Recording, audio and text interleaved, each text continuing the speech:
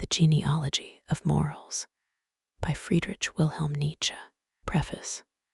1. We are unknown, we knowers, ourselves to ourselves.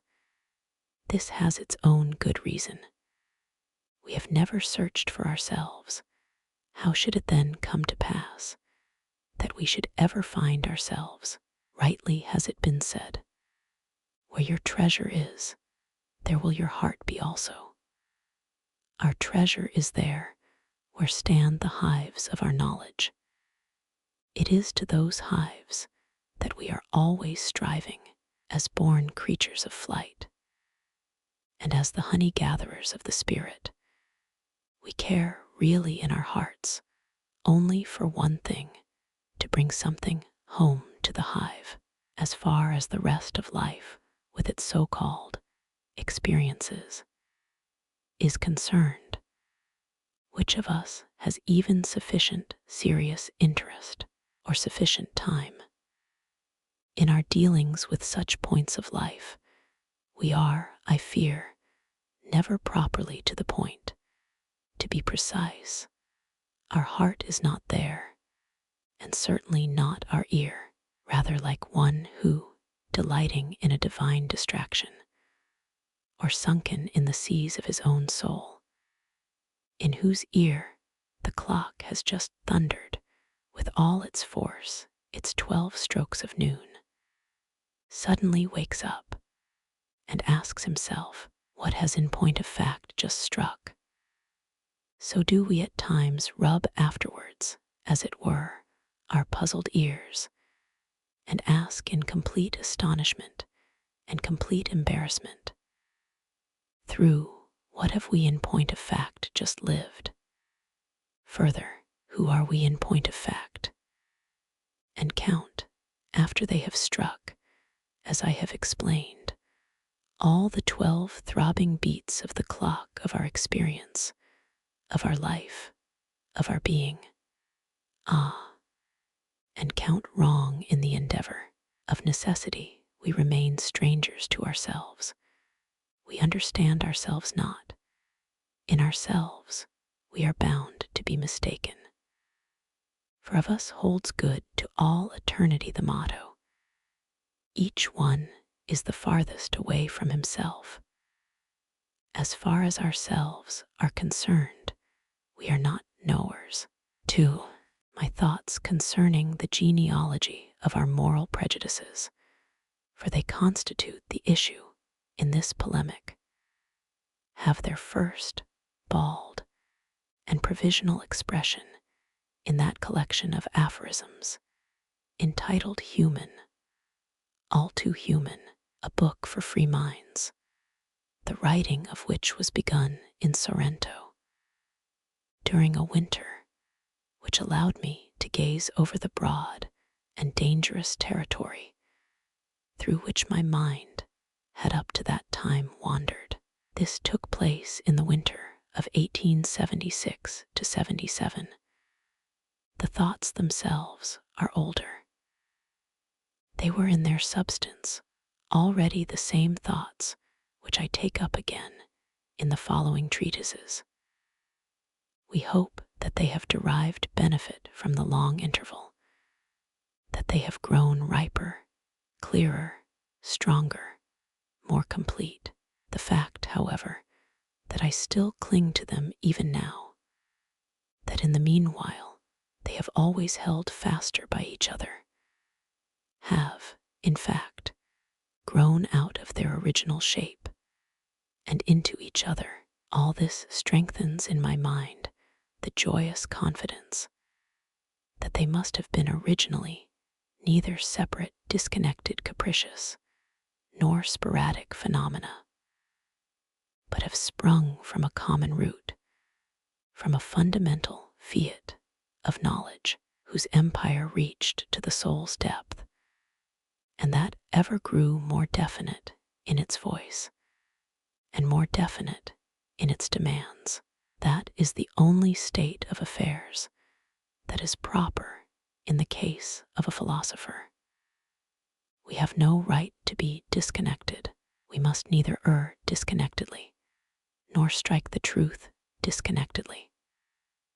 Rather, with the necessity with which a tree bears its fruit, so do our thoughts, our values, our yeses and nos, and ifs and whethers, grow connected and interrelated, mutual witnesses of one will, one health, one kingdom, one sun, as to whether they are to your taste, these fruits of ours. But what matters that to the trees? What matters that to us the philosophers? 3.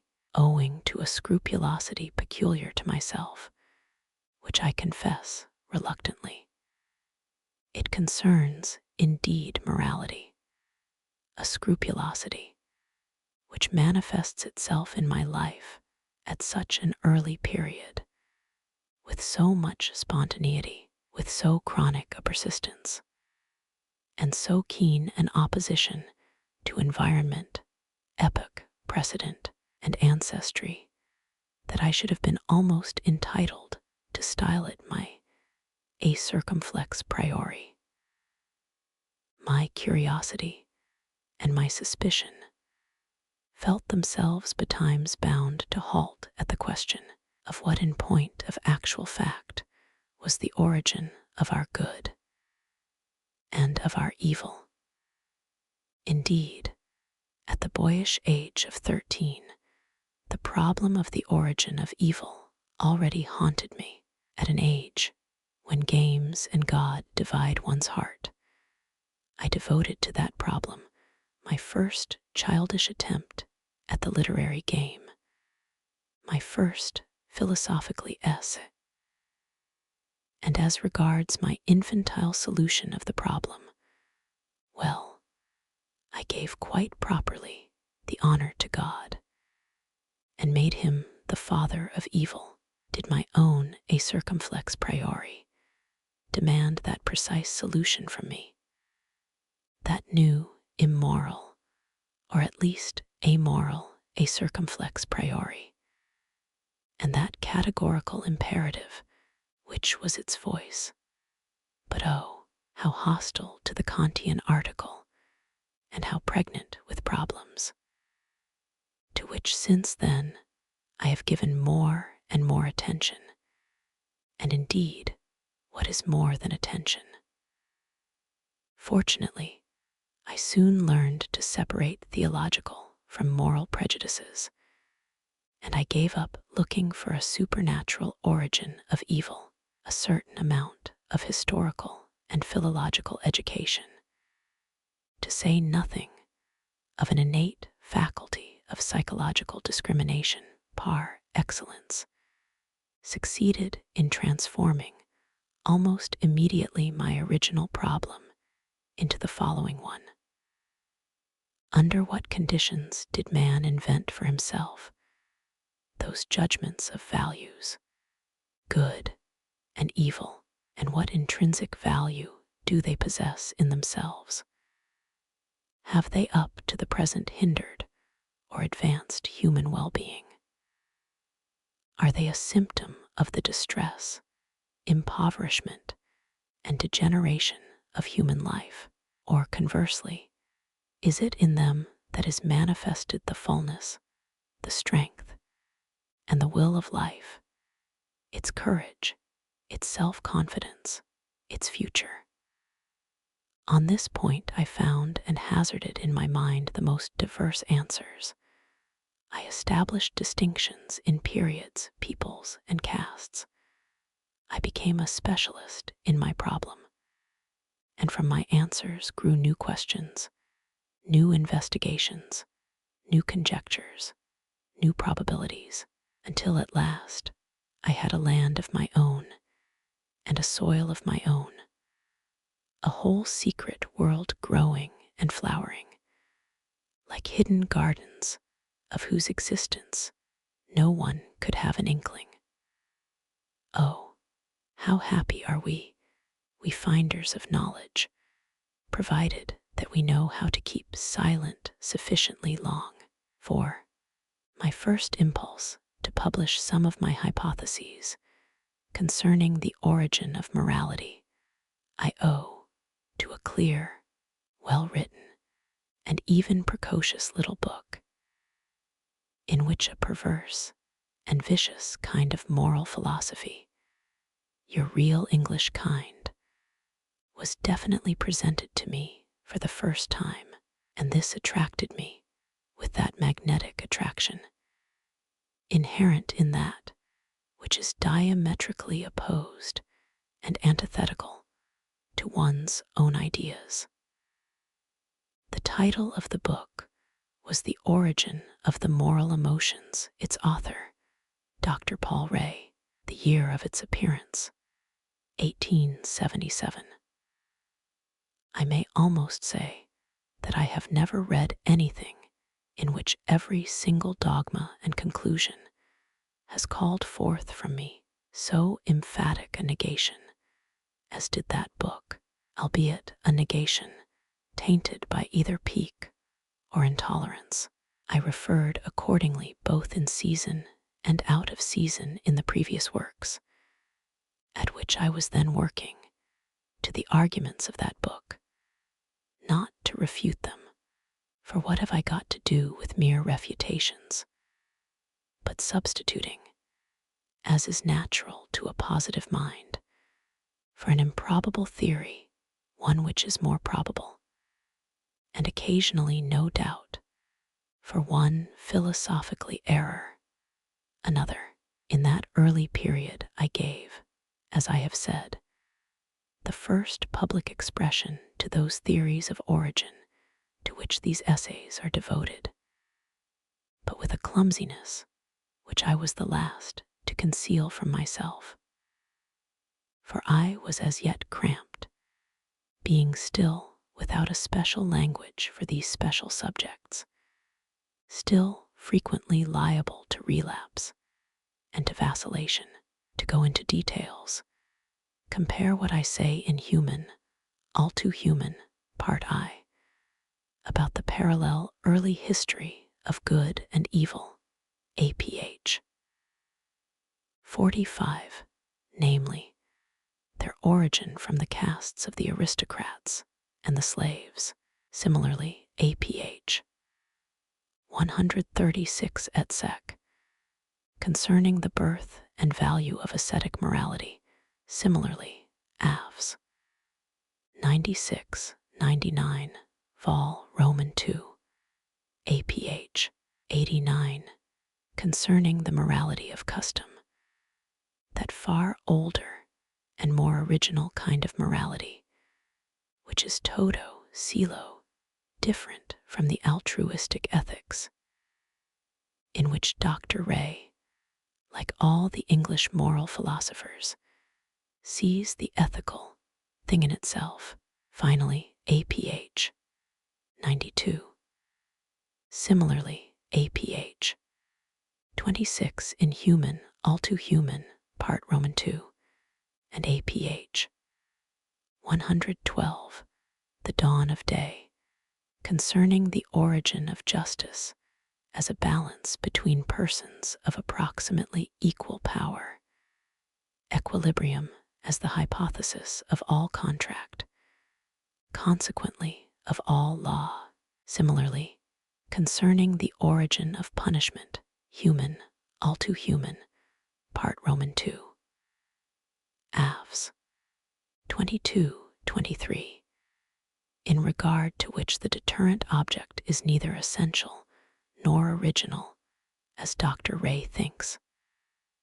Rather is it that this object is only imported under certain definite conditions, and always as something extra and additional. 5.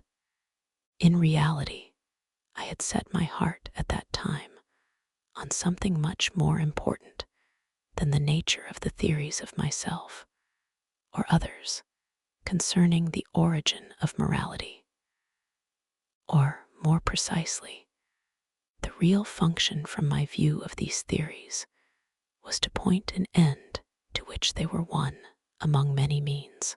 The issue for me was the value of morality, and on that subject I had to place myself in a state of abstraction, in which I was almost alone with my great teacher Schopenhauer, to whom that book, with all its passion and inherent contradiction, for that book also was a polemic, turned for present help as though he were still alive.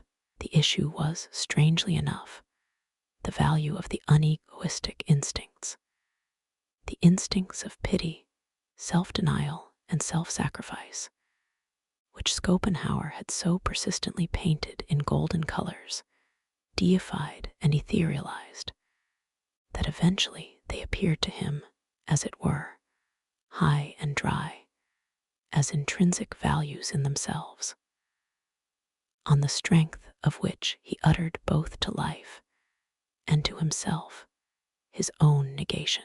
But against these very instincts there voiced itself in my soul a more and more fundamental mistrust, a skepticism that dug ever deeper and deeper. And in this very instinct I saw the great danger of mankind, its most sublime temptation and seduction. Seduction to what? To nothingness. In these very instincts I saw the beginning of the end, stability, the exhaustion that gazes backwards, the will turning against life, the last illness announcing itself with its own mincing melancholy. I realized that the morality of pity, which spread wider and wider, and whose grip infected even philosophers with its disease, was the most sinister symptom of our modern European civilization. I realized that it was the route along which that civilization slid on its way to a new Buddhism, a European Buddhism, nihilism. This exaggerated estimation in which modern philosophers have held pity is quite a new phenomenon. Up to that time, philosophers were absolutely unanimous as to the worthlessness of pity. I need only mention Plato, Spinoza, La Rochefoucauld, and Kant, 4 minds as mutually different as is possible, but united on one point, their contempt of pity. 6. This problem of the value of pity and of the pity morality. I am an opponent of the modern infamous emasculation of our emotions. Seems at the first blush a mere isolated problem, a note of interrogation for itself. He, however, who once halts at this problem and learns how to put questions will experience what I experienced. A new and immense vista unfolds itself before him. A sense of potentiality seizes him like a vertigo. Every species of doubt, mistrust, and fear springs up. The belief in morality, nay, in all morality, totters. Finally, a new demand voices itself. Let us speak out this new demand. We need a critique of moral values. The value of these values is for the first time to be called into question. And for this purpose, a knowledge is necessary of the conditions and circumstances out of which these values grew, and under which they experienced their evolution and their distortion morality as a result, as a symptom, as a mask, as tardivism, as disease, as a misunderstanding, but also morality as a cause, as a remedy, as a stimulant, as a fetter, as a drug, especially as such a knowledge has neither existed up to the present time, nor is even now generally desired. The value of these values was taken for granted as an indisputable fact, which was beyond all question. No one has, up to the present, exhibited the faintest doubt or hesitation in judging the good man to be of a higher value than the evil man, of a higher value with regard specifically to human progress, utility, and prosperity generally, not forgetting the future. What, suppose the converse were the truth?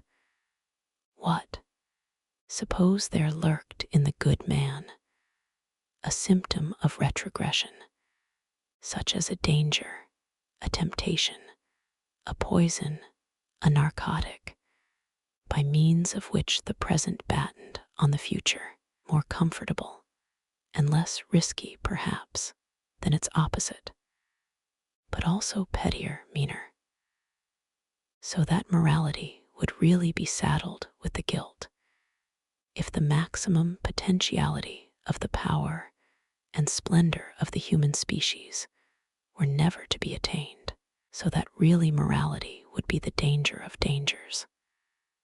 7.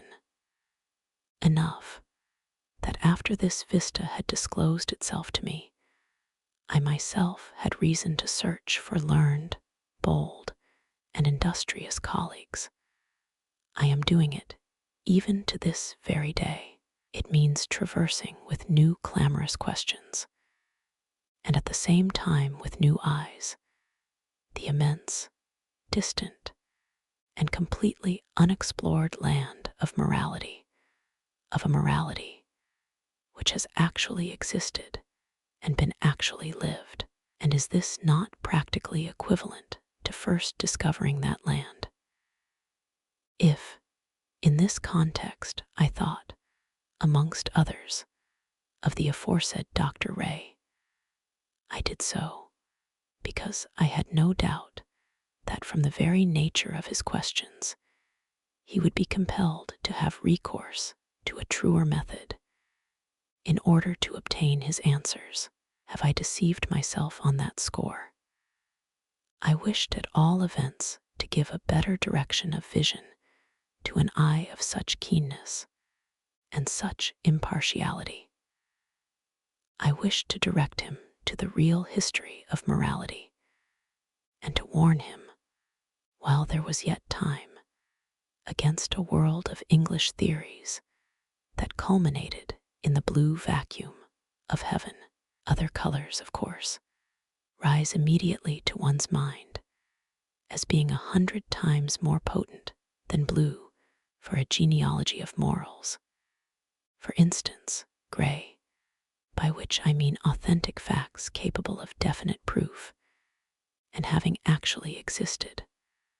Or, to put it shortly, the whole of that long hieroglyphic script, which is so hard to decipher, about the past history of human morals.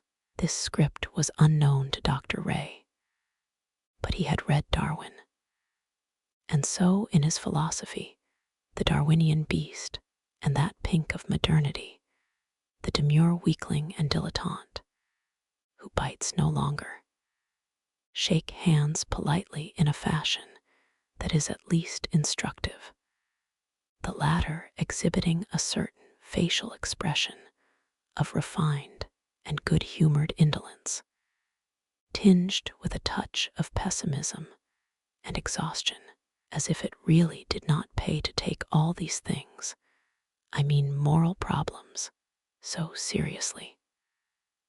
I, on the other hand, think that there are no subjects which pay better for being taken seriously. Part of this payment is that perhaps eventually they admit of being taken gaily.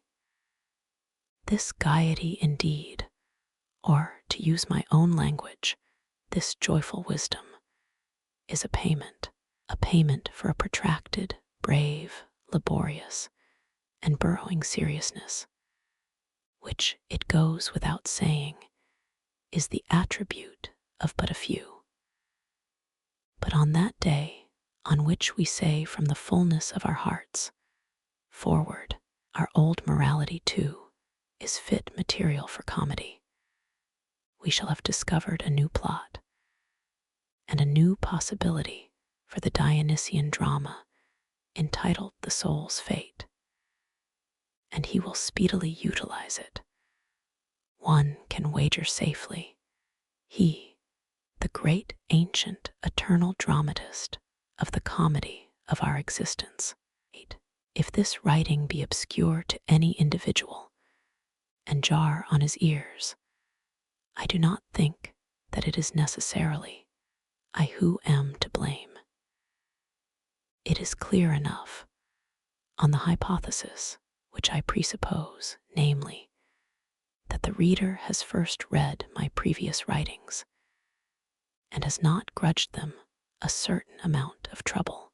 It is not, indeed, a simple matter to get really at their essence. Take, for instance, my Zarathustra.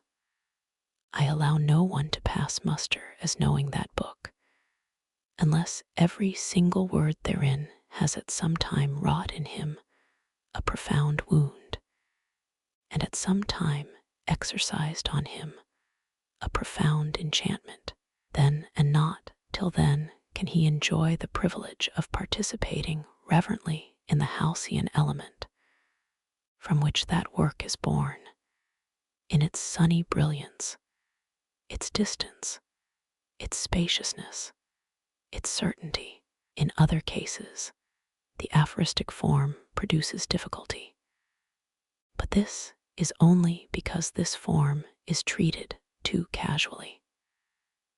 An aphorism properly coined and cast into its final mold is far from being deciphered as soon as it has been read. On the contrary, it is then that it first requires to be expounded. Of course, for that purpose, an art of exposition is necessary.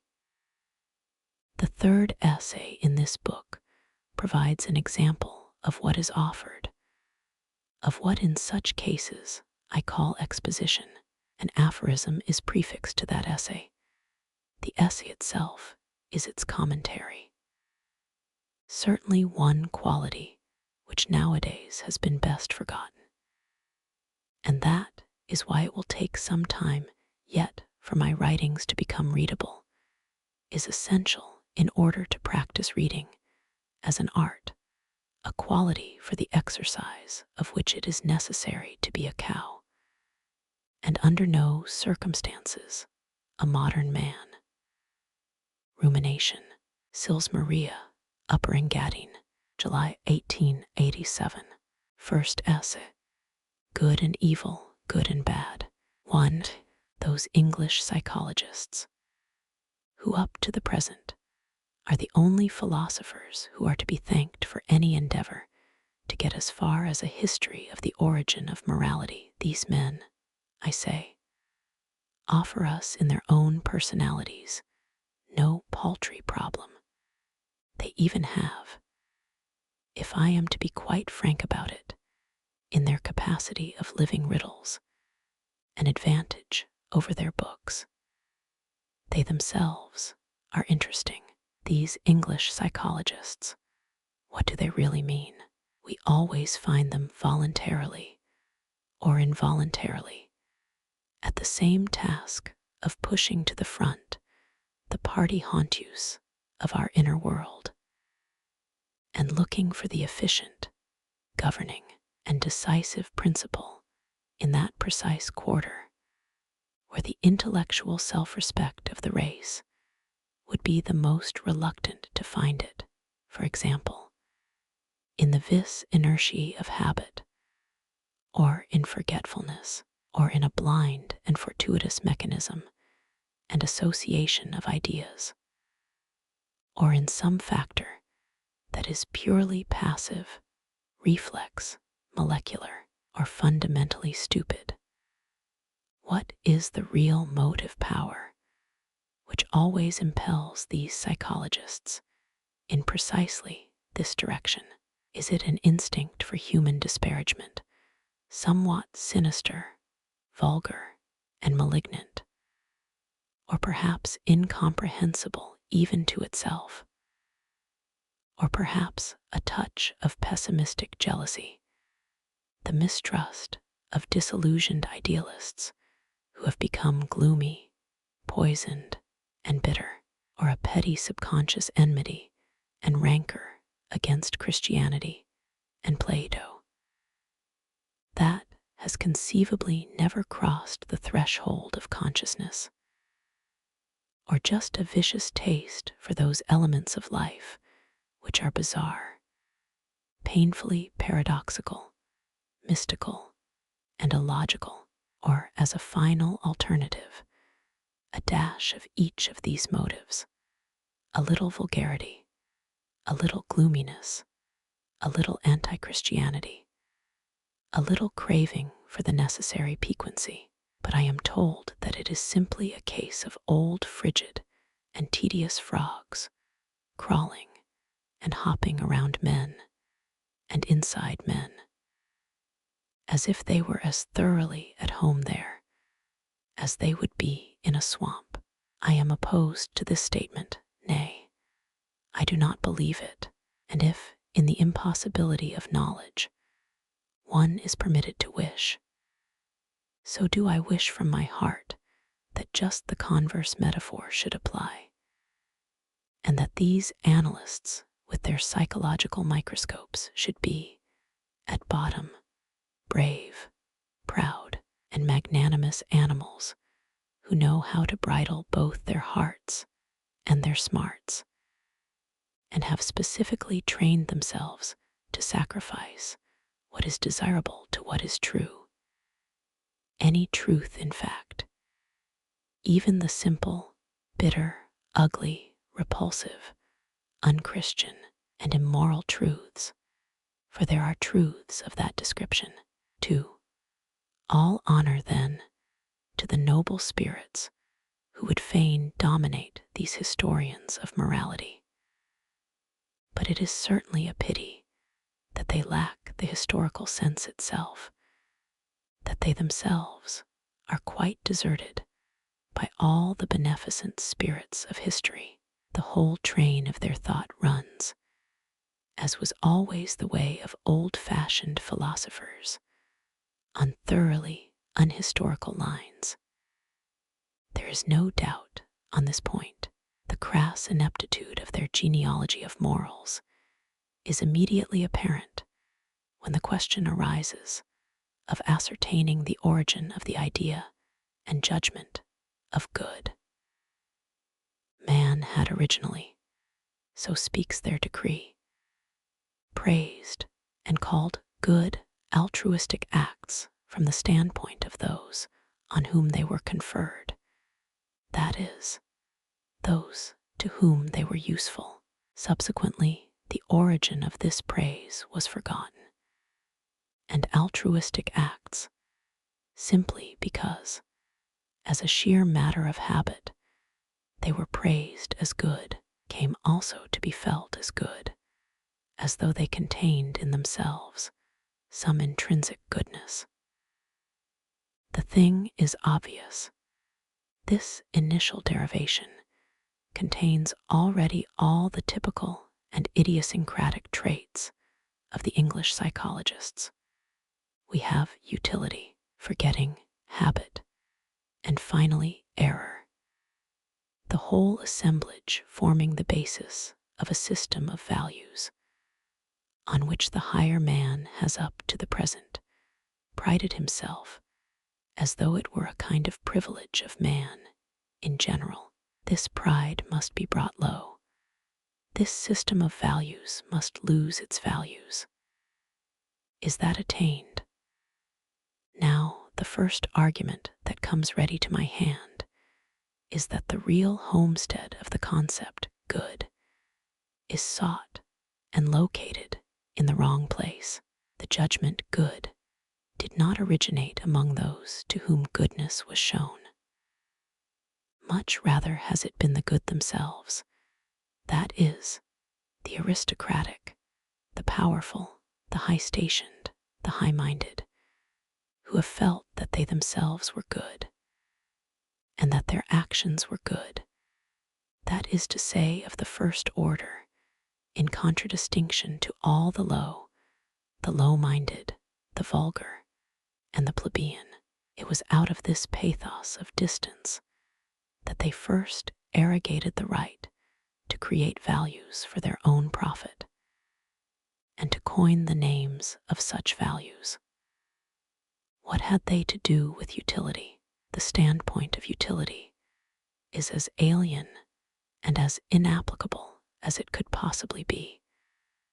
When we have to deal with so volcanic an effervescence of supreme values, creating and demarcating, as they do a hierarchy within themselves, it is at this juncture that one arrives at an appreciation of the contrast to that tepid temperature, which is the presupposition on which every combination of worldly wisdom and every calculation of practical expediency is always based, and not for one occasional, not for one exceptional instance, but chronically.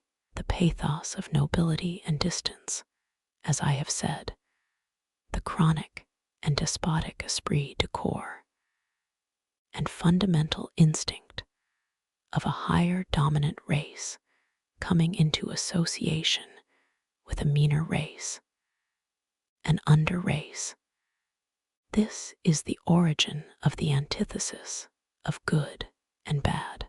The master's right of giving names goes so far that it is permissible to look upon language itself as the expression of the power of the masters. They say this is that, and that. They seal finally every object and every event with a sound, and thereby, at the same time, take possession of it. It is because of this origin that the word good is far from having any necessary connection with altruistic acts, in accordance with the superstitious belief of these moral philosophers. On the contrary, it is on the occasion of the decay of aristocratic values that the antitheses between egoistic and altruistic presses more and more heavily on the human conscience. It is, to use my own language, the herd instinct which finds in this antithesis an expression in many ways, and even then, it takes a considerable time for this instinct to become sufficiently dominant, for the valuation to be inextricably dependent on this antithesis, as is the case in contemporary Europe. For today that prejudice is predominant, which, acting even now with all the intensity of an obsession and brain disease, holds that moral, altruistic, and désinteressé are concepts of equal value. 3. In the second place, quite apart from the fact that this hypothesis as to the genesis of the value, good, cannot be historically upheld, it suffers from an inherent psychological contradiction.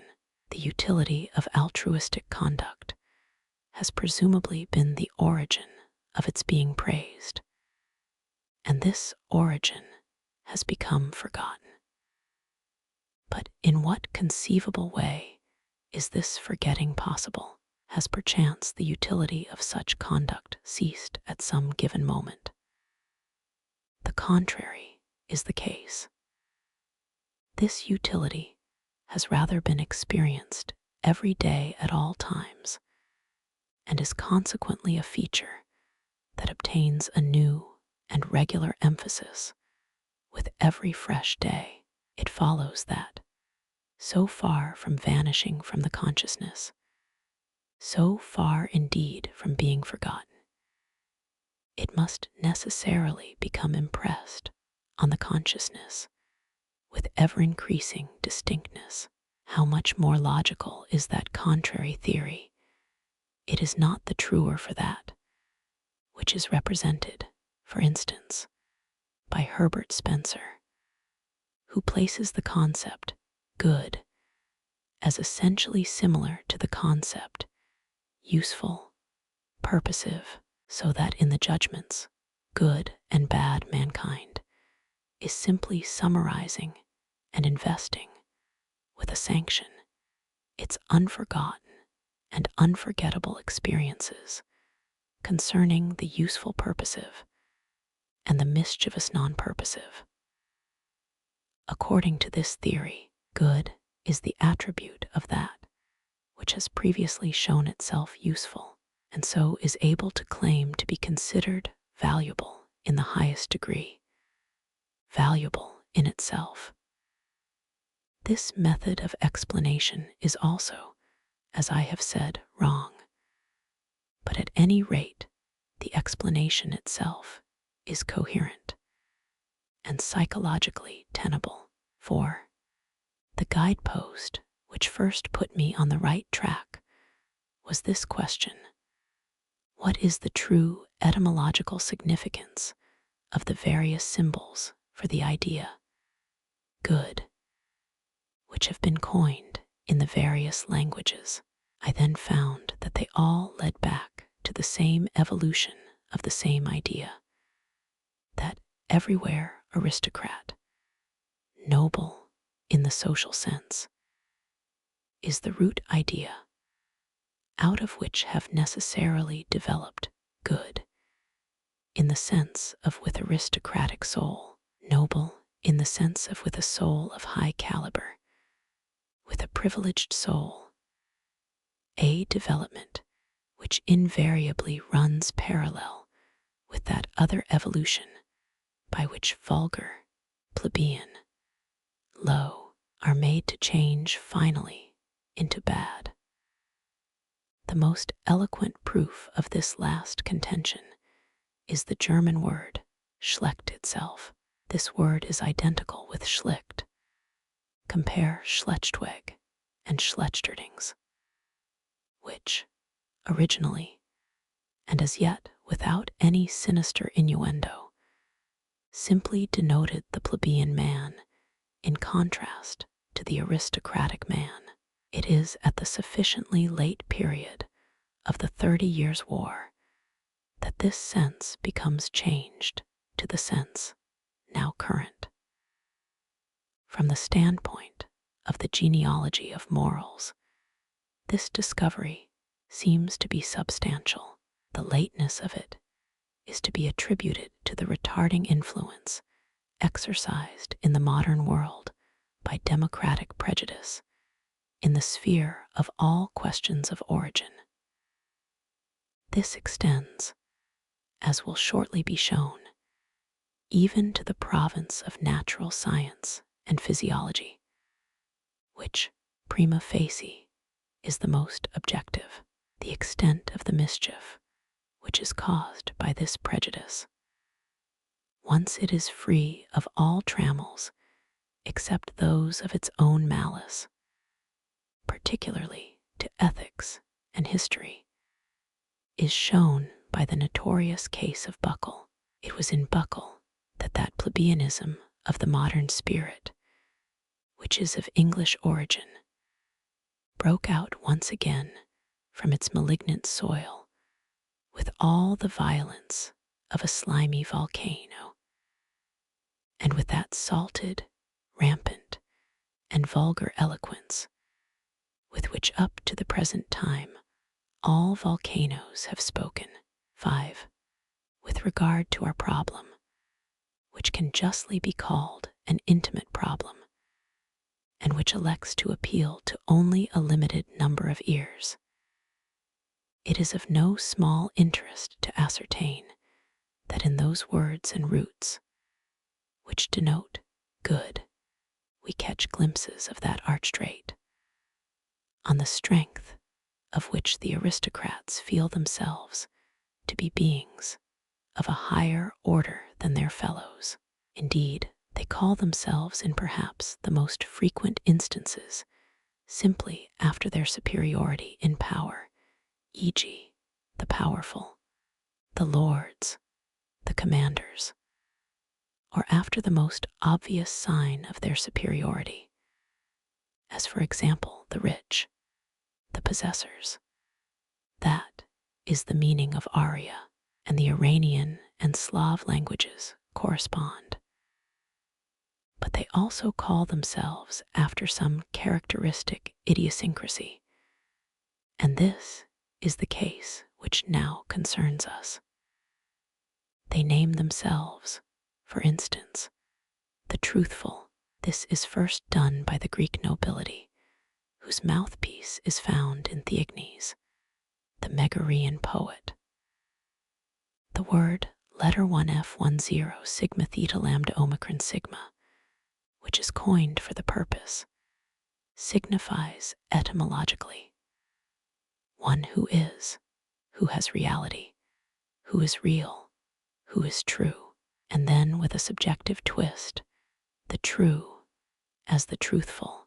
At this stage in the evolution of the idea, it becomes the motto and party cry of the nobility, and quite completes the transition to the meaning noble, so as to place outside the pale the lying, vulgar man, as Theognis conceives and portrays him, till finally the word after the decay of the nobility is left to delineate psychological noblesse, and becomes, as it were, ripe and mellow, in the word kappa alpha kappa omicron sigma, as in delta epsilon iota lambda omicron sigma. The plebeian, in contrast to the letter 1F00 gamma alpha theta omicron sigma. The cowardice is emphasized. This affords perhaps an inkling on what lines the etymological origin of the very ambiguous letter 1F00 gamma alpha theta omicron sigma is to be investigated in the Latin malus, which I place side by side with mu epsilon lambda alpha sigma. The vulgar man can be distinguished as the dark-colored, and above all as the black-haired, hic niger est, as the pre-Aryan inhabitants of the Italian soil, whose complexion formed the clearest feature of distinction from the dominant blondes, namely the Aryan conquering race. At any rate, Gaelic has afforded me the exact analog Finn. For instance, in the name Fingal, the distinctive word of the nobility, finally, good, noble, clean, but originally, the blonde-haired man in contrast to the dark black-haired aboriginals, the Celts, if I may make a parenthetic statement, were throughout a blonde race. And it is wrong to connect, as Virchow still connects, those traces of an essentially dark-haired population, which are to be seen on the more elaborate ethnographical maps of Germany, with any Celtic ancestry, or with any admixture of Celtic blood. In this context, it is rather the pre-Aryan population of Germany which surges up to these districts. The same is true substantially of the whole of Europe. In point of fact, the subject race has finally again obtained the upper hand in complexion and the shortness of the skull, and perhaps in the intellectual and social qualities, who can guarantee that modern democracy, still more modern anarchy, and indeed that tendency to the commune, the most primitive form of society, which is now common to all the socialists in Europe, does not in its real essence signify a monstrous reversion, and that the conquering and master race, the Aryan race, is not also becoming inferior physiologically. I believe that I can explain the Latin bonus as the warrior. My hypothesis is that I am right in deriving bonus from an older duonis, Compare bellum equals dualum equals dunlum, in which the word duonis appears to me to be contained. Bonus accordingly as the man of discord, of variance, and swayung duo as the warrior. One sees what in ancient Rome the good meant for a man. Must not our actual German word gut mean the godlike, the man of godlike race, and be identical with the national name, originally the noble's name of the Goths? The grounds for this supposition do not appertain to this work. 6. Above all, there is no exception, though there are opportunities for exceptions to this rule, that the idea of political superiority always resolves itself into the idea of psychological superiority. In those cases where the highest caste is at the same time the priestly caste, and in accordance with its general characteristics, confers on itself the privilege of a title which alludes specifically to its priestly function. It is in these cases, for instance, that clean and unclean confront each other for the first time as badges of class distinction. Here again, there develops a good and a bad, in a sense which has ceased to be merely social. Moreover, care should be taken not to take these ideas of clean and unclean too seriously, too broadly, or too symbolically. All the ideas of ancient man have, on the contrary, got to be understood in their initial stages, in a sense which is, to an almost inconceivable extent, crude, coarse, physical, and narrow, and above all essentially unsymbolical. The clean man is originally only a man who washes himself, who abstains from certain foods which are conducive to skin diseases, who does not sleep with the unclean women of the lower classes, who has a horror of blood, not more, not much more. On the other hand, the very nature of a priestly aristocracy shows the reasons why just at such an early juncture there should ensue a really dangerous sharpening and intensification of opposed values. It is, in fact, through these opposed values that gulfs are cleft in the social plane, which a veritable Achilles of free thought would shudder to cross. There is from the outset a certain diseased taint in such sacerdotal aristocracies, and in the habits which prevail in such societies, habits which, averse as they are to action, constitute a compound of introspection and explosive emotionalism, as a result of which there appears that introspective morbidity and neurasthenia, which adheres almost inevitably to all priests at all times, with regard, however, to the remedy which they themselves have invented for this disease. The philosopher has no option but to state that it has proved itself in its effects 100 times more dangerous than the disease from which it should have been the deliverer. Humanity itself is still diseased from the effects of the naivetés of this priestly cure. Take, for instance, certain kinds of diet, abstention from flesh, fasts, sexual continence, flight into the wilderness, a kind of Weir-Mitchell isolation, though of course without that system of excessive feeding and fattening, which is the most efficient antidote to all the hysteria of the ascetic ideal. Consider, too, the whole metaphysic of the priests, with its war on the senses, its enervation, its hair-splitting, Consider its self-hypnotism on the fakir and Brahmin principles. It uses Brahman as a glass disc and obsession. And that climax, which we can understand only too well of an unusual satiety, with its panacea of nothingness or God. The demand for a unio mystica with God is the demand of the Buddhist for nothingness, nirvana, and nothing else.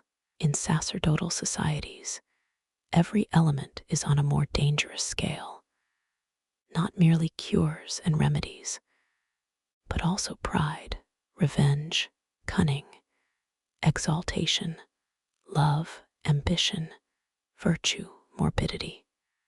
Further, it can fairly be stated that it is on the soil of this essentially dangerous form of human society, the sacerdotal form, that man really becomes, for the first time, an interesting animal, that it is in this form that the soul of man has, in a higher sense, attained depths and become evil.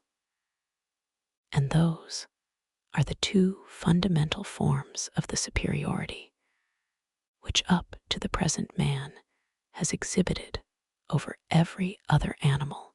7.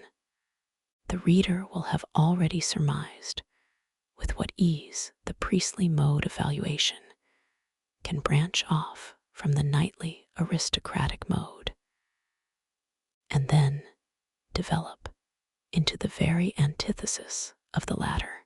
Special impetus is given to this opposition by every occasion when the castes of the priests and warriors confront each other with mutual jealousy and cannot agree over the prize. The knightly aristocratic values are based on a careful cult of the physical, on a flowering, rich, and even effervescing healthiness that goes considerably beyond what is necessary for maintaining life, on war, adventure, the chase, the dance, the tourney, on everything, in fact, which is contained in strong, free, and joyous action. The priestly aristocratic mode of valuation is, we have seen, based on other hypotheses. It is bad enough for this class when it is a question of war. Yet the priests are, as is notorious, the worst enemies. Why? Because they are the weakest. Their weakness causes their hate to expand into a monstrous and sinister shape, a shape which is most crafty and most poisonous. The really great haters in the history of the world have always been priests, who are also the cleverest haters, in comparison with the cleverness of priestly revenge.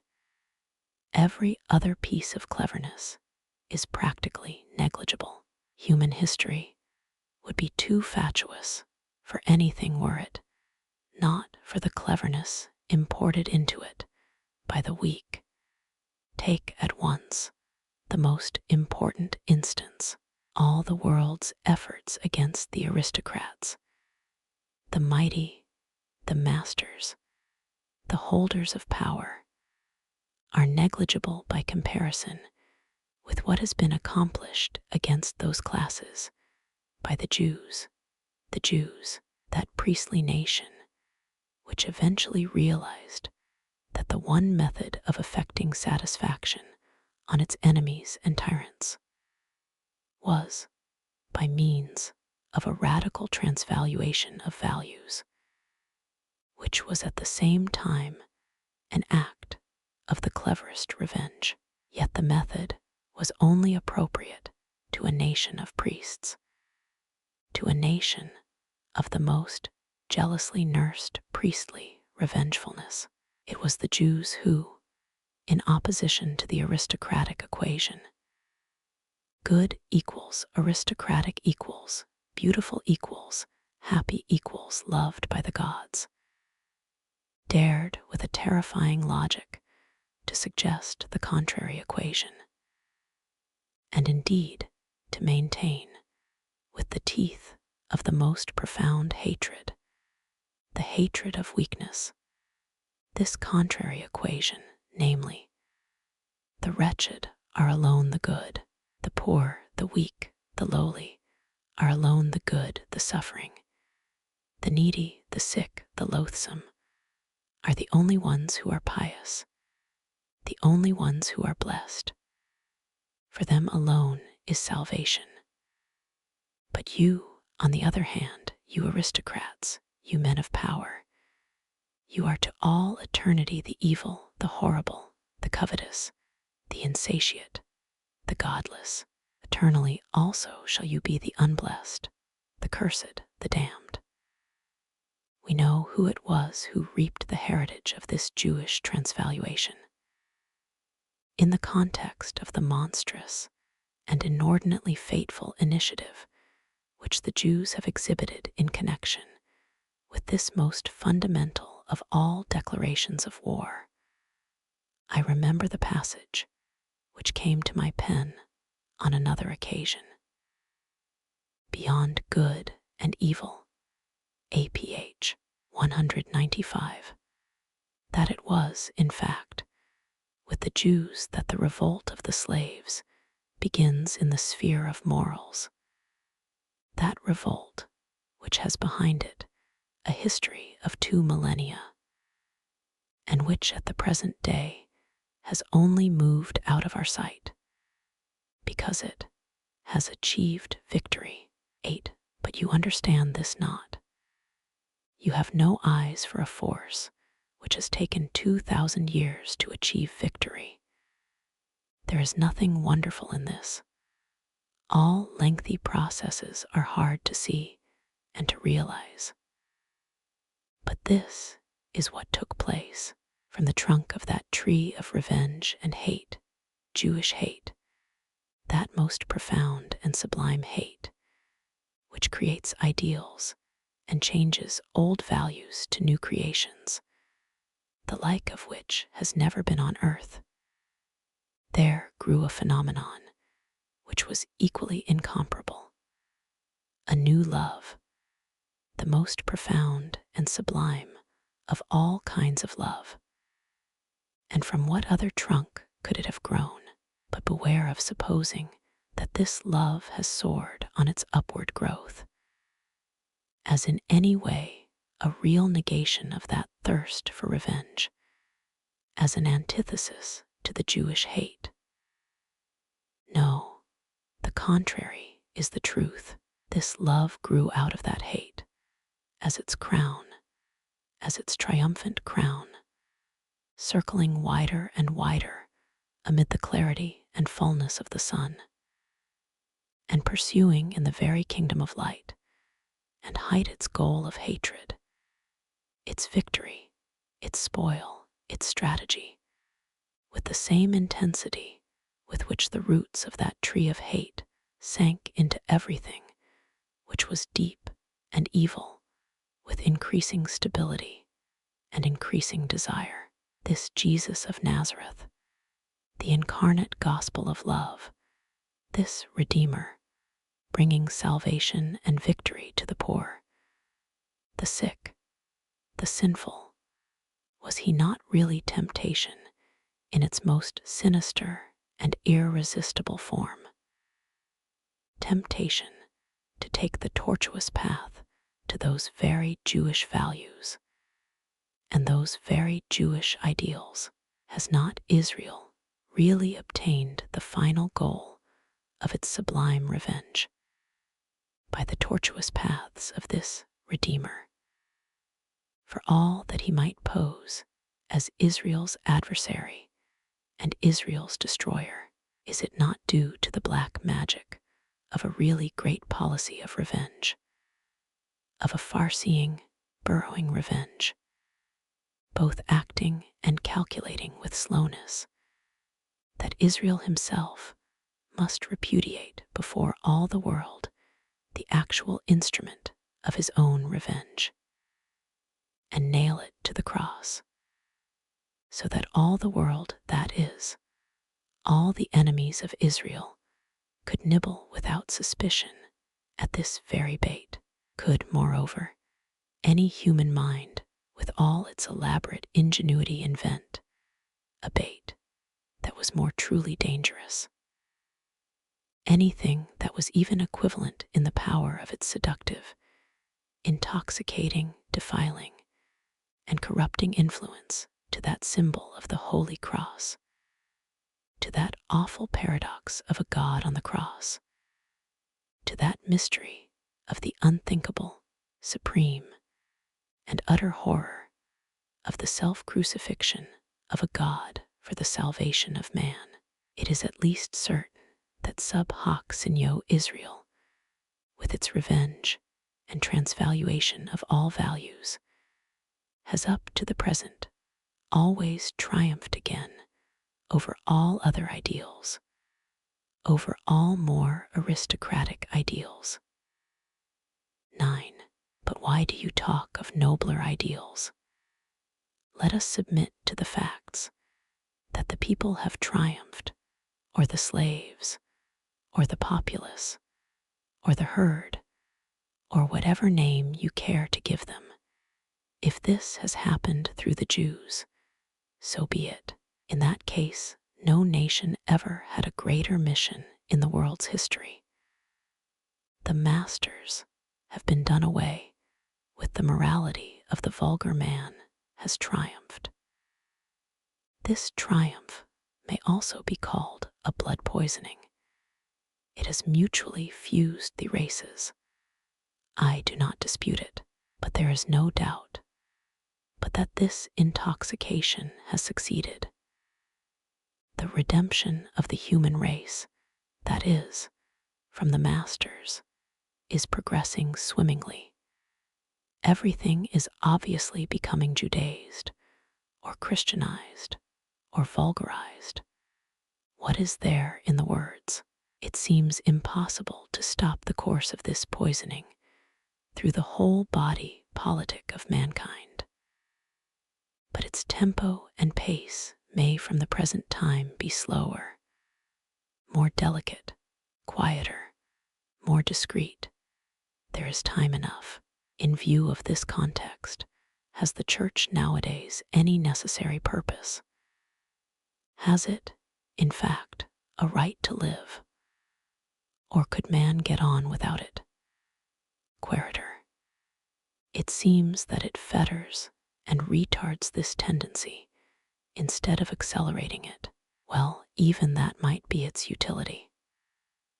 The Church, certainly, is a crude and boorish institution that is repugnant to an intelligence with any pretense at delicacy, to a really modern taste. Should it not at any rate learn to be somewhat more subtle? It alienates nowadays more than it allures. Which of us would, forsooth, be a free thinker if there were no Church? It is the Church which repels us, not its poison. Apart from the Church, we like the poison. This is the epilogue of a free thinker to my discourse, of an honorable animal, as he has given abundant proof, and a democrat to boot. He had up to that time listened to me, and could not endure my silence. But for me, indeed, with regard to this topic, there is much on which to be silent. 10. The revolt of the slaves in morals begins in the very principle of resentment, becoming creative, and giving birth to values. A resentment experienced by creatures who, deprived as they are of the proper outlet of action, are forced to find their compensation in an imaginary revenge. While every aristocratic morality springs from a triumphant affirmation of its own demands, the slave morality says no from the very outset to what is outside itself, different from itself, and not itself, and this no is its creative deed. This volte-face of the valuing standpoint, this inevitable gravitation to the objective instead of back to the subjective, is typical of resentment the slave morality requires as the condition of its existence, an external and objective world. To employ physiological terminology, it requires objective stimuli to be capable of action at all. Its action is fundamentally a reaction. The contrary is the case when we come to the aristocrat's system of values. It acts and grows spontaneously. It merely seeks its antithesis in order to pronounce a more grateful and exultant yes to its own self. Its negative conception, low, vulgar, bad, is merely a pale, late-born foil in comparison with its positive and fundamental conception. Saturated as it is with life and passion, of we aristocrats, we good ones, we beautiful ones, we happy ones, when the aristocratic morality goes astray and commits sacrilege on reality, this is limited to that particular sphere with which it is not sufficiently acquainted, a sphere, in fact, from the real knowledge of which it disdainfully defends itself. It misjudges, in some cases, the sphere which it despises.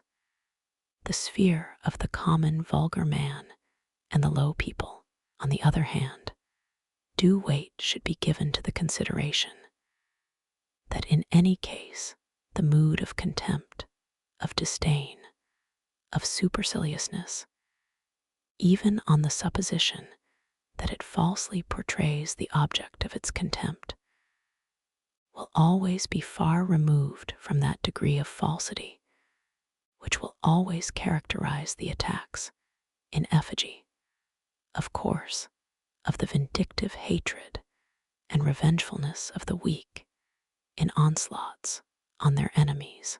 In point of fact, there is in contempt too strong an admixture of nonchalance, of casualness, of boredom, of impatience, even of personal exultation, for it to be capable of distorting its victim into a real caricature or a real monstrosity. Attention, again, should be paid to the almost benevolent nuances which, for instance, the Greek nobility imports into all the words by which it distinguishes the common people from itself. Note how continuously a kind of pity, care, and consideration imparts its honeyed flavor, until at last almost all the words which are applied to the vulgar man survive finally as expressions for unhappy, worthy of pity. Compare delta epsilon iota lambda omicron, delta epsilon iota lambda alpha iota omicron sigma, pi omicron nu eta rho omicron sigma, mu omicron chi theta eta rho omicron sigma. The latter two names really denoting the vulgar man as labor slave and beast, of how, conversely, bad, low, unhappy, have never ceased to ring in the Greek ear with a tone in which unhappy is the predominant note.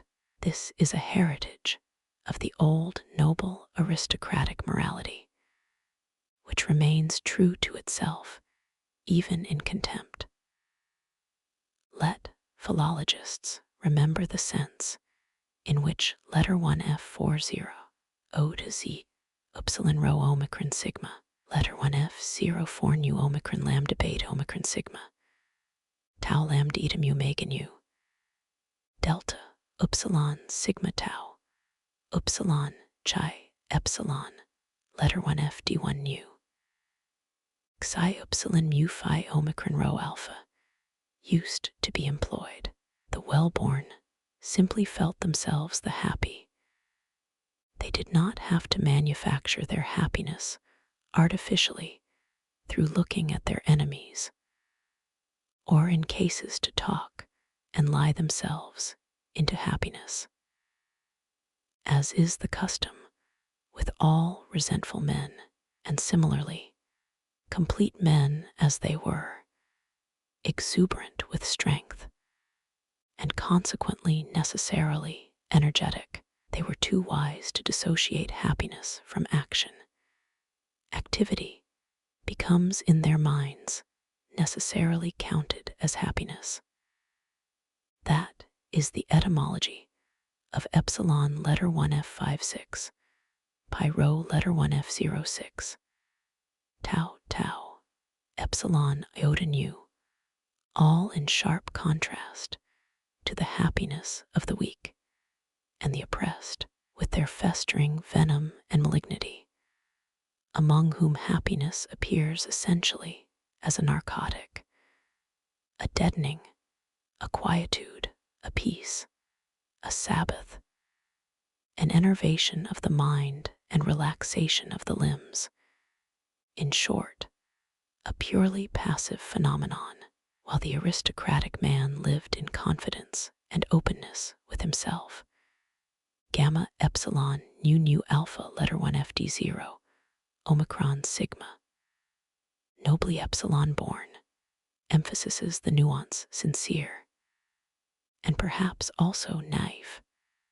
The resentful man, on the other hand, is neither sincere nor naive, nor honest and candid with himself. His soul squints, his mind loves hidden crannies, tortuous paths and back doors. Everything secret appeals to him as his world, his safety, his balm. He is past master in silence, in not forgetting, in waiting, in provisional self-depreciation and self-abasement. A race of such resentful men will of necessity eventually prove more prudent than any aristocratic race.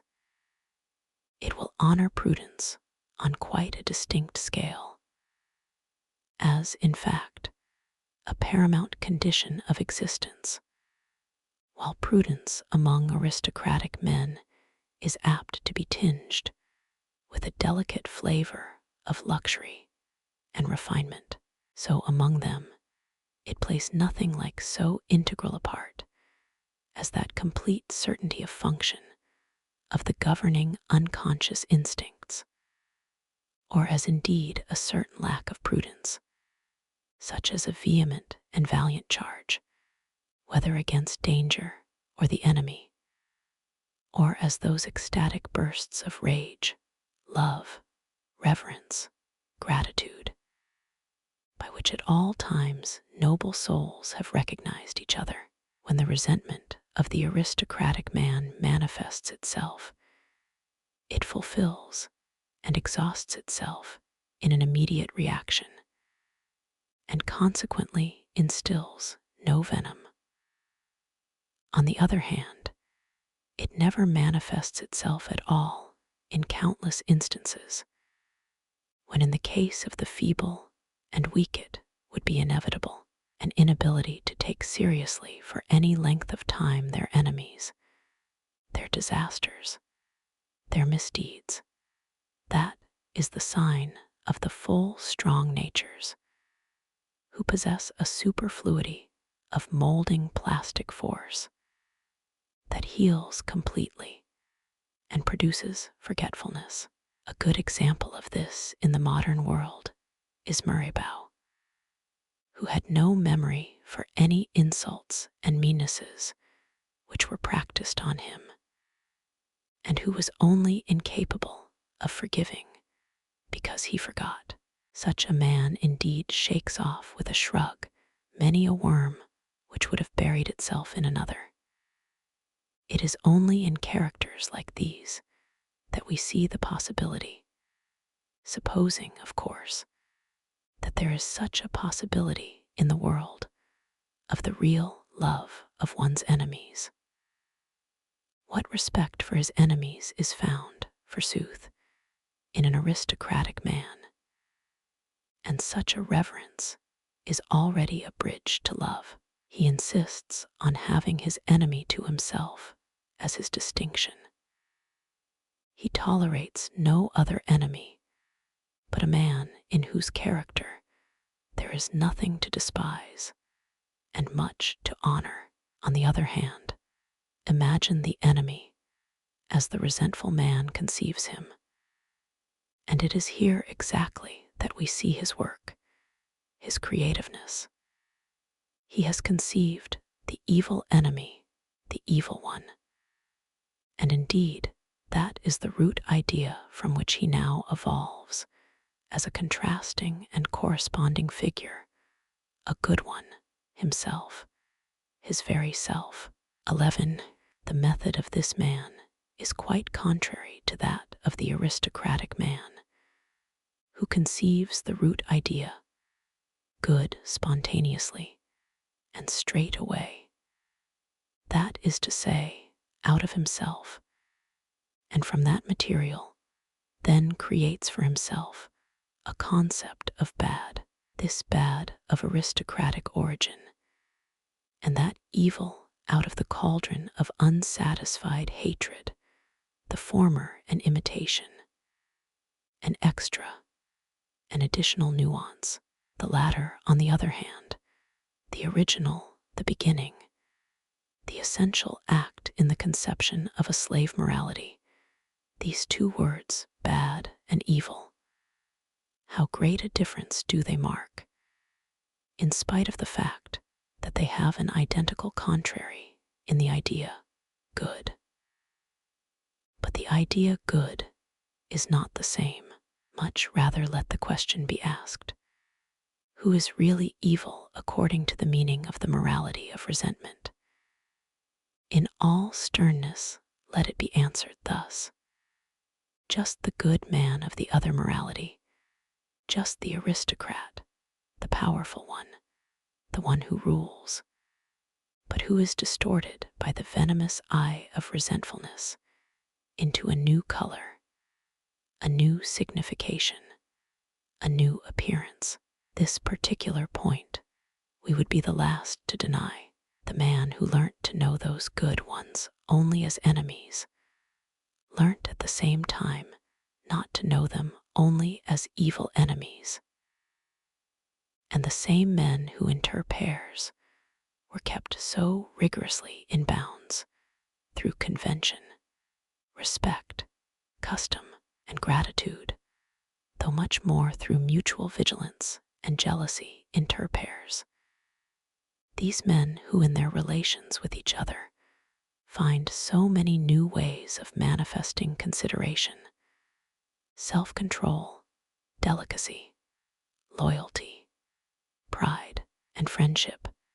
These men are in reference to what is outside their circle, where the foreign element, a foreign country, begins.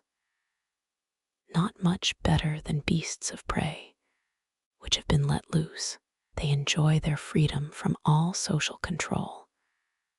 They feel that in the wilderness they can give vent with impunity to that tension, which is produced by enclosure and imprisonment in the peace of society. They revert to the innocence of the beast of prey conscience, like jubilant monsters, who perhaps come from a ghastly bout of murder, arson, rape, and torture, with bravado and a moral equanimity, as though merely some wild student's prank had been played, perfectly convinced that the poets have now an ample theme to sing and celebrate. It is impossible not to recognize at the core of all these aristocratic races the beast of prey, the magnificent blonde brute, avidly rampant for spoil and victory. This hidden core needed an outlet from time to time. The beast must get loose again, must return into the wilderness, the Roman, Arabic, Chinese nobility, the Homeric heroes, the Scandinavian Vikings, are all alike in this need. It is the aristocratic races who have left the idea barbarian on all the tracks in which they have marched. Nay, a consciousness of this very barbarianism, and even a pride in it, manifests itself even in their highest civilization. For example, when Pericles says to his Athenians in that celebrated funeral oration, "Our audacity has forced a way over every land and sea, rearing everywhere imperishable memorials of itself for good and for evil."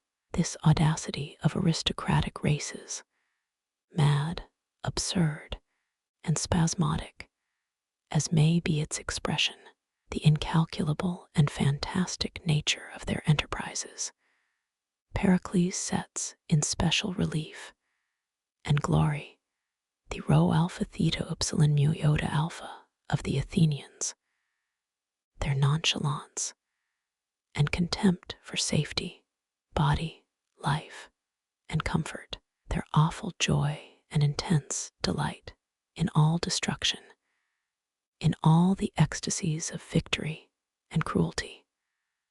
All these features become crystallized for those who suffered thereby in the picture of the barbarian, of the evil enemy, perhaps of the Goth and of the Vandal.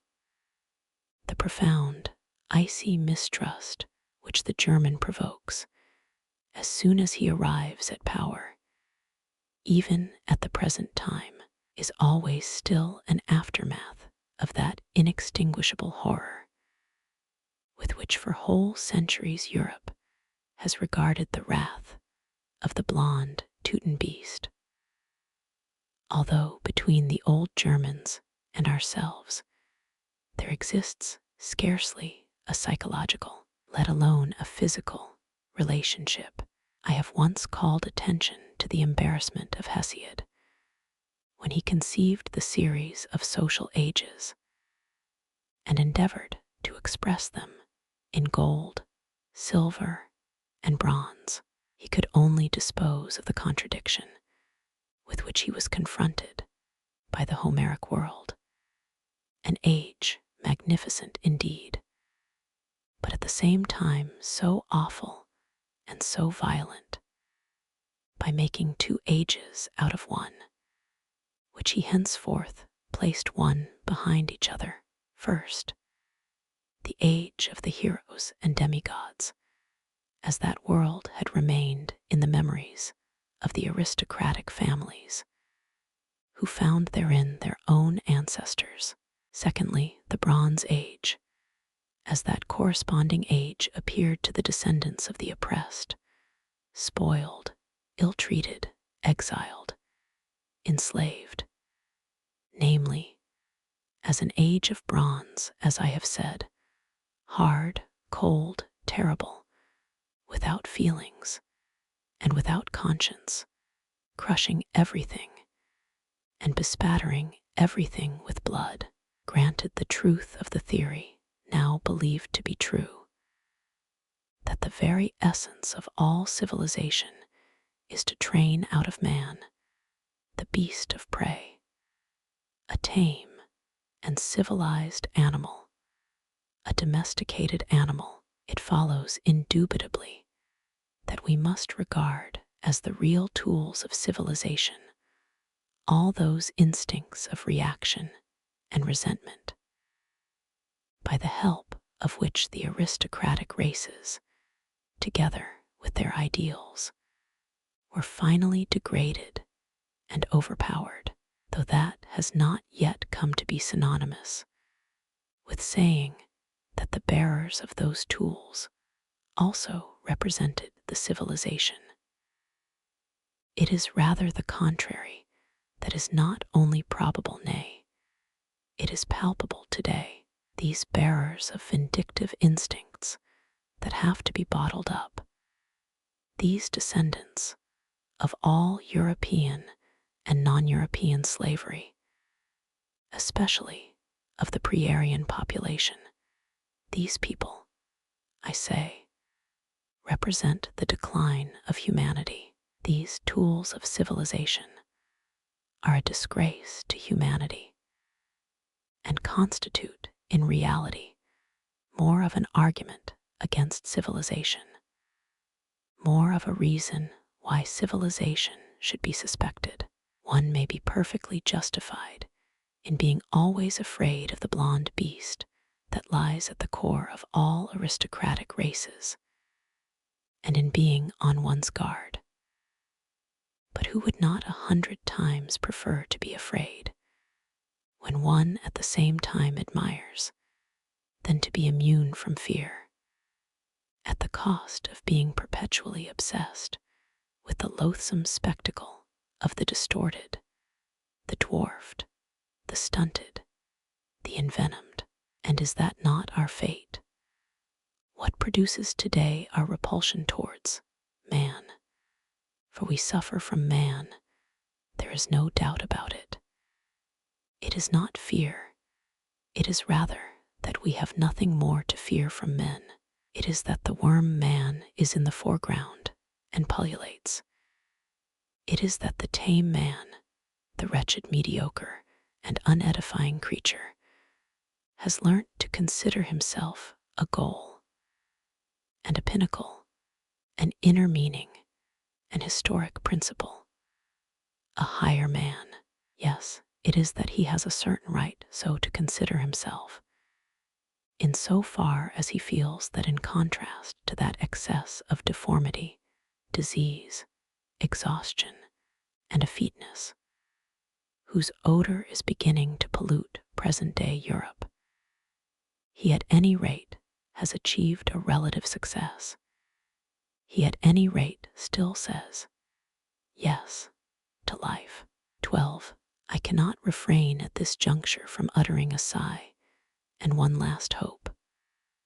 What is it precisely which I find intolerable? That which I alone cannot get rid of, which makes me choke and faint. Bad air, that something misbegotten comes near me, that I must inhale the odor of the entrails of a misbegotten soul, that accepted. What can one not endure in the way of need, privation, bad weather, sickness, toil, solitude? In point of fact, one manages to get over everything, born as one is to a burrowing and battling existence. One always returns once again to the light. One always lives again one's golden hour of victory.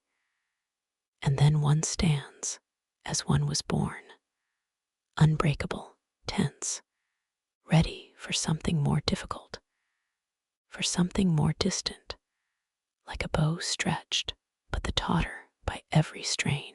But from time to time, do ye grant me, assuming that beyond good and evil, there are goddesses who can grant one glimpse, grant me, but one glimpse only, of something perfect, fully realized, happy, mighty, triumphant, of something that still gives cause for fear, a glimpse of a man that justifies the existence of man, a glimpse of an incarnate human happiness that realizes and redeems, for the sake of which one may hold fast to the belief in man. For the position is this: in the dwarfing and leveling of the European man lurks our greatest peril. For it is this outlook which fatigues. We see today nothing which wishes to be greater. We surmise that the process is always still backwards towards something more attenuated, more inoffensive, more cunning, more comfortable, more mediocre, more indifferent, more Chinese, more Christian man. There is no doubt about it, grows always better.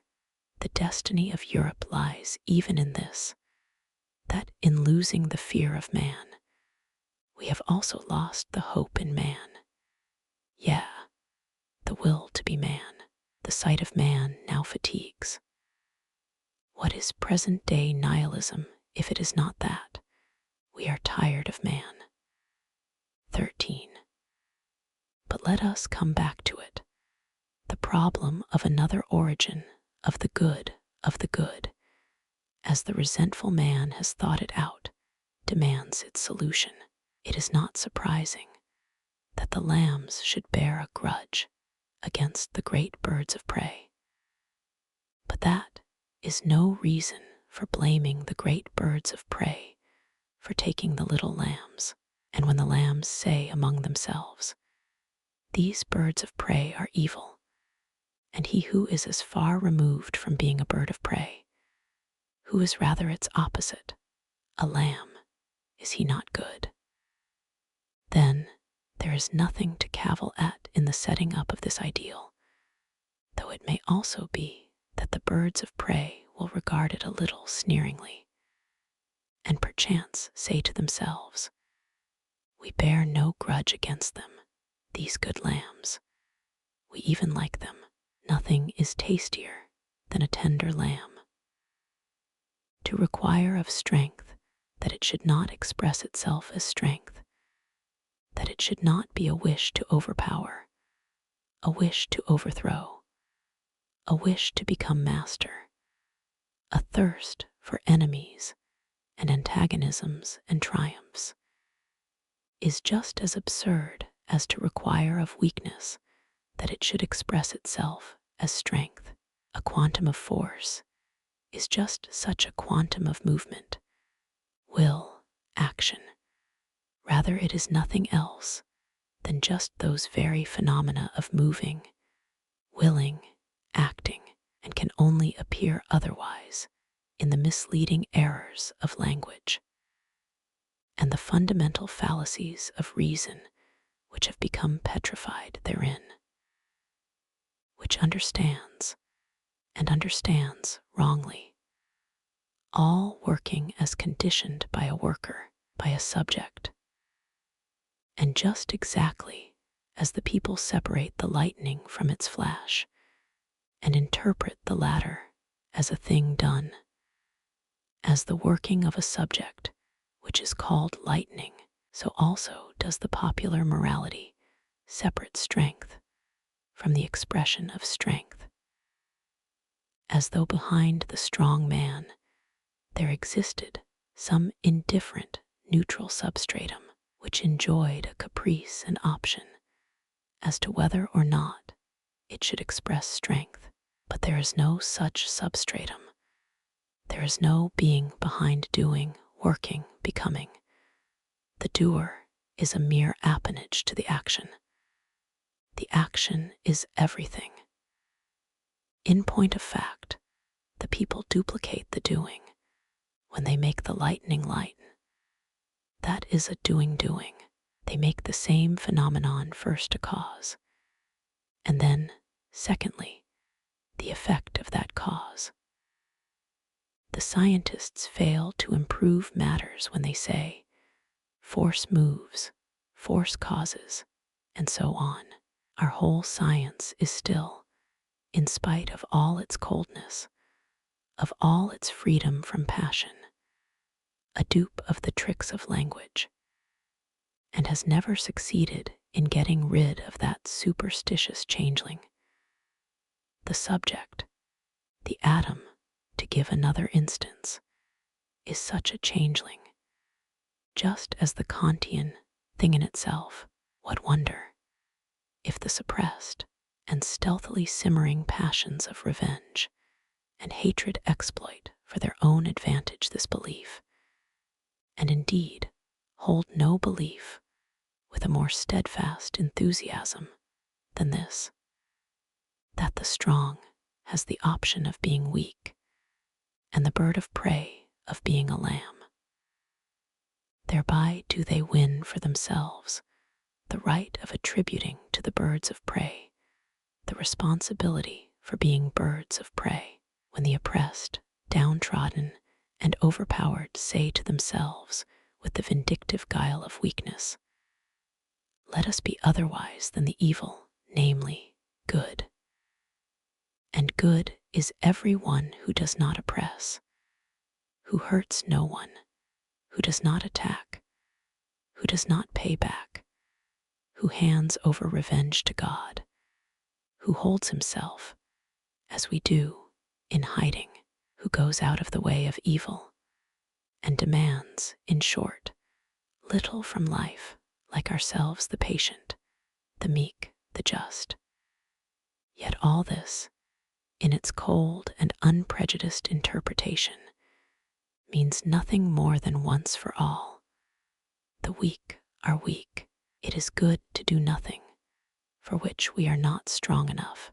But this dismal state of affairs, this prudence of the lowest order, which even insects possess, which in a great danger are fain to sham death, so as to avoid doing too much, has, thanks to the counterfeiting and self-deception of weakness, come to masquerade in the pomp of an ascetic, mute, and expectant virtue, just as though the very weakness of the weak, that is, forsooth, its being, its working, its whole unique, inevitable, inseparable reality, were a voluntary result, something wished, chosen, a deed, an act of merit.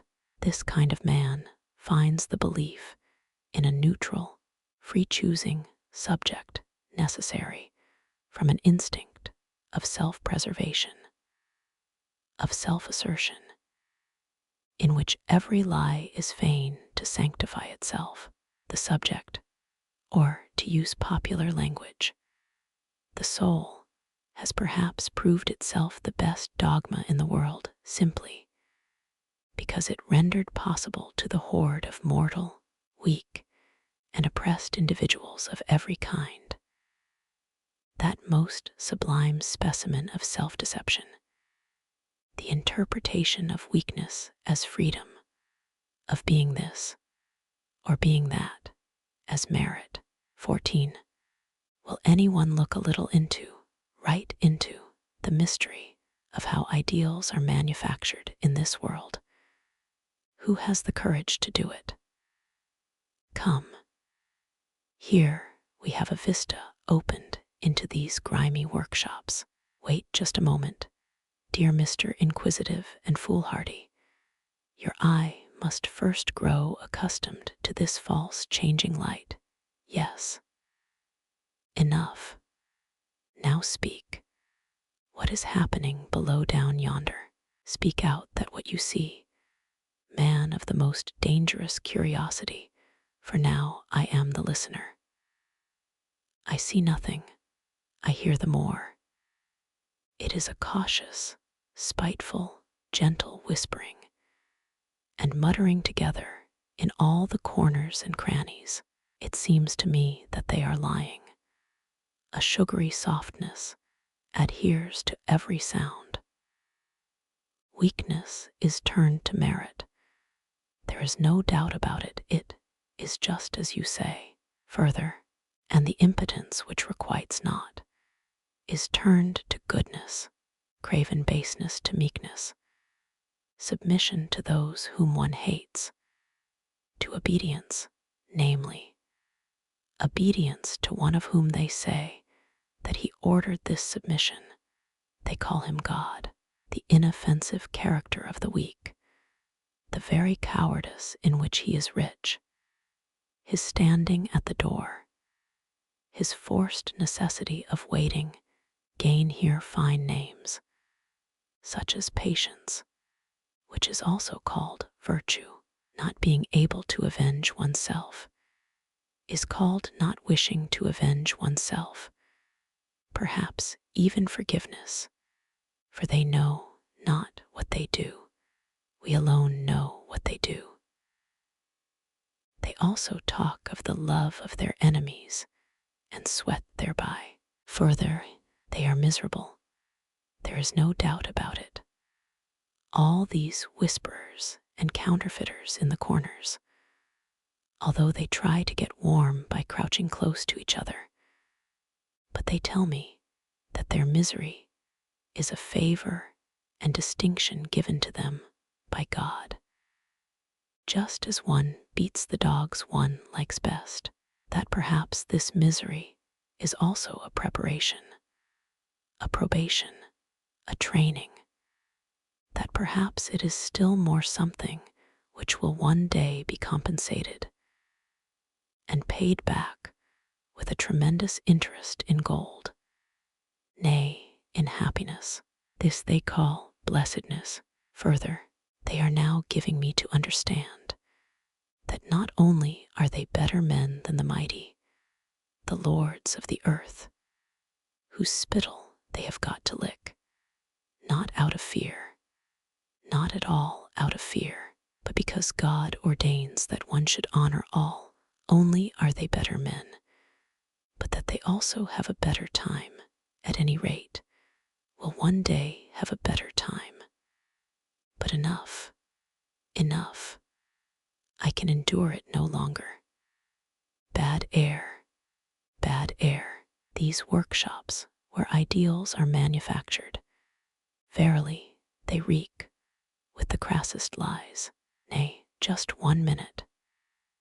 You are saying nothing about the masterpieces of these virtuosos of black magic, who can produce whiteness, milk, and innocence out of any black you like.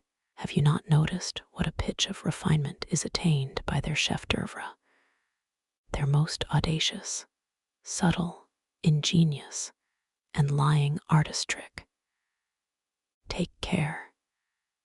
These cellar beasts, full of revenge and hate, what do they make, forsooth, out of their revenge and hate? Do you hear these words? Would you suspect, if you trusted only their words, that you are among men of resentment and nothing else? I understand. I prick my ears up again. Ah, and I hold my nose. Now do I hear for the first time that which they have said so often. We good, we are the righteous. What they demand they call not revenge, but the triumph of righteousness. What they hate is not their enemy, no. They hate unrighteousness, godlessness. What they believe in and hope is not the hope of revenge. The intoxication of sweet revenge, sweeter than honey, did Homer call it. But the victory of God, of the righteous God over the godless, what is left for them to love in this world is not their brothers in hate, but their brothers in love, as they say, all the good and righteous on the earth. And how do they name that which serves them as a solace against all the troubles of life, their phantasmagoria of their anticipated future blessedness? How do I hear right? They call it the last judgment, the advent of their kingdom, the kingdom of God. But in the meanwhile they live in faith, in love, in hope. Enough. 15. In the faith in what? In the love for what? In the hope of what? These weaklings. They also, forsooth, wish to be the strong sometime. There is no doubt about it. Sometime their kingdom also must come. The kingdom of God is their name for it, as has been mentioned. They are so meek in everything, yet in order to experience that kingdom, it is necessary to live long, to live beyond death. Yes, eternal life is necessary, so that one can make up forever for that earthly life in faith, in love, in hope. Make up for what? Make up by what?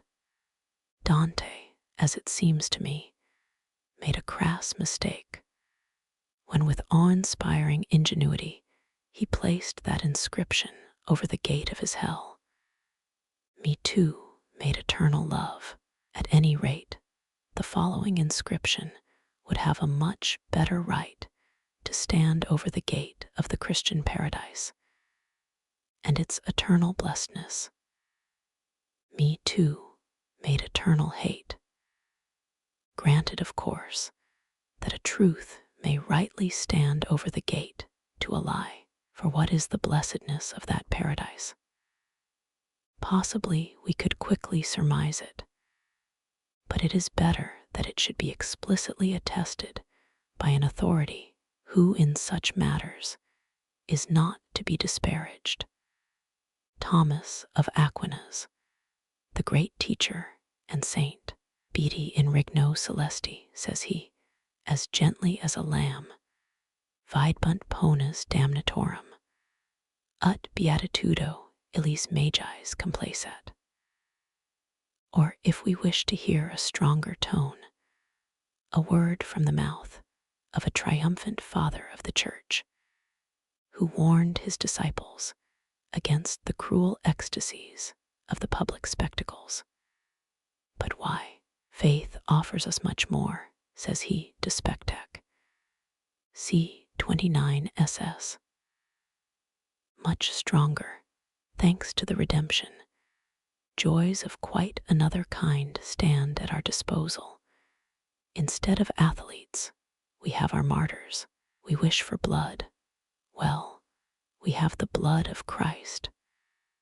But what then awaits us on the day of his return, of his triumph? And then, does he proceed? Does this enraptured visionary, ad enim supersunt alia spectacula, alle ultimas, et perpetuus judici dies, alle nationibus insperatus, alle derissus, cum tanta seculi vedustas, et tot ejus nativitates, uno in horienter, qui tunc spectaculi latitudo, quid admirer, quid ridem, ubigatim, ubi exultum, spectans tot et tantos reges, qui in coelum recepti nunciabanter, cum ipso Jove et ipsis sues testibus inimis tenebris congemiscens. Item presides, the provincial governors, persecutors diminici neminis severibus quam ipsi, flammis severunt insultantibus contra Christianos liquescens, quos praeterea sapiens, allos philosophos coram, discipulis sues una conflagrantibus irrubescens, quibus nihil ad diem pertiner suadebant, quibus animas aut nullas, aut non in pristina corpora redituras, affirmabant, etiam poetas non ad radimenti nec ad minua, est ad inopinati Christi tribunal palpitans.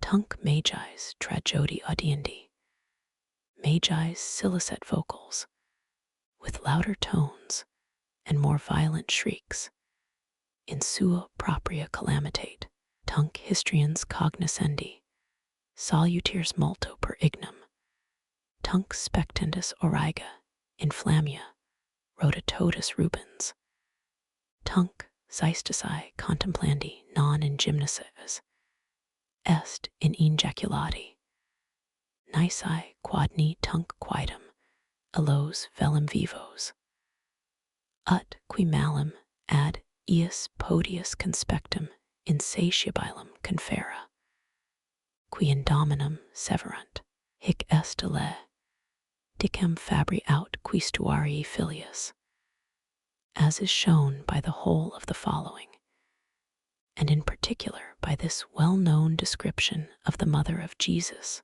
from the Talmud. Tertullian is henceforth referring to the Jews. Sabbati destructor, Samarites et demonium habens, hic est quem adjuta ridimistis, hic est alla erendine et calafes diverberatus, sputamentes dedecoratus, fel et acet potatus.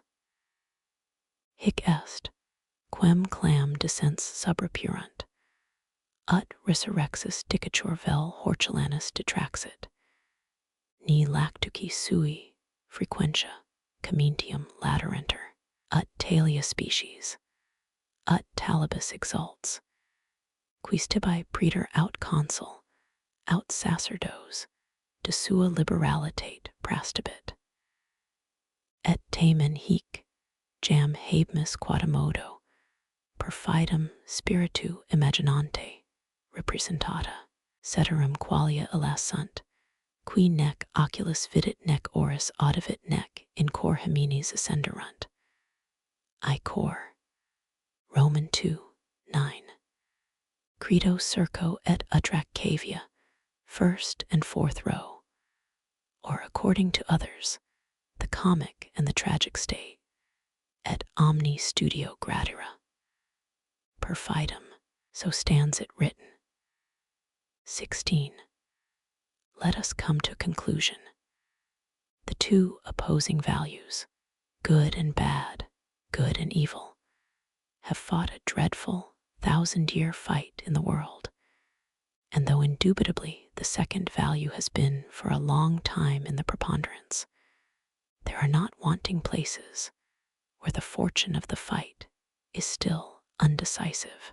It can almost be said that in the meanwhile, the fight reaches a higher and higher level, and that in the meanwhile, it has become more and more intense, and always more and more psychological, so that nowadays there is perhaps no more decisive mark of the higher nature, of the more psychological nature, than to be in that sense self-contradictory, and to be actually still a battleground for those two opposites, the symbol of this fight, written in a writing which has remained worthy of perusal throughout the course of history up to the present time, is called Rome against Judea, Judea against Rome.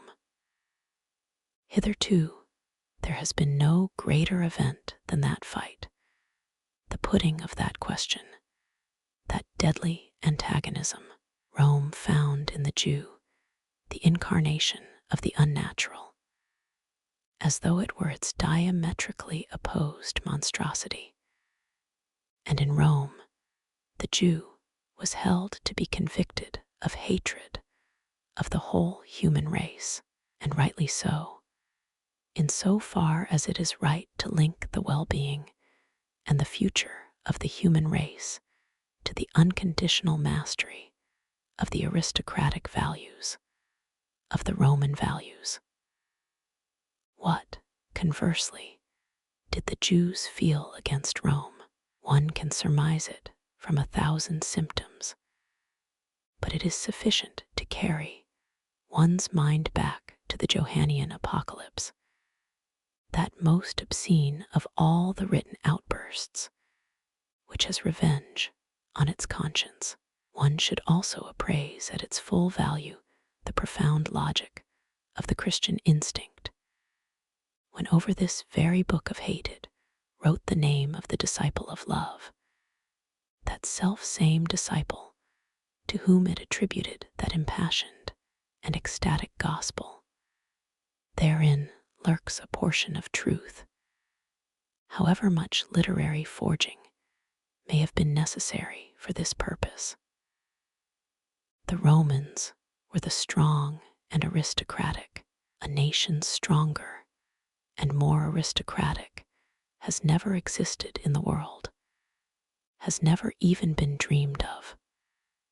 Every relic of them, every inscription in raptures, granted that one can divine what it is that writes the inscription. The Jews, conversely, were that priestly nation of resentment par excellence, possessed by a unique genius for popular morals. Just compare with the Jews the nations with analogous gifts, such as the Chinese or the Germans, so as to realize afterwards what is first rate and what is fifth rate, which of them has been provisionally victorious, Rome or Judea. But there is not a shadow of doubt. Just consider to whom in Rome itself nowadays you bow down, as though before the quintessence of all the highest values, and not only in Rome, but almost over half the world, everywhere where man has been tamed, or is about to be tamed to 3 Jews, as we know, and 1 Jewess, to Jesus of Nazareth, to Peter the fisher, to Paul the tent maker, and to the mother of the aforesaid Jesus, named Mary. This is very remarkable. Rome is undoubtedly defeated. At any rate, there took place in the Renaissance a brilliantly sinister revival of the classical ideal, of the aristocratic valuation of all things. Rome herself, like a man waking up from a trance, stirred beneath the burden of the new Judaized Rome that had been built over her, which presented the appearance of an ecumenical synagogue, and was called the Church, but immediately Judea triumphed again, thanks to that fundamentally popular German and English movement of revenge, which is called the Reformation, and taking also into account its inevitable corollary, the restoration of the Church, the restoration also of the ancient graveyard peace of classical Rome. Judea proved yet once more victorious over the classical ideal in the French Revolution, and in a sense which was even more crucial and even more profound. The last political aristocracy that existed in Europe, that of the French 17th and 18th centuries, broke into pieces beneath the instincts of a resentful populace. Never had the world heard a greater jubilation, a more uproarious enthusiasm. Indeed, there took place in the midst of it the most monstrous and unexpected phenomenon. The ancient ideal itself swept before the eyes and conscience of humanity with all its life and with unheard of splendor. And in opposition to resentment's lying war cry of the prerogative of the most, in opposition to the will to lowliness, abasement, and equalization, the will to a retrogression and twilight of humanity, there rang out once again, stronger, simpler, more penetrating than ever, the terrible and enchanting counterworkery of the prerogative of the few. Like a final signpost to other ways, there appeared Napoleon, the most unique and violent anachronism that ever existed, and in him the incarnate problem of the aristocratic ideal in itself. Consider well what a problem it is. Napoleon, that synthesis of monster and Superman. 17. Was it therewith over? Was that greatest of all antitheses of ideals thereby relegated ad acta for all time? Or only postponed for a long time? May there not take place at some time or other a much more awful, much more carefully prepared flaring up of the old conflagration?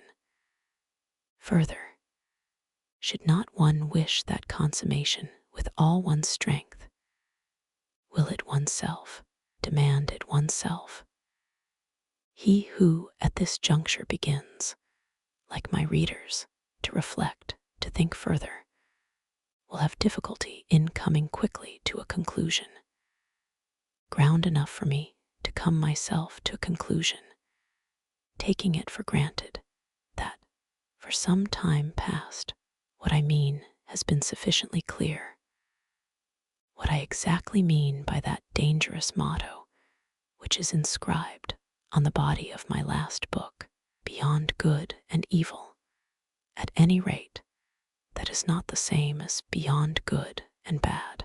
Note, I avail myself of the opportunity offered by this treatise to express, openly and formally, a wish which up to the present has only been expressed in occasional conversations with scholars, namely, that some faculty of philosophy should, by means of a series of prize essays, gain the glory of having promoted the further study of the history of morals. Perhaps this book may serve to give forcible impetus in such a direction. With regard to a possibility of this character, the following question deserves consideration. It merits quite as much the attention of philologists and historians as of actual professional philosophers. What indication of the history of the evolution of the moral ideas is afforded by philology, and especially by etymological investigation?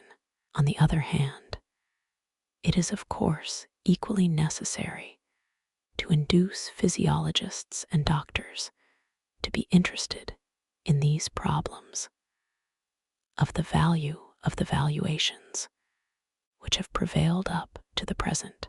In this connection, the professional philosophers may be trusted to act as the spokesmen and intermediaries in these particular instances. After, of course, they have quite succeeded in transforming the relationship between philosophy and physiology and medicine, which is originally one of coldness and suspicion, into the most friendly and fruitful reciprocity. In point of fact, all tables of values, all the thou shalts known to history and ethnology, need primarily a physiological, at any rate in preference to a psychological, elucidation and interpretation. All equally require a critique from medical science. The question, what is the value of this or that table of values and morality, will be asked from the most varied standpoints. For instance, the question of valuable for what can never be analyzed with sufficient nicety. That, for instance, which would evidently have value with regard to promoting in a race the greatest possible powers of endurance, or with regard to increasing its adaptability to a specific climate, or with regard to the preservation of the greatest number, would have nothing like the same value if it were a question of evolving a stronger species. Engaging values, the good of the majority and the good of the minority, are opposed standpoints. We leave it to the naivete of English biologists to regard the former standpoint as intrinsically superior. All the sciences have now to pave the way for the future task of the philosopher. This task being understood to mean that he must solve the problem of value, that he has to fix the hierarchy of values. Second essay, guilt, bad conscience, and the like. 1. The breeding of an animal that can promise, is not this just that very paradox of a task which nature has set itself in regard to man? Is not this the very problem of man? The fact that this problem has been to a great extent solved must appear all the more phenomenal to one who can estimate at its full value that force of forgetfulness which works in opposition to it. Forgetfulness is no mere vis inertiae, as the superficial believe. Rather is it a power of obstruction, active, and, in the strictest sense of the word, positive. A power responsible for the fact that what we have lived, experienced, taken into ourselves, no more enters into consciousness during the process of digestion. It might be called psychic absorption, than all the whole manifold process by which our physical nutrition, the so-called incorporation, is carried on, the temporary shutting of the doors and windows of consciousness, the relief from the clamant alarums and excursions with which our subconscious world of servant organs works in mutual cooperation and antagonism, a little quietude, a little tabula rasa of the consciousness, so as to make room again for the new, and above all for the more noble functions and functionaries, room for government, foresight, predetermination, for our organism is on an oligarchic model. This is the utility, as I have said, of the active forgetfulness, which is a very sentinel and nurse of psychic order, repose, etiquette, and this shows at once why it is that there can exist no happiness, no gladness, no hope, no pride, no real present, without forgetfulness. The man in whom this preventative apparatus is damaged and discarded is to be compared to a dyspeptic, and it is something more than a comparison.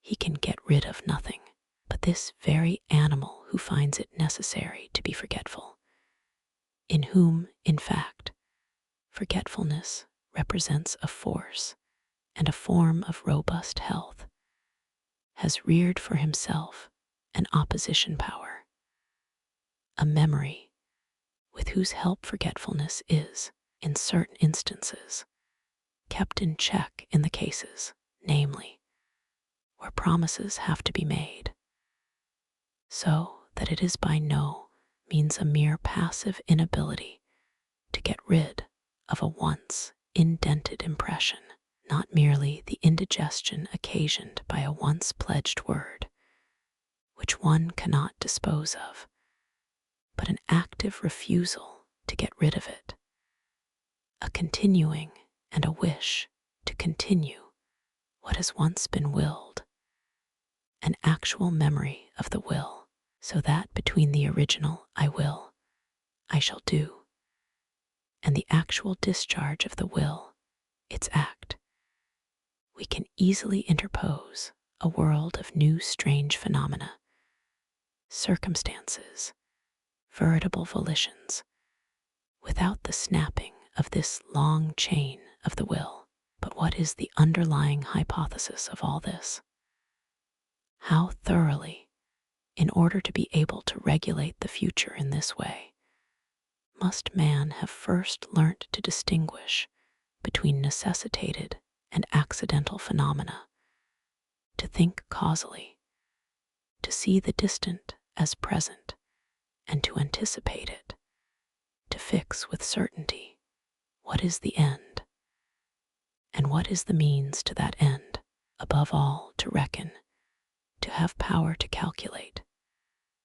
How thoroughly must man have first become calculable, disciplined, necessitated even for himself and his own conception of himself, that, like a man entering into a promise, he could guarantee himself as a future, too. This is simply the long history of the origin of responsibility. That task of breeding an animal which can make promises includes, as we have already grasped, as its condition and preliminary, the more immediate task of first making man, to a certain extent, necessitated, uniform, like among his like, regular, and consequently calculable. The immense work of what I have called Morality of Custom 1, CP. Dawn of Day, AFS. 9, 14, and 16. The actual work of man on himself during the longest period of the human race, his whole prehistoric work, finds its meaning, its great justification, in spite of all its innate hardness, despotism, stupidity, and idiocy. In this fact, man, with the help of the morality of customs and of social straitwaistcoats, was made genuinely calculable. If, however, we place ourselves at the end of this colossal process, at the point where the tree finally matures its fruits, when society and its morality of custom finally bring to light that to which it was only the means, then do we find as the ripest fruit on its tree the sovereign individual that resembles only himself, that has got loose from the morality of custom, the autonomous supermoral individual. For autonomous and moral are mutually exclusive terms. In short, the man of the personal, long, and independent will, competent to promise, and we find in him a proud consciousness, vibrating in every fiber, of what has been at last achieved and become vivified in him, a genuine consciousness of power and freedom, a feeling of human perfection in general. And this man who has grown to freedom, who is really competent to promise, this lord of the free will, this sovereign, how is it possible for him not to know how great is his superiority over everything incapable of binding itself by promises, or of being its own security? How great is the trust, the awe, the reverence that he awakes, he deserves. All three, not to know that, with this mastery over himself, he is necessarily also given the mastery over circumstances, over nature, over all creatures with shorter wills, less reliable characters. The free man, the owner of a long, unbreakable will, finds in this possession his standard of value.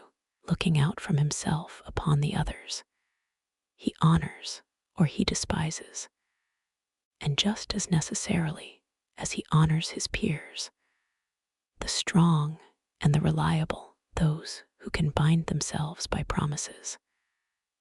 That is, every one who promises like a sovereign, with difficulty, rarely and slowly, who is sparing with his trusts, but confers honor by the very fact of trusting, who gives his word as something that can be relied on because he knows himself strong enough to keep it, even in the teeth of disasters, even in the teeth of fate.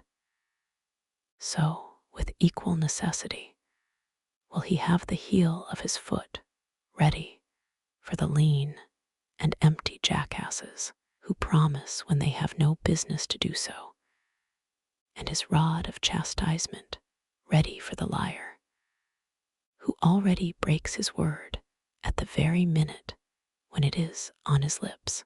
The proud knowledge of the extraordinary privilege of responsibility, the consciousness of this rare freedom, of this power over himself and over fate, has sunk right down to his innermost depths and has become an instinct, a dominating instinct. What name will he give to it, to this dominating instinct, if he needs to have a word for it? But there is no doubt about it. The sovereign man calls it his conscience. 3. his conscience. One apprehends at once that the idea conscience, which is here seen in its supreme manifestation, supreme in fact to almost the point of strangeness, should already have behind it a long history and evolution, the ability to guarantee oneself with all due pride, and also at the same time to say yes to oneself. That is, as has been said, a ripe fruit, but also a late fruit. How long must needs this fruit hang sour and bitter on the tree, and for an even longer period?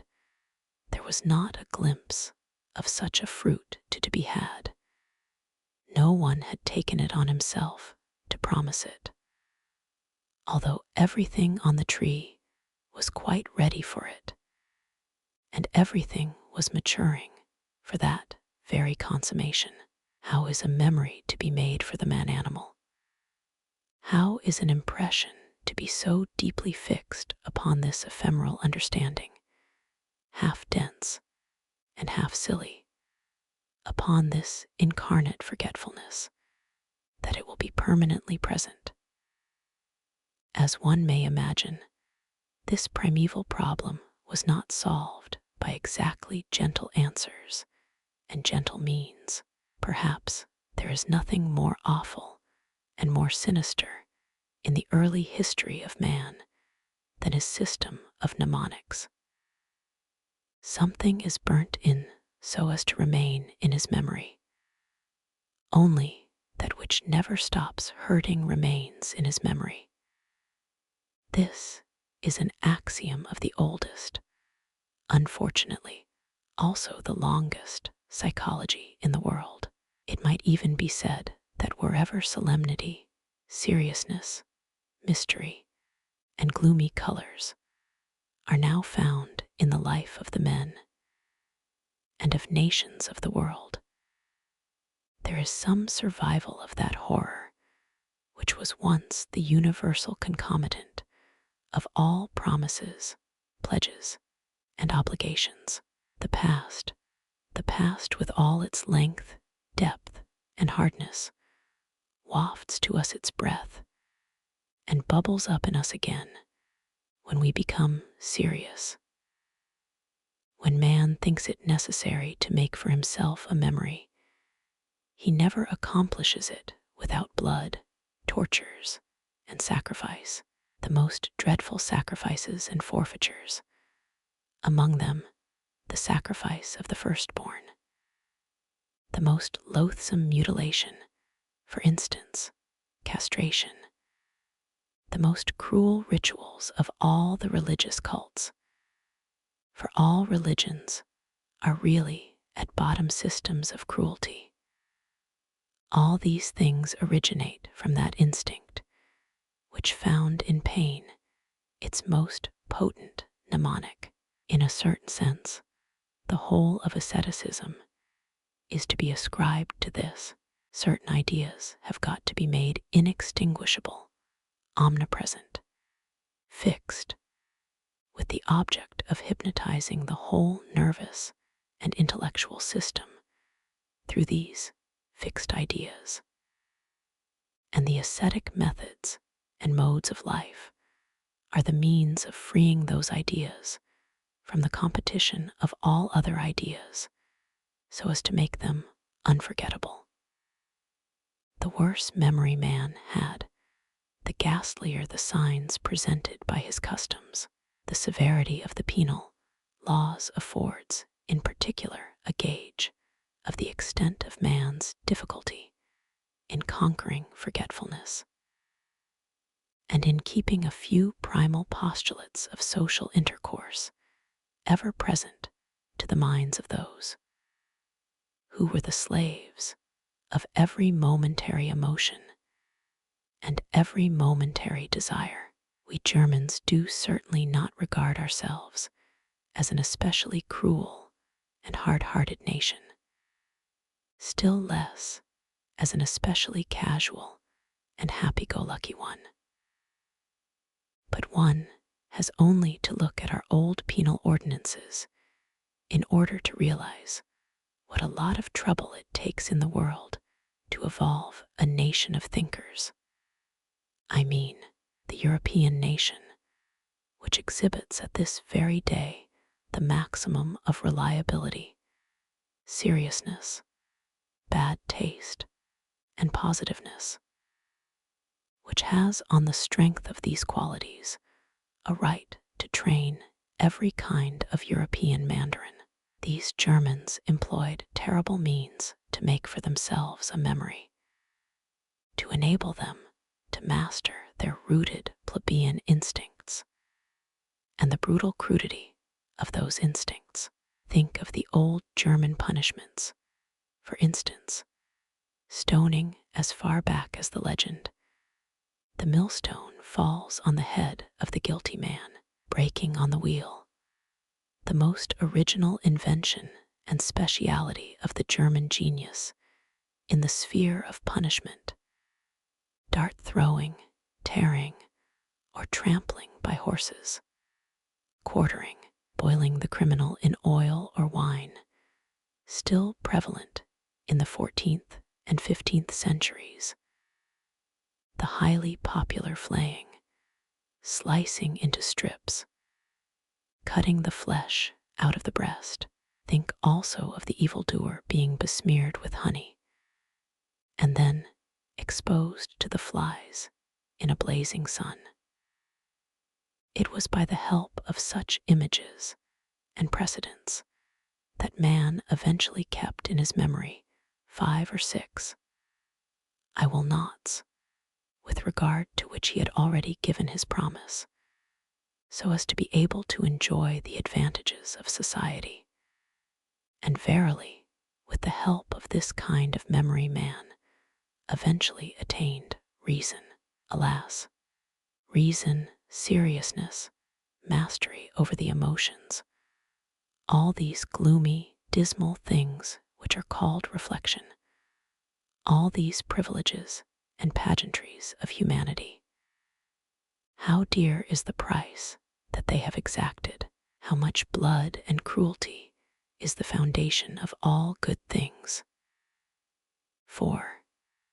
But how is it that that other melancholy object, the consciousness of sin, the whole bad conscience, came into the world? And it is here that we turn back to our genealogists of morals. For the second time I say, or have I not said it yet, that they are worth nothing. Just their own 5 spans long limited modern experience, no knowledge of the past, and no wish to know it, still less a historic instinct, a power of second sight, which is what is really required in this. Despite this to go in for the history of morals, it stands to reason that this must needs produce results which are removed from the truth by something more than a respectful distance. Have these current genealogists of morals ever allowed themselves to have even the vaguest notion, for instance, that the cardinal moral idea of ought to originates from the very material idea of owe, or that punishment developed as a retaliation, absolutely independently of any preliminary hypothesis of the freedom or determination of the will, and this to such an extent that a high degree of civilization was always first necessary for the animal man to begin to make those much more primitive distinctions of intentional, negligent, accidental, responsible, and their contraries, and apply them in the assessing of punishment. That idea, the wrongdoer deserves punishment because he might have acted otherwise. In spite of the fact that it is nowadays so cheap, obvious, natural, and inevitable, and that it has had to serve as an illustration of the way in which the sentiment of justice appeared on earth, is in point of fact an exceedingly late and even refined form of human judgment and inference. The placing of this idea back at the beginning of the world is simply a clumsy violation of the principles of primitive psychology. Throughout the longest period of human history, punishment was never based on the responsibility of the evildoer for his action, and was consequently not based on the hypothesis that only the guilty should be punished.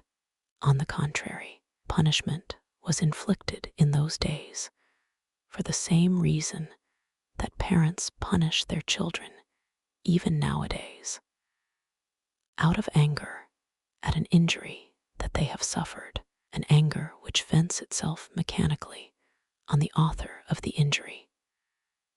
But this anger is kept in bounds and modified through the idea that every injury has somewhere or other its equivalent price and can really be paid off, even though it be by means of pain to the author.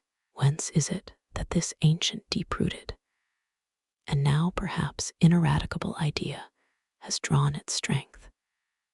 This idea of an equivalency between injury and pain. I have already revealed its origin in the contractual relationship between creditor and ower. That is as old as the existence of legal rights at all, and in its turn points back to the primary forms of purchase, sale, barter, and trade. 5.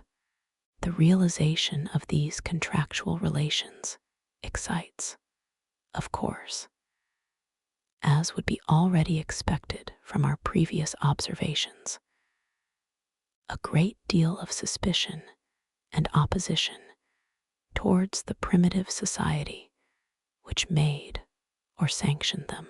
In this society, promises will be made.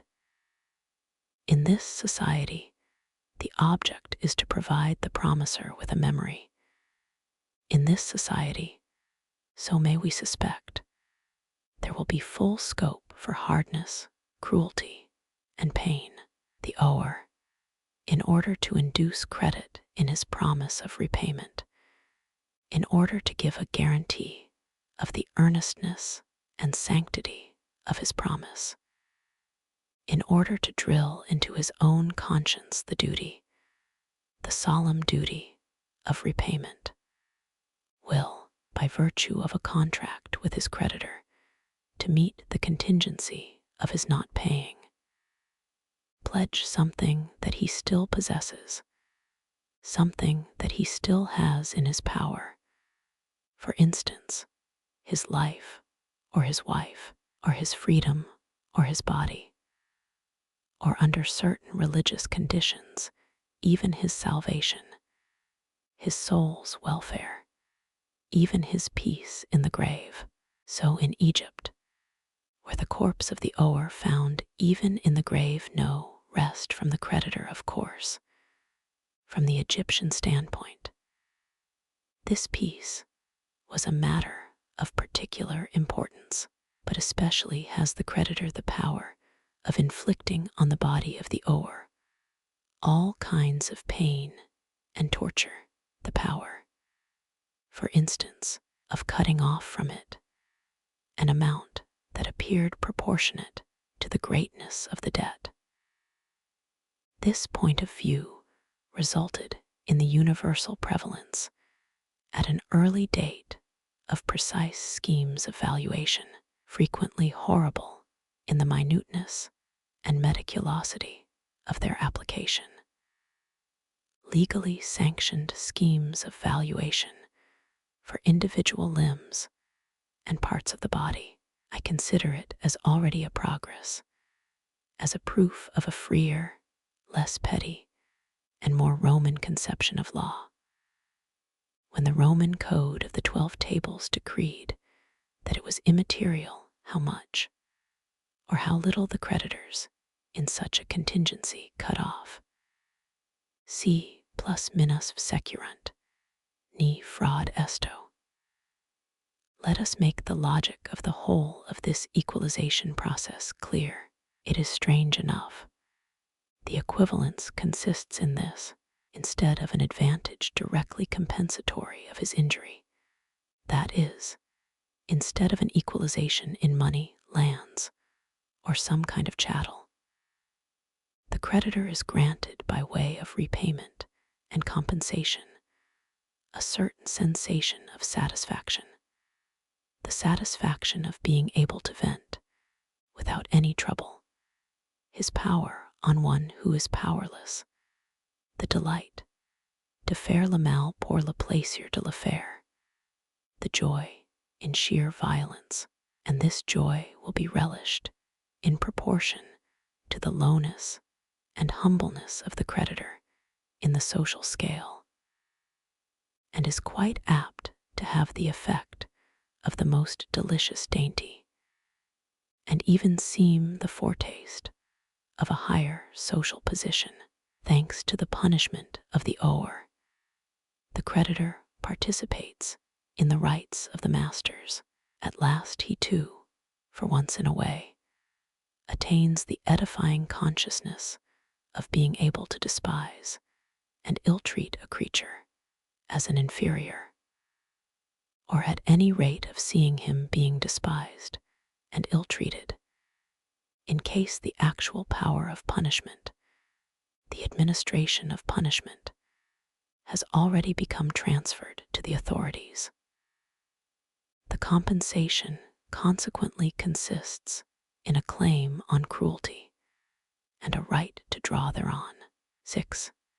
It is then in this sphere of the law of contract that we find the cradle of the whole moral world of the ideas of guilt, conscience, duty, the sacredness of duty, their commencement, like the commencement of all great things in the world, is thoroughly and continuously saturated with blood.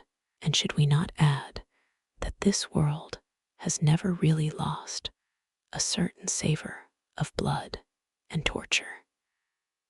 Not even in old Kant, the categorical imperative reeks of cruelty.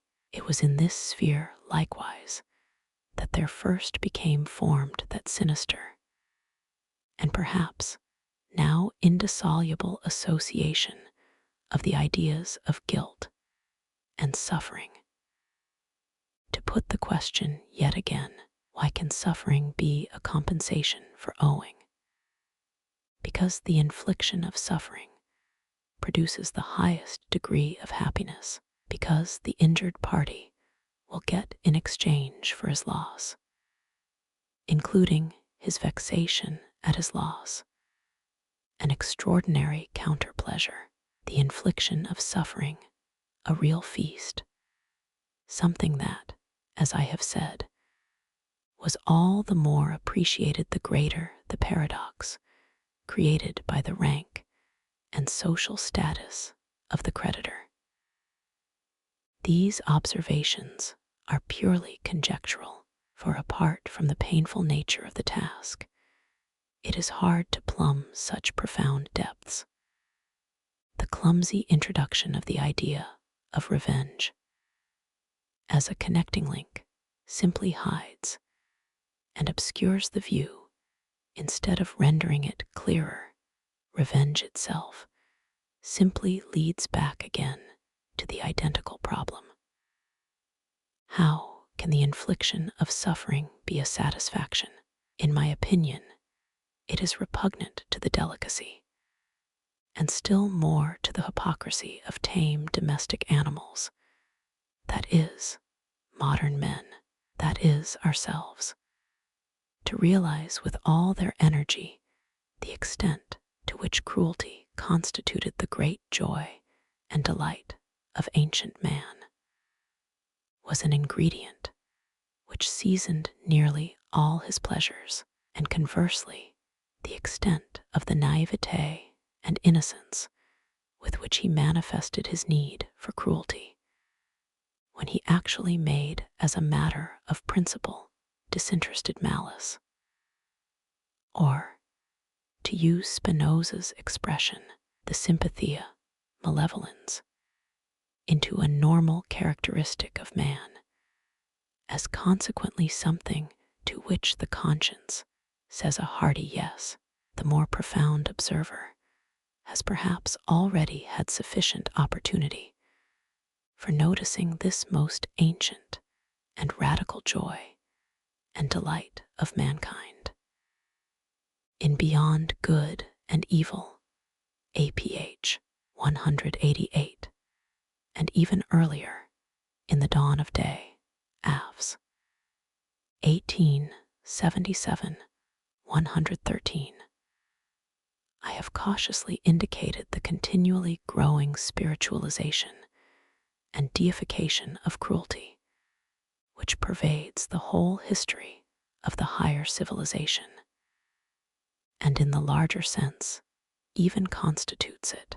At any rate, the time is not so long past when it was impossible to conceive of royal weddings and national festivals on a grand scale without executions, tortures, or perhaps an autodafé, or similarly to conceive of an aristocratic household without a creature to serve as a butt for the cruel and malicious baiting of the inmates.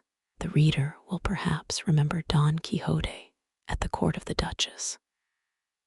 We read nowadays the whole of Don Quixote with a bitter taste in the mouth, almost with a sensation of torture, a fact which would appear very strange and very incomprehensible to the author and his contemporaries.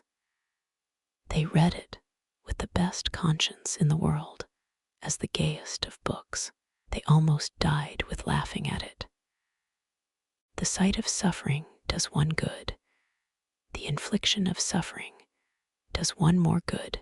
This is a hard maxim, but none the less a fundamental maxim, old, powerful, and human, all too human, one, moreover, to which perhaps even the apes as well would subscribe. For it is said that in inventing bizarre cruelties, they are giving abundant proof of their future humanity, to which, as it were, they are playing the prelude. Without cruelty, no feast. So teaches the oldest and longest history of man. And in punishment, too, is there so much of the festive. 7. Entertaining, as I do, these thoughts, I am, let me say in parenthesis, fundamentally opposed to helping our pessimists to new water for the discordant and groaning mills of their disgust with life. On the contrary, it should be shown specifically that, at the time when mankind was not yet ashamed of its cruelty, life in the world was brighter than it is nowadays when there are pessimists. The darkening of the heavens over man has always increased in proportion to the growth of man's shame before man. The tired, pessimistic outlook, the mistrust of the riddle of life, the icy negation of disgusted ennui, all those are not the signs of the most evil age of the human race. Much rather do they come first to the light of day, as the swamp flowers, which they are, when the swamp to which they belong comes into existence. I mean the diseased refinement and moralization, thanks to which the animal man has at last learnt to be ashamed of all his instincts on the road to angelhood, not to use in this context a harder word. Man has developed that dyspeptic stomach and coated tongue which have made not only the joy and innocence of the animal repulsive to him, but also life itself, so that sometimes he stands with stopped nostrils before his own self, and, like Pope Innocent III, makes a black list of his own horrors: unclean generation, loathsome nutrition when in the maternal body, badness of the matter out of which man develops, awful stench, secretion of saliva, urine, and excrement. Nowadays, when suffering is always trotted out as the first argument against existence, as its most sinister query, it is well to remember the times when men judged on converse principles, because they could not dispense with the infliction of suffering, and saw therein a magic of the first order, a veritable bait of seduction to life. Perhaps in those days, this is to solace the weaklings. Pain did not hurt so much as it does nowadays. Any physician who has treated Negroes, granted that these are taken as representative of the prehistoric man, suffering from severe internal inflammations which would bring a European, even though he had the soundest constitution, almost to despair, would be in a position to come to this conclusion: pain has not the same effect with Negroes. The curve of human sensibilities to pain seems indeed to sink in an extraordinary and almost sudden fashion. As soon as one has passed the upper 10,000 or 10 millions of over-civilized humanity, and I personally have no doubt that, by comparison with one painful night passed by one single hysterical chit of a cultured woman, the suffering of all the animals taken together who have been put to the question of the knife so as to give scientific answers are simply negligible. We may perhaps be allowed to admit the possibility of the craving for cruelty not necessarily having become really extinct. It only requires, in view of the fact that pain hurts more nowadays, a certain sublimation and subtilization. It must especially be translated to the imaginative and psychic plane, and be adorned with such smug euphemisms that even the most fastidious and hypocritical conscience could never grow suspicious of their real nature. Tragic pity is one of these euphemisms. Another is les nostalgies de la croix. What really raises one's indignation against suffering is not suffering intrinsically, but the senselessness of suffering. Such a senselessness, however, existed neither in Christianity, which interpreted suffering into a whole mysterious salvation apparatus, nor in the beliefs of the naive ancient man, who only knew how to find a meaning in suffering from the standpoint of the spectator, or the inflictor of the suffering.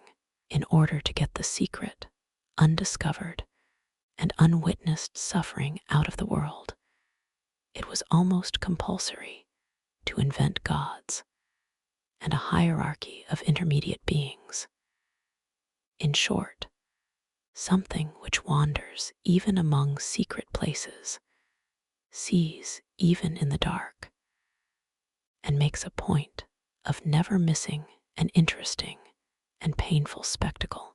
It was with the help of such inventions that life got to learn the tour de force, which has become part of its stock and trade, the tour de force of self-justification, of the justification of evil.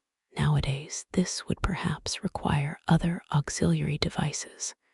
For instance, life as a riddle, life as a problem of knowledge. Every evil is justified in the sight of which a god finds edification. So rang the logic of primitive sentiment, and indeed, was it only of primitive, the gods conceived as friends of spectacles of cruelty. Oh, how far does this primeval conception extend even nowadays into our European civilization? One would perhaps like, in this context, to consult Luther and Calvin. It is at any rate certain that even the Greeks knew no more piquant seasoning for the happiness of their gods than the joys of cruelty. What, do you think, was the mood with which Homer makes his gods look down upon the fates of men? What final meaning have at bottom the Trojan War and similar tragic horrors? It is impossible to entertain any doubt on the point. They were intended as festival games for the gods, and in so far as the poet is of a more godlike breed than other men, as festival games also for the poets, it was in just this spirit, and no other, that at a later date the moral philosophers of Greece conceived the eyes of God as still looking down on the moral struggle, the heroism, and the self-torture of the virtuous. The Heracles of duty was on a stage, and was conscious of the fact virtue without witnesses was something quite unthinkable for this nation of actors. Must not that philosophical invention, so audacious and so fatal, which was then absolutely new to Europe, the invention of free will, of the absolute spontaneity of man in good and evil, simply have been made for the specific purpose of justifying the idea that the interest of the gods in humanity and human virtue was inexhaustible. There would never on the stage of this free will world be a dearth of really new, really novel, and exciting situations, plots, catastrophes. A world thought out on completely deterministic lines would be easily guessed by the gods, and would consequently soon bore them sufficient reason for these friends of the gods, the philosophers, not to ascribe to their gods such a deterministic world. The whole of ancient humanity is full of delicate consideration for the spectator, being as it is a world of thorough publicity and theatricality, which could not conceive of happiness without spectacles and festivals. And, as has already been said, even in great punishment, there is so much which is festive. 8. The feeling of ought, of personal obligation, to take up again the train of our inquiry, has had, as we saw, its origin in the oldest and most original personal relationship that there is, the relationship between buyer and seller, creditor and ower. Here it was that individual confronted individual, and that individual matched himself against individual. There has not yet been found a grade of civilization so low as not to manifest some trace of this relationship, making prices, assessing values, thinking out equivalents, exchanging. All this preoccupied the primal thoughts of man to such an extent that, in a certain sense, it constituted thinking itself. It was here that was trained the oldest form of sagacity. It was here, in this sphere, that we can perhaps trace the first commencement of man's pride, of his feeling of superiority over other animals. Perhaps our word mensch, manas, still expresses just something of this self-pride. Man denoted himself as the being who measures values, who values and measures, as the assessing animal par excellence. Sale and purchase, together with their psychological concomitants, are older than the origins of any form of social organization and union. It is rather from the most rudimentary form of individual right that the budding consciousness of exchange, commerce, debt, right, obligation, compensation was first transferred to the rudest and most elementary of the social complexes.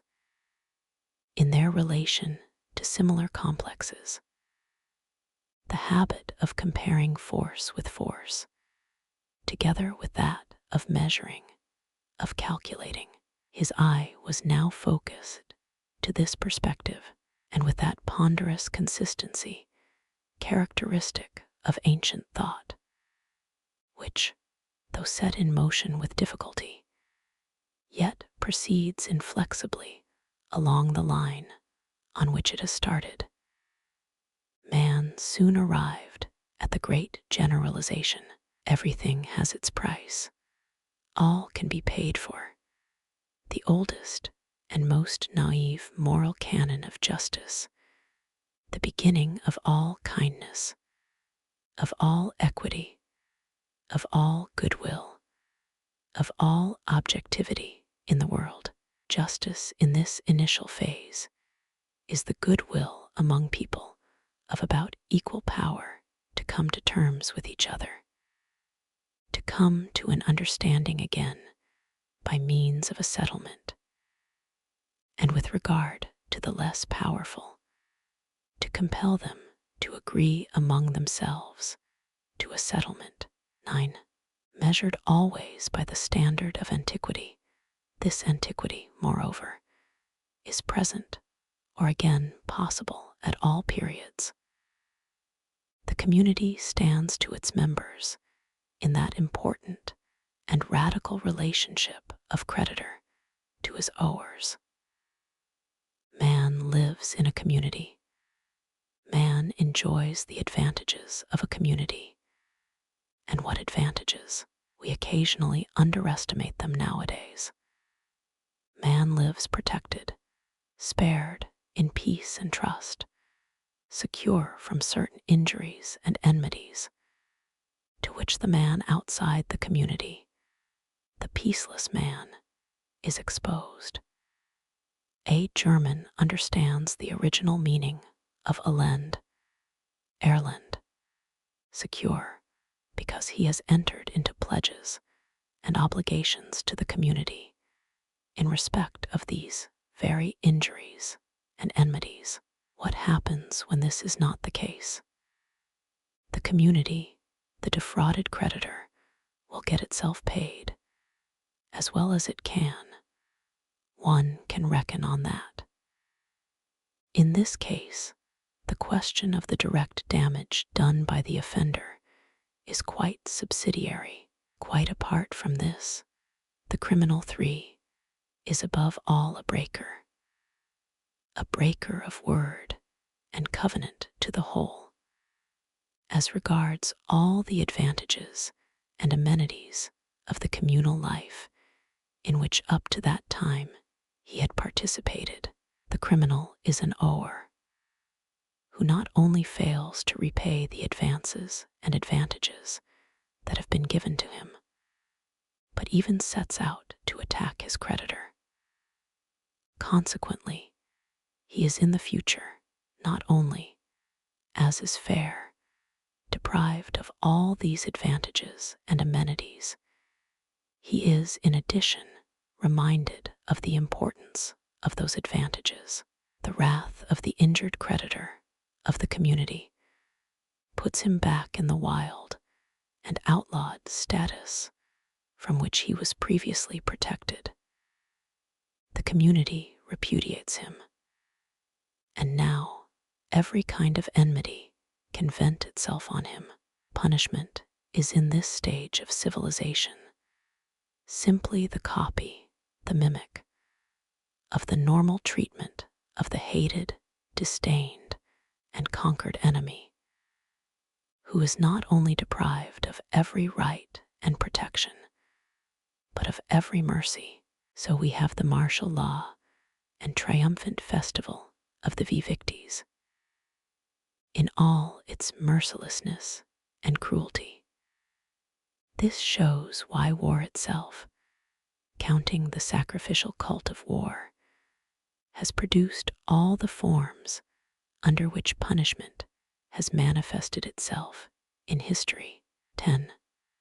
As it grows more powerful, the community tends to take the offenses of the individual less seriously, because they are now regarded as being much less revolutionary and dangerous to the corporate existence. The evildoer is no more outlawed and put outside the pale. The common wrath can no longer vent itself upon him with its old license. On the contrary, from this very time it is against this wrath, and particularly against the wrath of those directly injured, that the evildoer is carefully shielded and protected by the community. As, in fact, the penal law develops, the following characteristics become more and more clearly marked. Compromise with the wrath of those directly affected by the misdeed, a consequent endeavor to localize the matter and to prevent a further, or indeed a general spread of the disturbance, attempts to find equivalents and to settle the whole matter, compositio, above all, the will, which manifests itself with increasing definiteness, to treat every offense as in a certain degree capable of being paid off, and consequently, at any rate up to a certain point, to isolate the offender from his act. As the power and the self-consciousness of a community increases, so proportionately does the penal law become mitigated. Conversely, every weakening and jeopardizing of the community revives the harshest forms of that law. The creditor has always grown more humane proportionately as he has grown more rich. Finally, the amount of injury he can endure without really suffering becomes the criterion of his wealth. It is possible to conceive of a society blessed with so great a consciousness of its own power as to indulge in the most aristocratic luxury of letting its wrongdoers go scot-free. What do my parasites matter to me? Might society say. Let them live and flourish. I am strong enough for it. Justice, which began with the maxim, everything can be paid off, everything must be paid off, ends with connivance at the escape of those who cannot pay to escape. It ends, like every good thing on earth, by destroying itself. The self-destruction of justice, we know the pretty name it calls itself, grace. It remains, as is obvious, the privilege of the strongest, better still, their super-law. 11. A deprecatory word here against the attempts that have lately been made to find the origin of justice on quite another basis, namely, on that of resentment. Let me whisper a word in the ear of the psychologists, if they would fain study revenge itself at close quarters. This plant blooms its prettiest at present among anarchists and anti-Semites, a hidden flower, as it has ever been, like the violet, though, forsooth, with another perfume, and as like must necessarily emanate from like. It will not be a matter for surprise that it is just in such circles that we see the birth of endeavors. It is their old birthplace. Compare above. First essay, paragraph 14, to sanctify revenge under the name of justice, as though justice were at bottom merely a development of the consciousness of injury. And thus, with the rehabilitation of revenge, to reinstate generally and collectively all the reactive emotions. I object to this last point least of all. It even seems meritorious when regarded from the standpoint of the whole problem of biology, from which standpoint the value of these emotions has up to the present been underestimated, and that to which I alone call attention is the circumstance that it is the spirit of revenge itself from which develops this new nuance of scientific equity for the benefit of hate, envy, mistrust, jealousy, suspicion, rancor, revenge. This scientific equity stops immediately and makes way for the accents of deadly enmity and prejudice. So soon as another group of emotions comes on the scene, which in my opinion are of a much higher biological value than these reactions, and consequently have a paramount claim to the valuation and appreciation of science. I mean the really active emotions, such as personal and material ambition, and so forth. Doing, value of life, course of philosophy, and passim.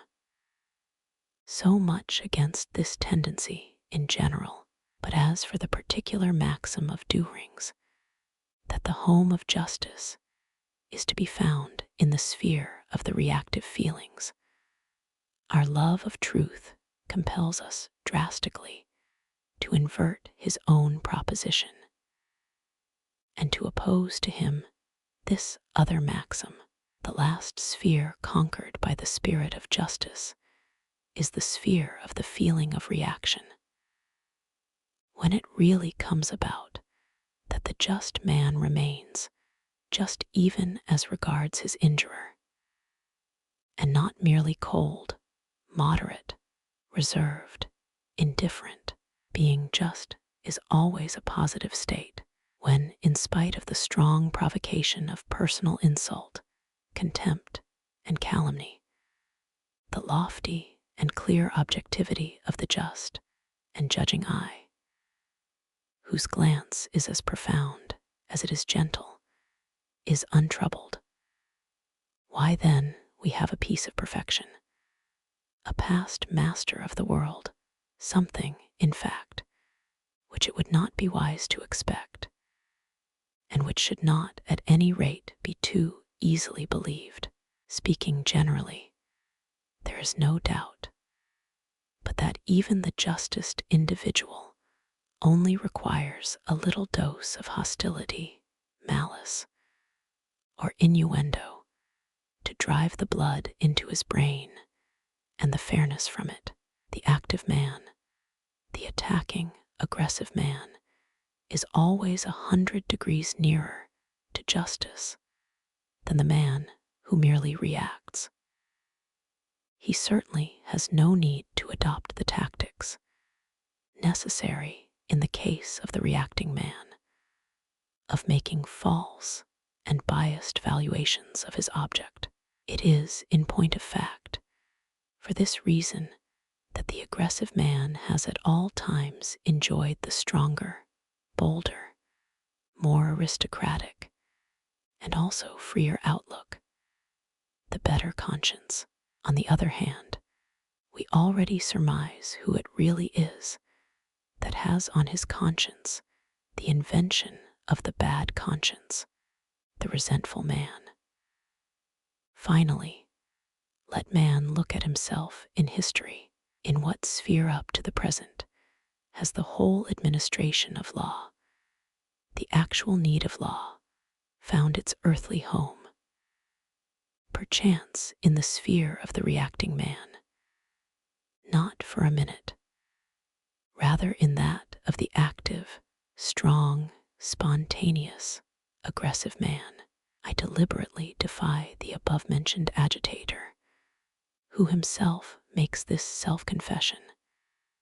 The creed of revenge has run through all my works, and endeavors like the red thread of justice, and say that judged historically law in the world represents the very war against the reactive feelings, the very war waged on those feelings by the powers of activity and aggression, which devote some of their strength to damming and keeping within bounds this effervescence of hysterical reactivity, and to forcing it to some compromise.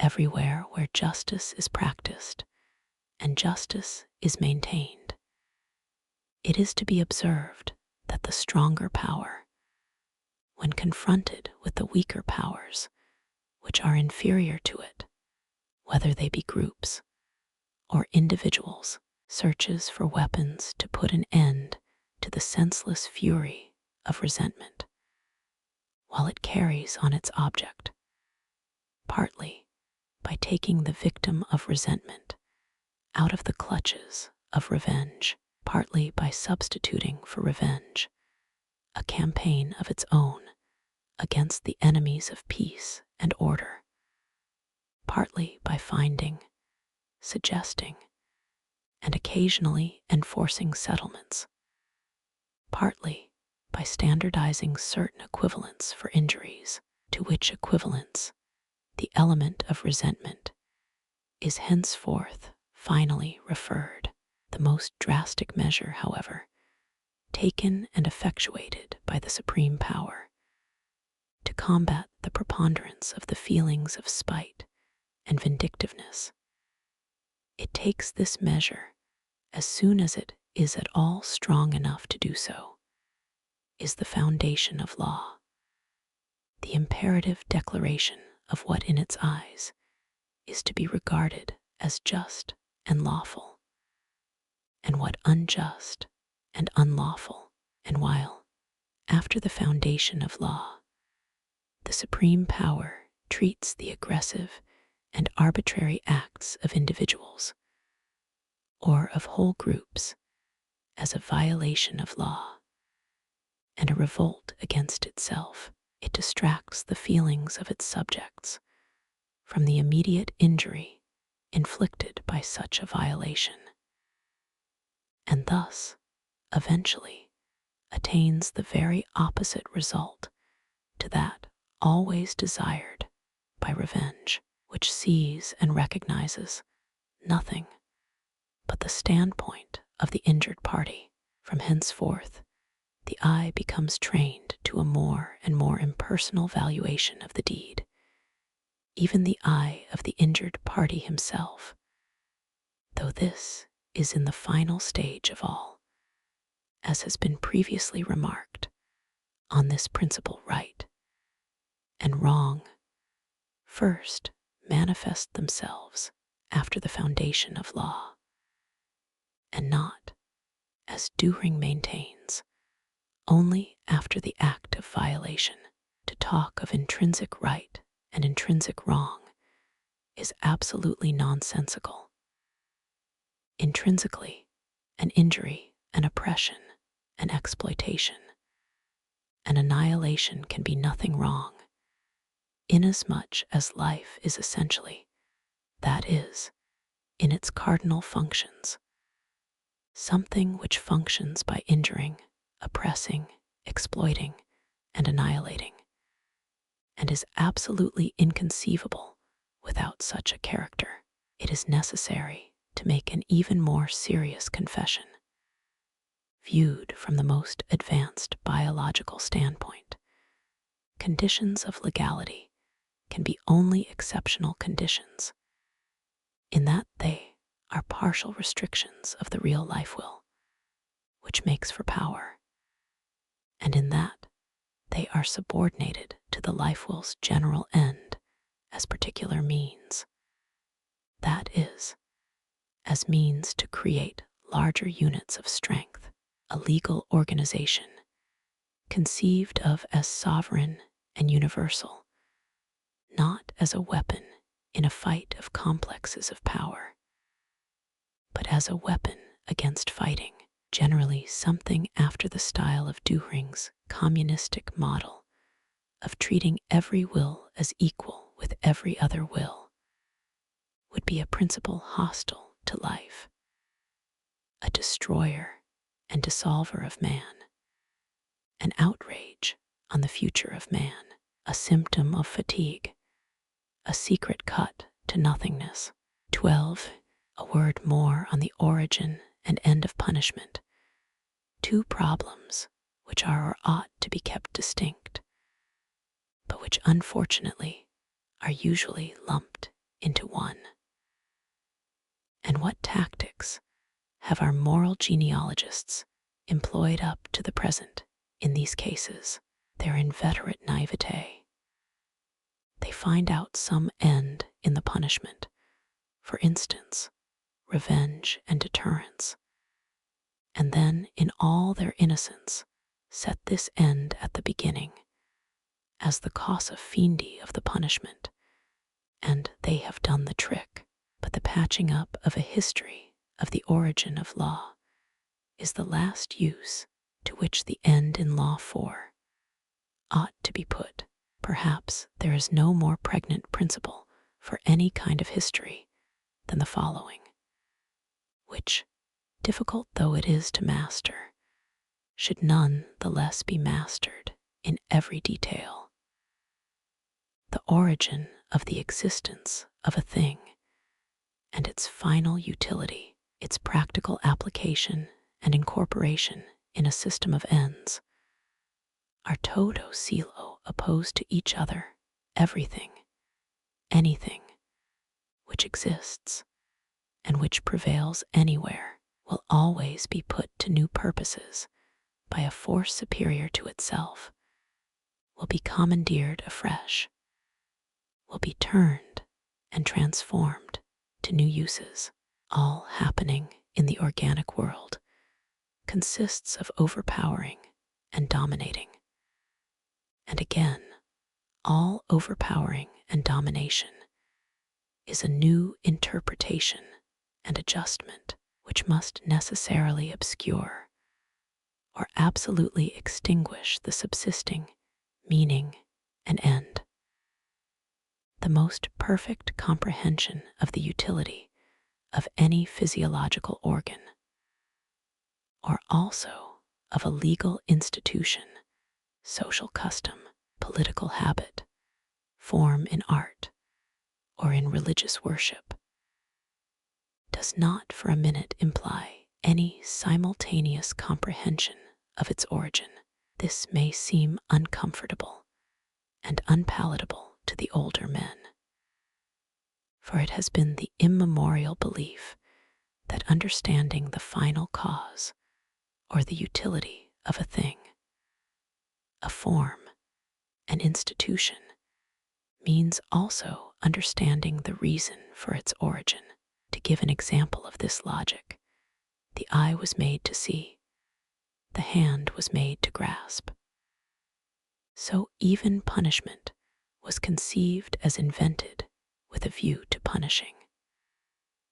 But all ends and all utilities are only signs that a will to power has mastered a less powerful force, has impressed thereon out of its own self the meaning of a function and the whole history of a thing, an organ, a custom, can on the same principle be regarded as a continuous sign chain of perpetually new interpretations and adjustments, whose causes so far from needing to have even a mutual connection, sometimes follow and alternate with each other absolutely haphazard.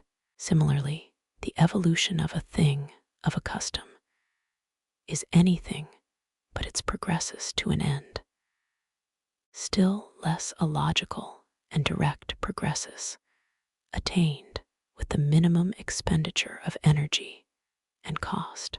It is rather the succession of processes of subjugation, more or less profound, more or less mutually independent, which operate on the thing itself. It is, further, the resistance which in each case invariably displayed this subjugation.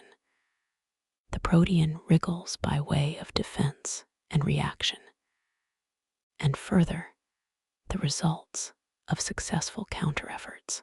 The form is fluid, but the meaning is even more so. Even inside every individual organism, the case is the same. With every genuine growth of the whole, the function of the individual organs becomes shifted. In certain cases, a partial perishing of these organs, a diminution of their numbers, for instance, through annihilation of the connecting members, can be a symptom of growing strength and perfection. What I mean is this: even partial loss of utility, decay, and degeneration, loss of function and purpose, in a word, death, appertain to the conditions of the genuine progressus, which always appears in the shape of a will and way to greater power, and is always realized at the expense of innumerable smaller powers.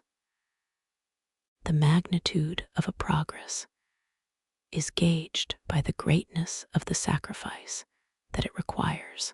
Humanity as a mass sacrificed to the prosperity of the one stronger species of man, that would be a progress. I emphasize all the more this cardinal characteristic of the historic method, for the reason that in its essence it runs counter to predominant instincts and prevailing taste, which much prefer to put up with absolute casualness, even with the mechanical senselessness of all phenomena, than with the theory of a power will in exhaustive play throughout all phenomena. The democratic idiosyncrasy against everything which rules and wishes to rule, the modern misarchism, to coin a bad word for a bad thing, has gradually, but so thoroughly transformed itself into the guise of intellectualism, the most abstract intellectualism, that even nowadays it penetrates, and has the right to penetrate step by step into the most exact, and apparently the most objective sciences. This tendency has, in fact, in my view, already dominated the whole of physiology and biology, and to their detriment, as is obvious, in so far as it has spirited away a radical idea, the idea of true activity. The tyranny of this idiosyncrasy, however, results in the theory of adaptation being pushed forward into the van of the argument, exploited. Adaptation, that means to say, a second-class activity, a mere capacity for reacting. In fact, life itself has been defined by Herbert Spencer as an increasingly effective internal adaptation to external circumstances. This definition, however, fails to realize the real essence of life, its will to power. It fails to appreciate the paramount superiority enjoyed by those plastic forces of spontaneity, aggression, and encroachment, with their new internal interpretations and tendencies, to the operation of which adaptation is only a natural corollary. Consequently, the sovereign office of the highest functionaries in the organism itself, among which the life will appears as an active and formative principle, is repudiated. One remembers Huxley's reproach to Spencer of his administrative nihilism. But it is a case of something much more than administration. 13. To return to our subject, namely punishment, we must make consequently a double distinction. First, the relatively permanent element, the custom, the act, the drama, a certain rigid sequence of methods of procedure. On the other hand, the fluid element, the meaning, the end, the expectation which is attached to the operation of such procedure. At this point, we immediately assume, per analogy, in accordance with the theory of the historic method, which we have elaborated above, that the procedure itself is something older and earlier than its utilization in punishment, that this utilization was introduced and interpreted into the procedure, which had existed for a long time, but whose employment had another meaning. In short, that the case is different from that hitherto supposed by our naive genealogists of morals and of law, who thought that the procedure was invented for the purpose of punishment in the same way that the hand had been previously thought to have been invented for the purpose of grasping. With regard to the other element in punishment, its fluid element, its meaning, the idea of punishment in a very late stage of civilization. For instance, contemporary Europe is not content with manifesting merely one meaning, but manifests a whole synthesis of meanings. The past general history of punishment, the history of its employment for the most diverse ends, crystallizes eventually into a kind of unity which is difficult to analyze into its parts, and which, it is necessary to emphasize, absolutely defies definition. It is nowadays impossible to say definitely the precise reason for punishment. All ideas in which a whole process is promiscuously comprehended elude definition. It is only that which has no history which can be defined. At an earlier stage, on the contrary, that synthesis of meanings appears much less rigid and much more elastic. We can realize how, in each individual case, the elements of the synthesis change their value and their position, so that now one element and now another stands out and predominates over the others. Nay, in certain cases one element, perhaps the end of deterrence, seems to eliminate all the rest, at any rate, so as to give some idea of the uncertain, supplementary, and accidental nature of the meaning of punishment, and of the manner in which one identical procedure can be employed and adapted for the most diametrically opposed objects. I will at this point give a scheme that has suggested itself to me, a scheme itself based on comparatively small and accidental material. Punishment as rendering the criminal harmless and incapable of further injury. Punishment as compensation for the injury sustained by the injured party in any form whatsoever, including the form of sentimental compensation.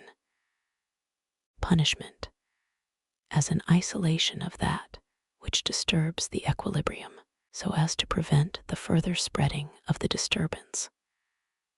Punishment as a means of inspiring fear of those who determine and execute the punishment. Punishment as a kind of compensation for advantages which the wrongdoer has up to that time enjoyed, for example, when he is utilized as a slave in the mines. Punishment as the elimination of an element of decay, sometimes of a whole branch, as according to the Chinese laws, consequently as a means to the purification of the race or the preservation of a social type. Punishment as a festival, as the violent oppression and humiliation of an enemy that has at last been subdued. Punishment as a mnemonic, whether for him who suffers the punishment, the so-called correction, or for the witnesses of its administration. Punishment as the payment of a fee stipulated for by the power, which protects the evildoer from the excesses of revenge. Punishment as a compromise with the natural phenomenon of revenge, in so far as revenge is still maintained and claimed as a privilege by the stronger races. Punishment as a declaration and measure of war against an enemy of peace, of law, of order, of authority, who is fought by society with the weapons which war provides, as a spirit dangerous to the community, as a breaker of the contract on which the community is based, as a rebel, a traitor, and a breaker of the peace. 14. This list is certainly not complete. It is obvious that punishment is overloaded with utilities of all kinds. This makes it all the more permissible to eliminate one supposed utility, which passes, at any rate in the popular mind, for its most essential utility, and which is just what even now provides the strongest support for that faith in punishment, which is nowadays, for many reasons, tottering. Punishment is supposed to have the value of exciting in the guilty the consciousness of guilt. In punishment is sought the proper instrumentum of that psychic reaction, which becomes known as a bad conscience, remorse.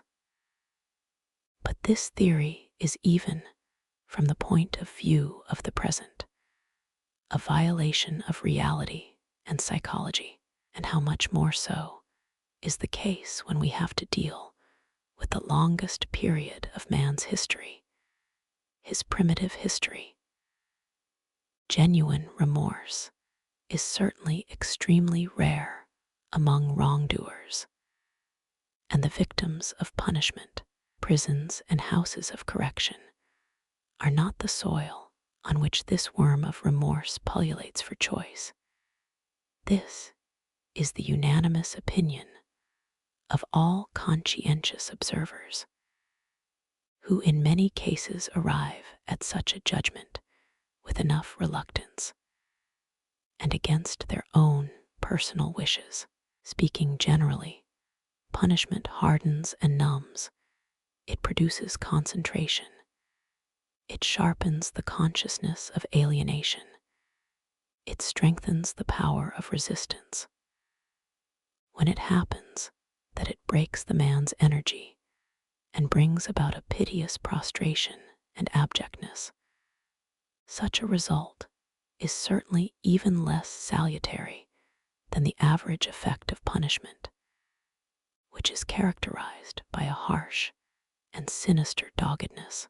The thought of those prehistoric millennia brings us to the unhesitating conclusion that it was simply through punishment that the evolution of the consciousness of guilt was most forcibly retarded, at any rate in the victims of the punishing power.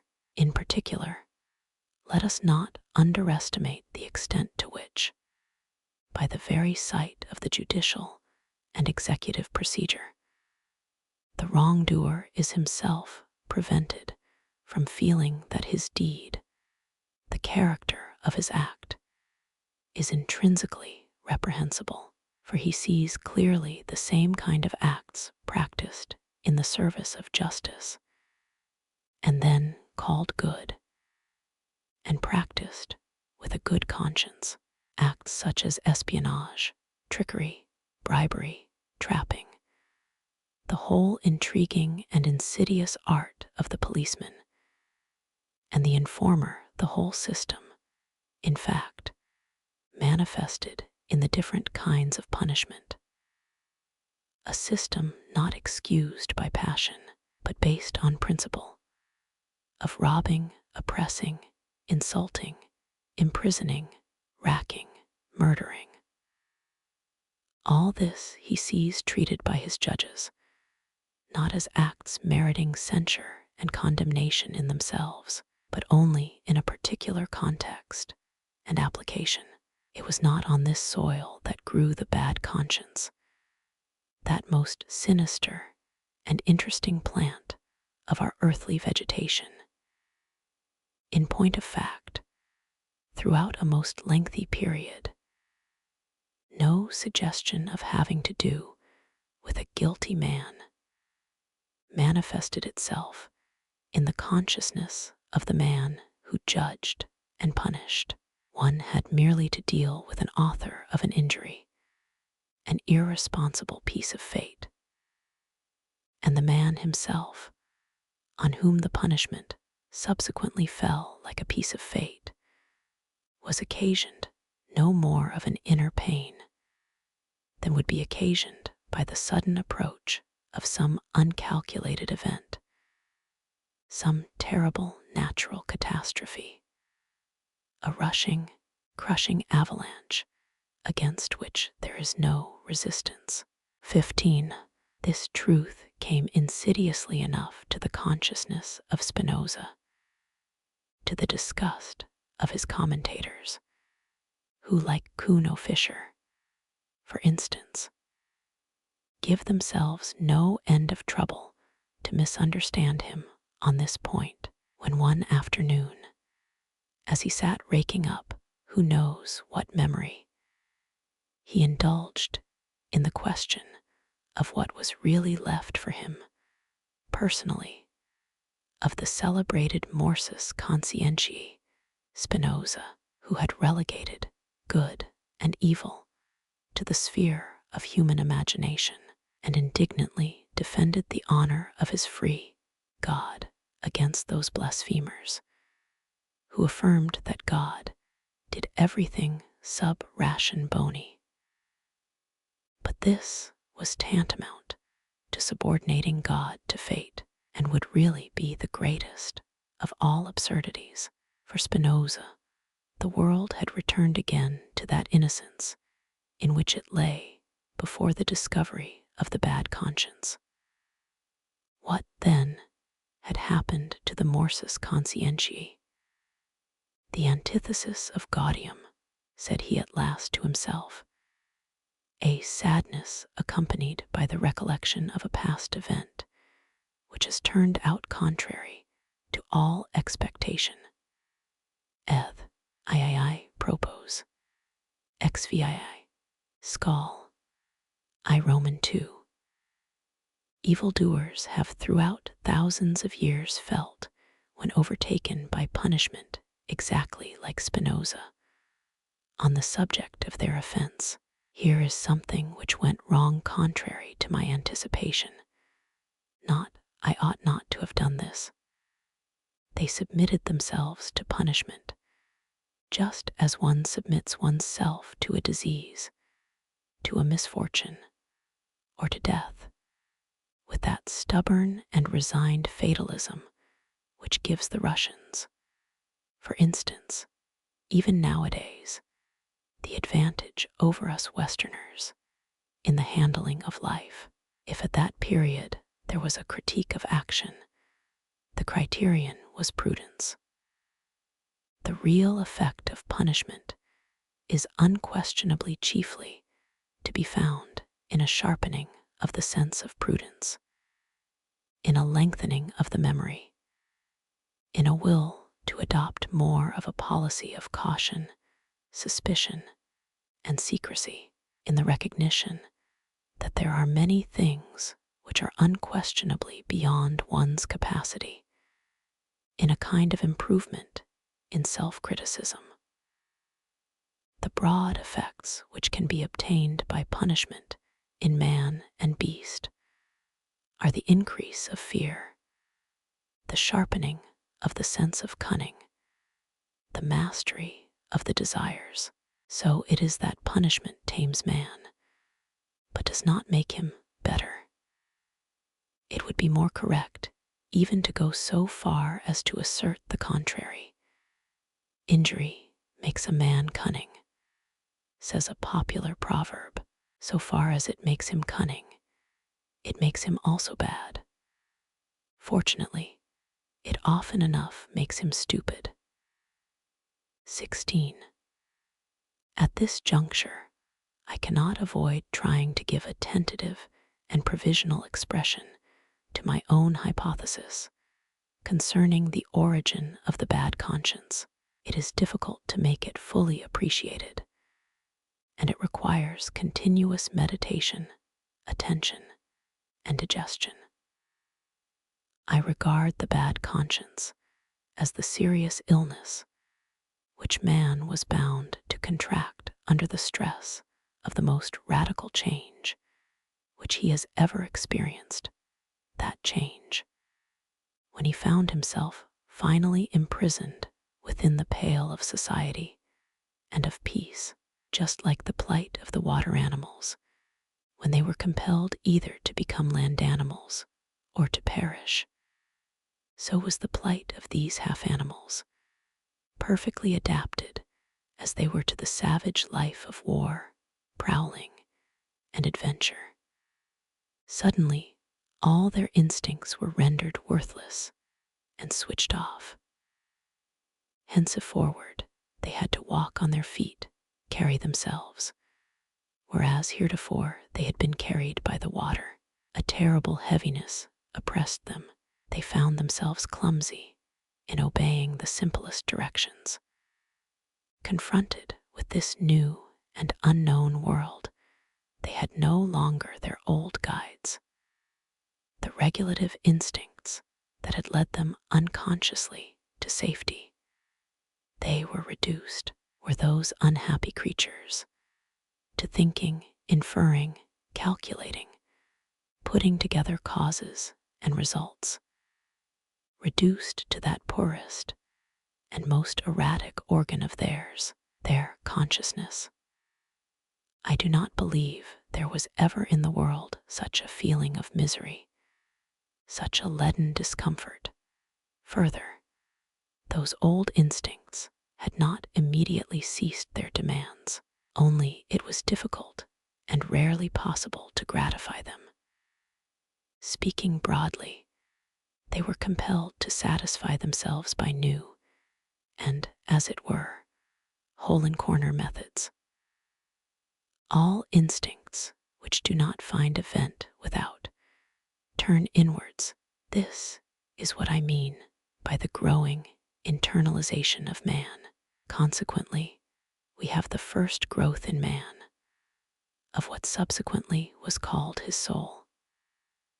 The whole inner world, originally as thin as if it had been stretched between two layers of skin, burst apart and expanded proportionately, and obtained depth, breadth, and height when man's external outlet became obstructed. These terrible bulwarks, with which the social organization protected itself against the old instincts of freedom, punishments belong preeminently to these bulwarks, brought it about that all those instincts of wild, free, prowling man became turned backwards against man himself. Enmity, cruelty, the delight in persecution, in surprises, change, destruction, the turning all these instincts against their own possessors. This is the origin of the bad conscience. It was man who, lacking external enemies and obstacles, and imprisoned as he was in the oppressive narrowness and monotony of custom, in his own impatience lacerated, persecuted, gnawed, frightened, and ill-treated himself.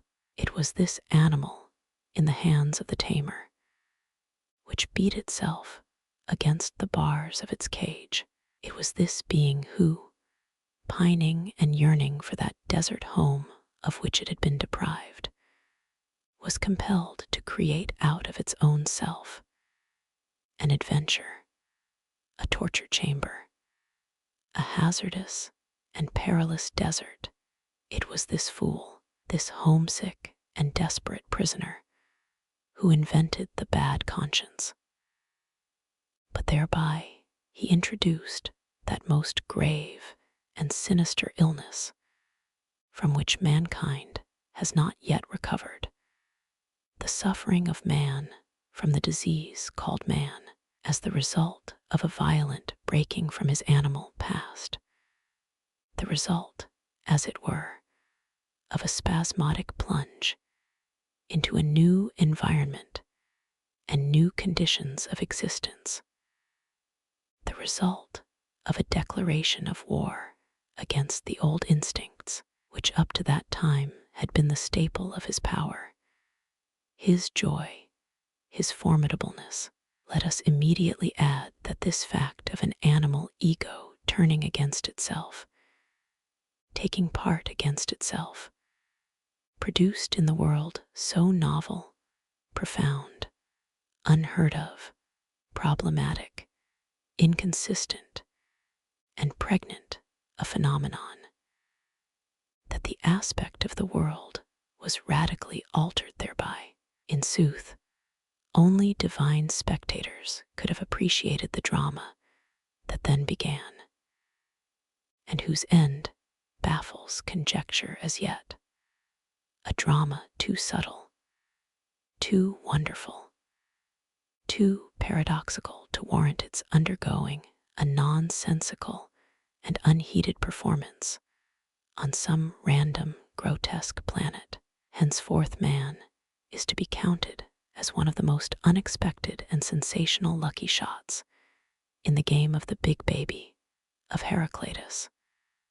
Whether he be called Zeus or chance, he awakens on his behalf the interest, excitement, hope, almost the confidence of his being the harbinger and forerunner of something, of man being no end, but only a stage, an interlude, a bridge, a great promise. 17.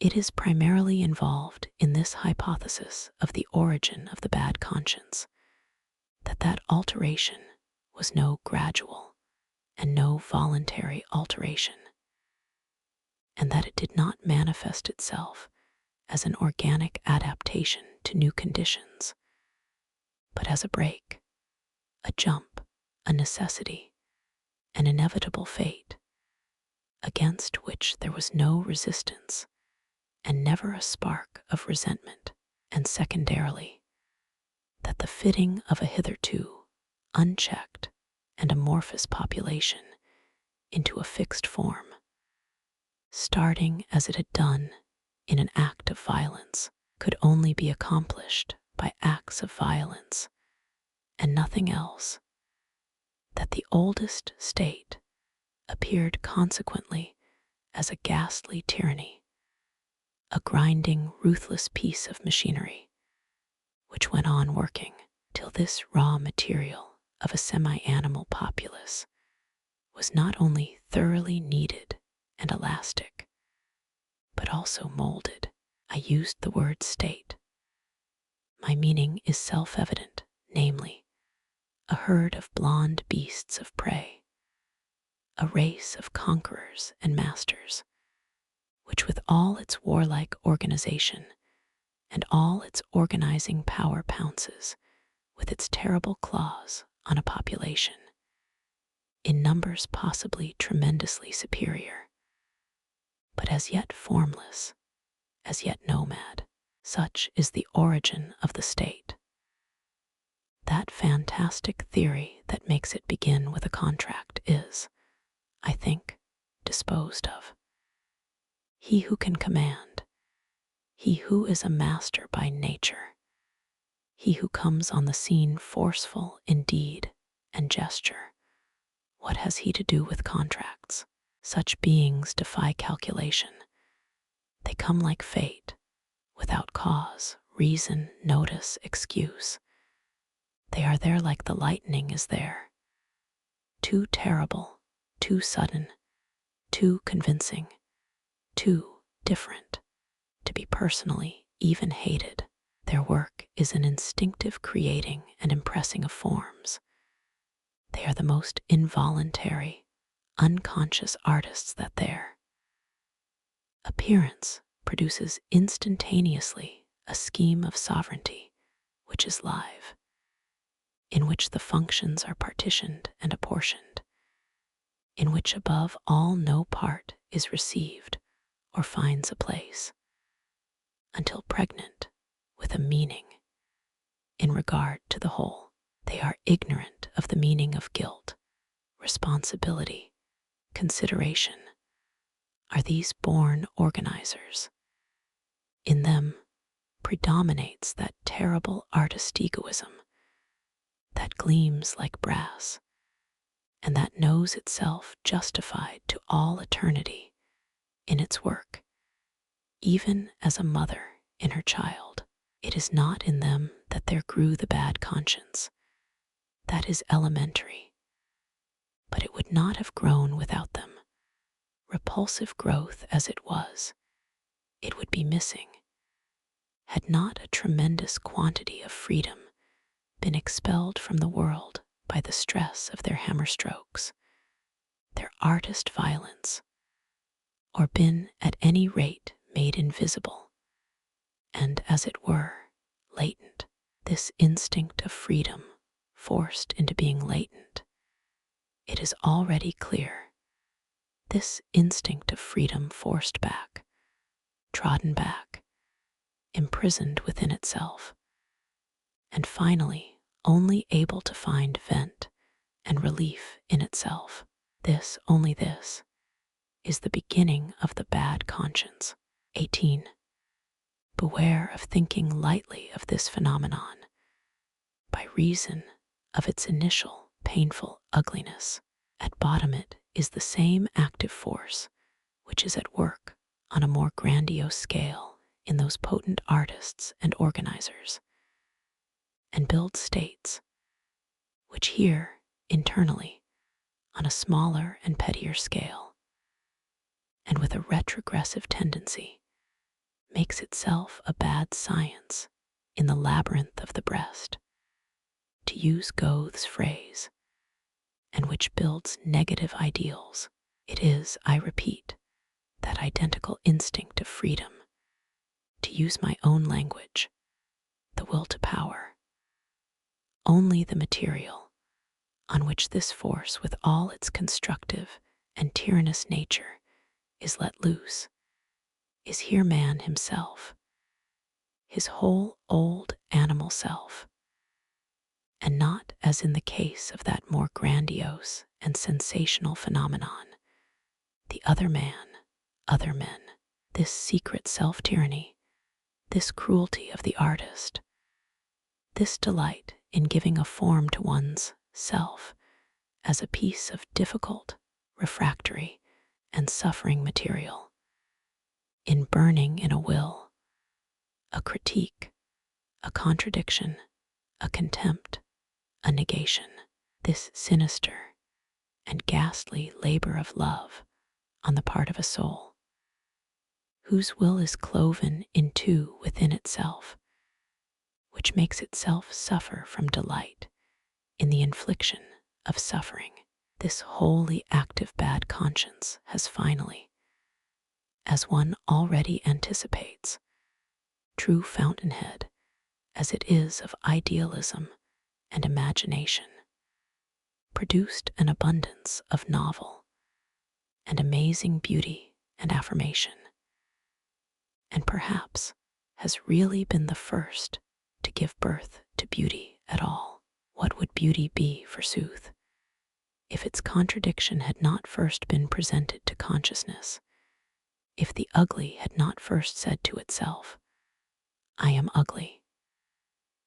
At any rate, after this hint, the problem of how far idealism and beauty can be traced in such opposite ideas as selflessness, self-denial, self-sacrifice becomes less problematical, and indubitably in future we shall certainly know the real and original character of the delight experienced by the selfless, the self-denying, the self-sacrificing.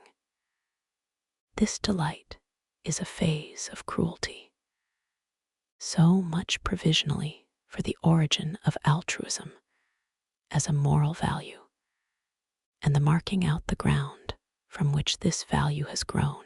It is only the bad conscience, only the will for self-abuse, that provides the necessary conditions for the existence of altruism as a value. 19. Undoubtedly, the bad conscience is an illness, but an illness like pregnancy is an illness if we search out the conditions under which this illness reaches its most terrible and sublime zenith. We shall see what really first brought about its entry into the world. But to do this, we must take a long breath, and we must first of all go back once again to an earlier point of view, the relation at civil law of the ower to his creditor, which has already been discussed in detail, has been interpreted once again, and indeed in a manner which historically is exceedingly remarkable and suspicious, into a relationship which is perhaps more incomprehensible to us moderns than to any other era, that is, into the relationship of the existing generation to its ancestors. Within the original tribal association, we are talking of primitive times. Each living generation recognizes a legal obligation towards the earlier generation, and particularly towards the earliest, which founded the family. And this is something much more than a mere sentimental obligation, the existence of which, during the longest period of man's history, is by no means indisputable. There prevails in them the conviction that it is only thanks to sacrifices and efforts of their ancestors that the race persists at all, and that this has to be paid back to them by sacrifices and services. Thus is recognized the owing of a debt which accumulates continually by reason of these ancestors never ceasing in their subsequent life as potent spirits to secure by their power new privileges and advantages to the race, gratis perchance. But there is no gratis for that raw and mean-souled age. What return can be made? Sacrifice, at first, nourishment, in its crudest sense, festivals, temples, tributes of veneration, above all, obedience, since all customs are, qua works of the ancestors, equally their precepts and commands are the ancestors ever given enough. This suspicion remains and grows. From time to time, it extorts a great wholesale ransom, something monstrous in the way of repayment of the creditor, the notorious sacrifice of the firstborn. For example, blood, human blood, in any case, the fear of ancestors and their power, the consciousness of owing debts to them, necessarily increases, according to this kind of logic, in the exact proportion that the race itself increases, that the race itself becomes more victorious, more independent, more honored, more feared. This, and not the contrary, is the fact. Each step towards race decay, all disastrous events, all symptoms of degeneration, of approaching disintegration, always diminish the fear of the founder's spirit and whittle away the idea of his sagacity, providence, and potent presence. Conceive this crude kind of logic carried to its climax. It follows that the ancestors of the most powerful races must, through the growing fear that they exercise on the imaginations, grow themselves into monstrous dimensions and become relegated to the gloom of a divine mystery that transcends imagination. The ancestor becomes at last necessarily transfigured into a god. Perhaps this is the very origin of the gods, that is, an origin from fear. And those who feel bound to add, but from piety also, will have difficulty in maintaining this theory with regard to the primeval and longest period of the human race. And of course, this is even more the case as regards the middle period, the formative period of the aristocratic races which have given back with interest to their founders, the ancestors, heroes, gods, all those qualities which in the meanwhile have appeared in themselves. That is, the aristocratic qualities. We will later on glance again at the ennobling and promotion of the gods, which of course is totally distinct from their sanctification. Let us now provisionally follow to its end the course of the whole of this development of the consciousness of owing. 20. According to the teaching of history, the consciousness of owing debts to the deity by no means came to an end with the decay of the clan organization of society, just as mankind has inherited the ideas of good and bad from the race nobility, together with its fundamental tendency towards establishing social distinctions. So, with the heritage of the racial and tribal gods, it has also inherited the incubus of debts, as yet unpaid, and the desire to discharge them.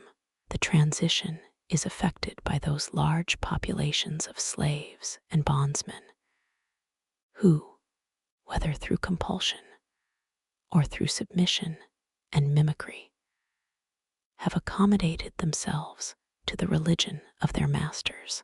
Through this channel, these inherited tendencies inundate the world. The feeling of owing a debt to the deity has grown continuously for several centuries, always in the same proportion in which the idea of God and the consciousness of God have grown and become exalted among mankind.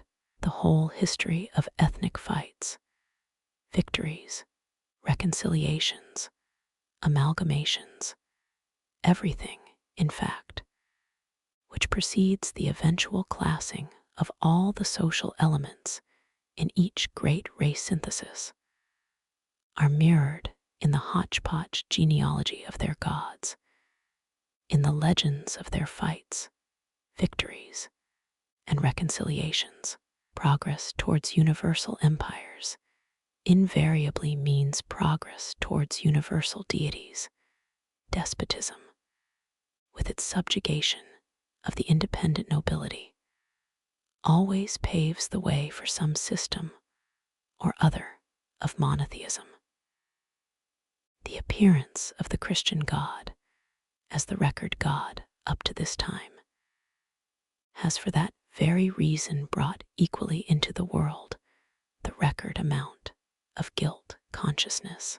Granted that we have gradually started on the reverse movement, there is no little probability in the deduction, based on the continuous decay in the belief in the Christian God, to the effect that there also already exists a considerable decay in the human consciousness of owing aught. In fact, we cannot shut our eyes to the prospect of the complete and eventual triumph of atheism, freeing mankind from all this feeling of obligation to their origin, their causa prima, atheism, and a kind of second innocence complement and supplement each other. 21. So much for my rough and preliminary sketch of the interrelation of the ideas, ought, owe, and duty, with the postulates of religion.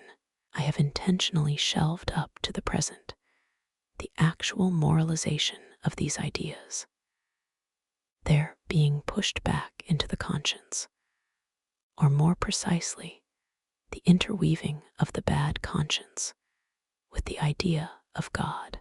And at the end of the last paragraph, used language to the effect that this moralization did not exist, and that consequently these ideas had necessarily come to an end by reason of what had happened to their hypothesis.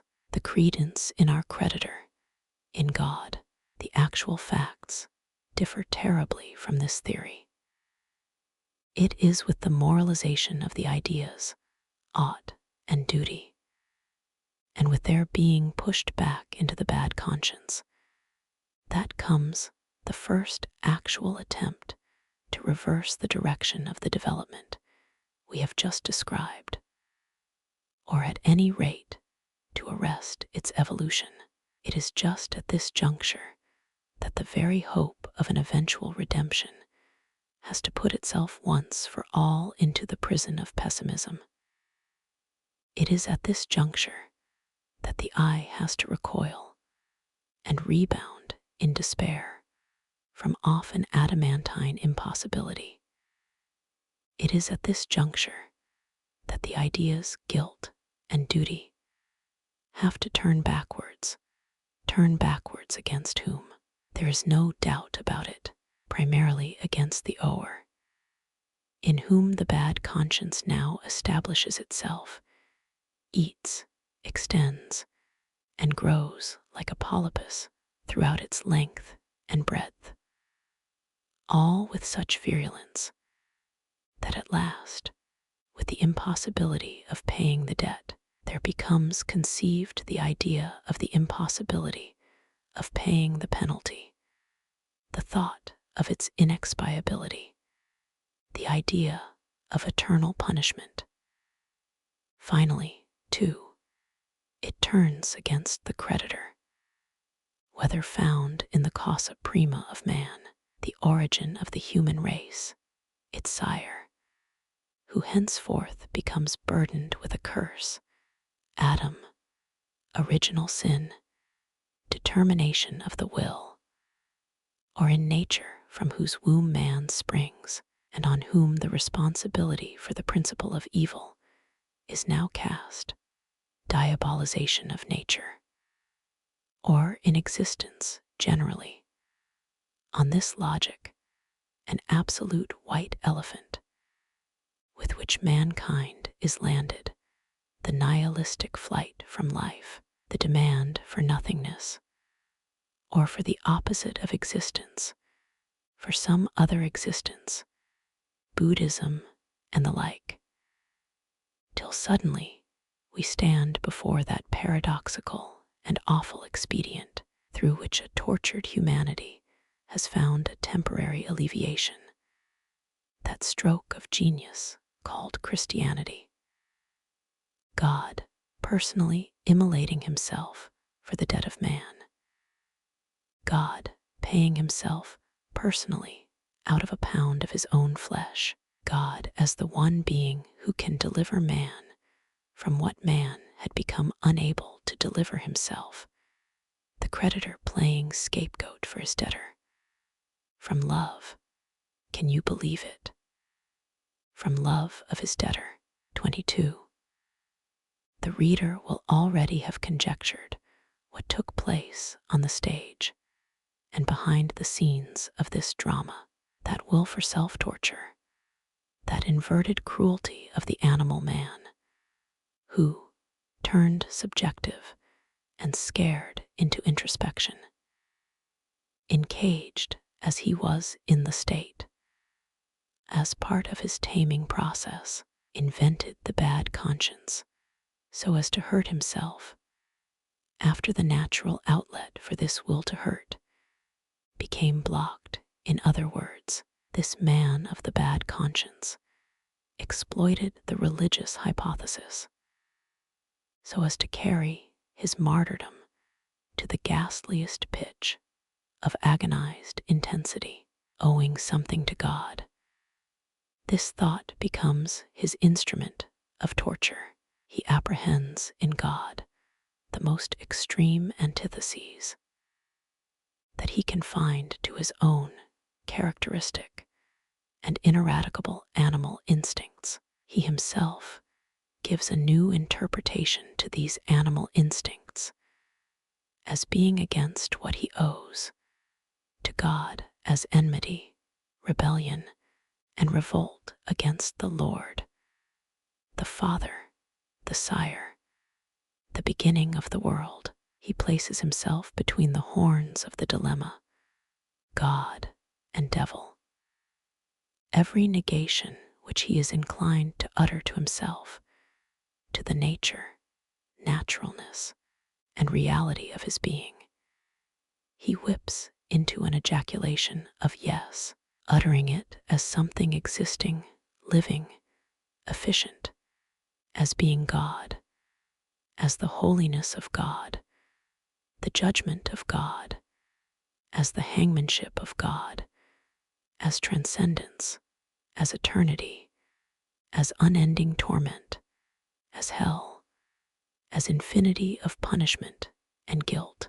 This is a kind of madness of the will in the sphere of psychological cruelty, which is absolutely unparalleled.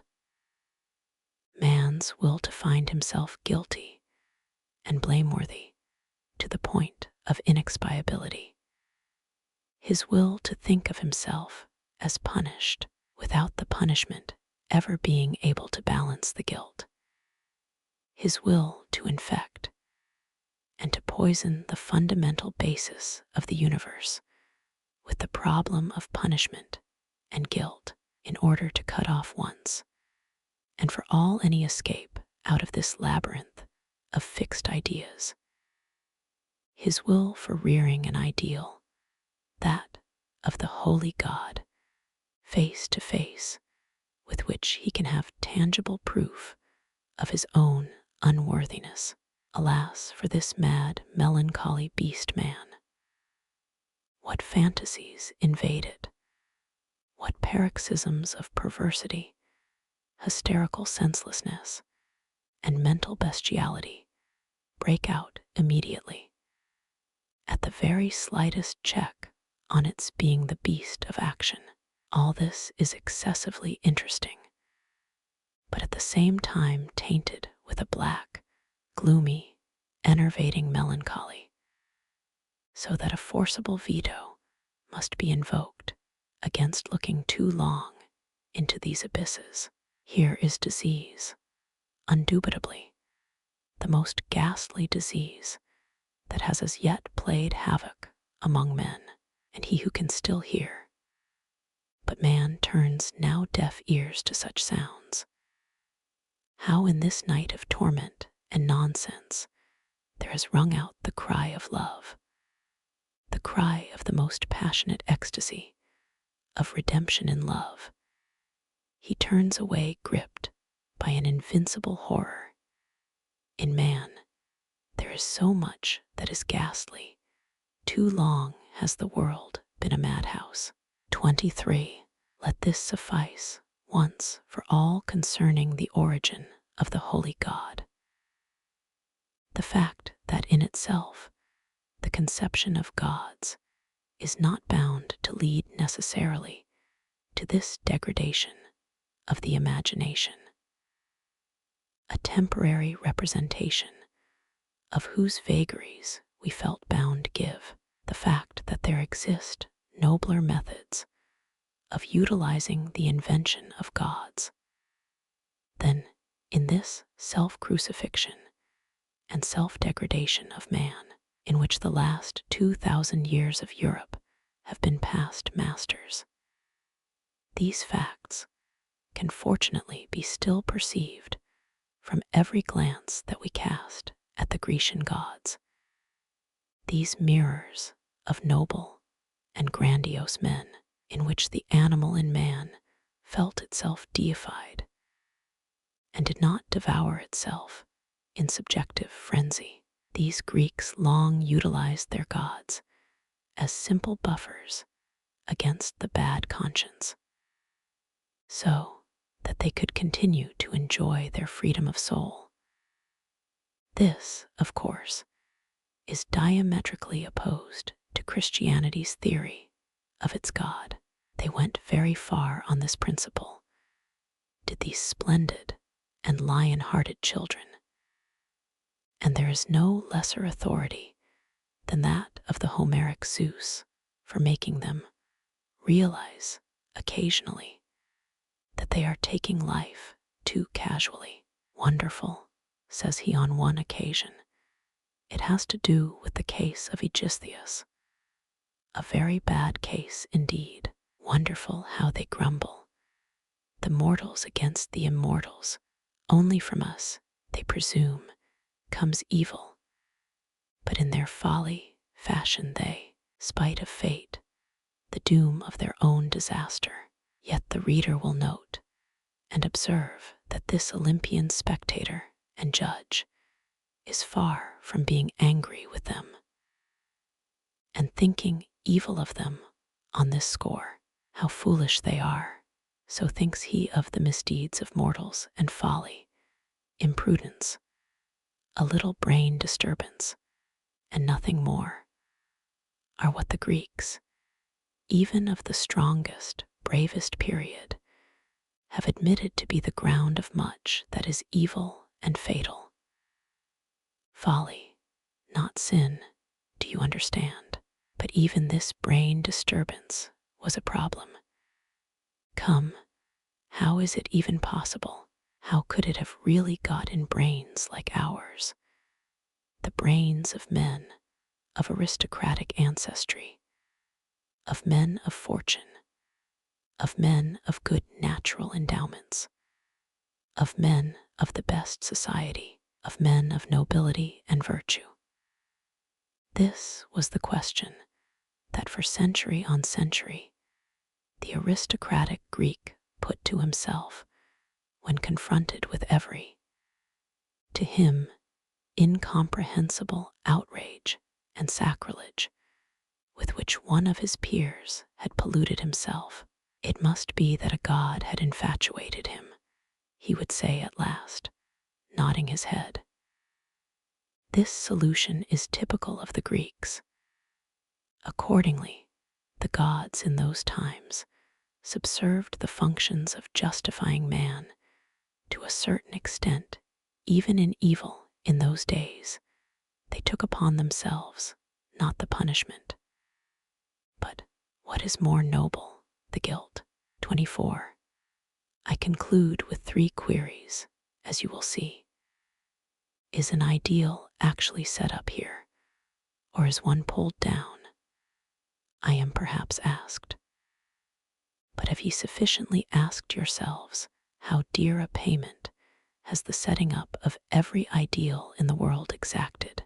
To achieve that consummation, how much truth must always be traduced and misunderstood? How many lies must be sanctified?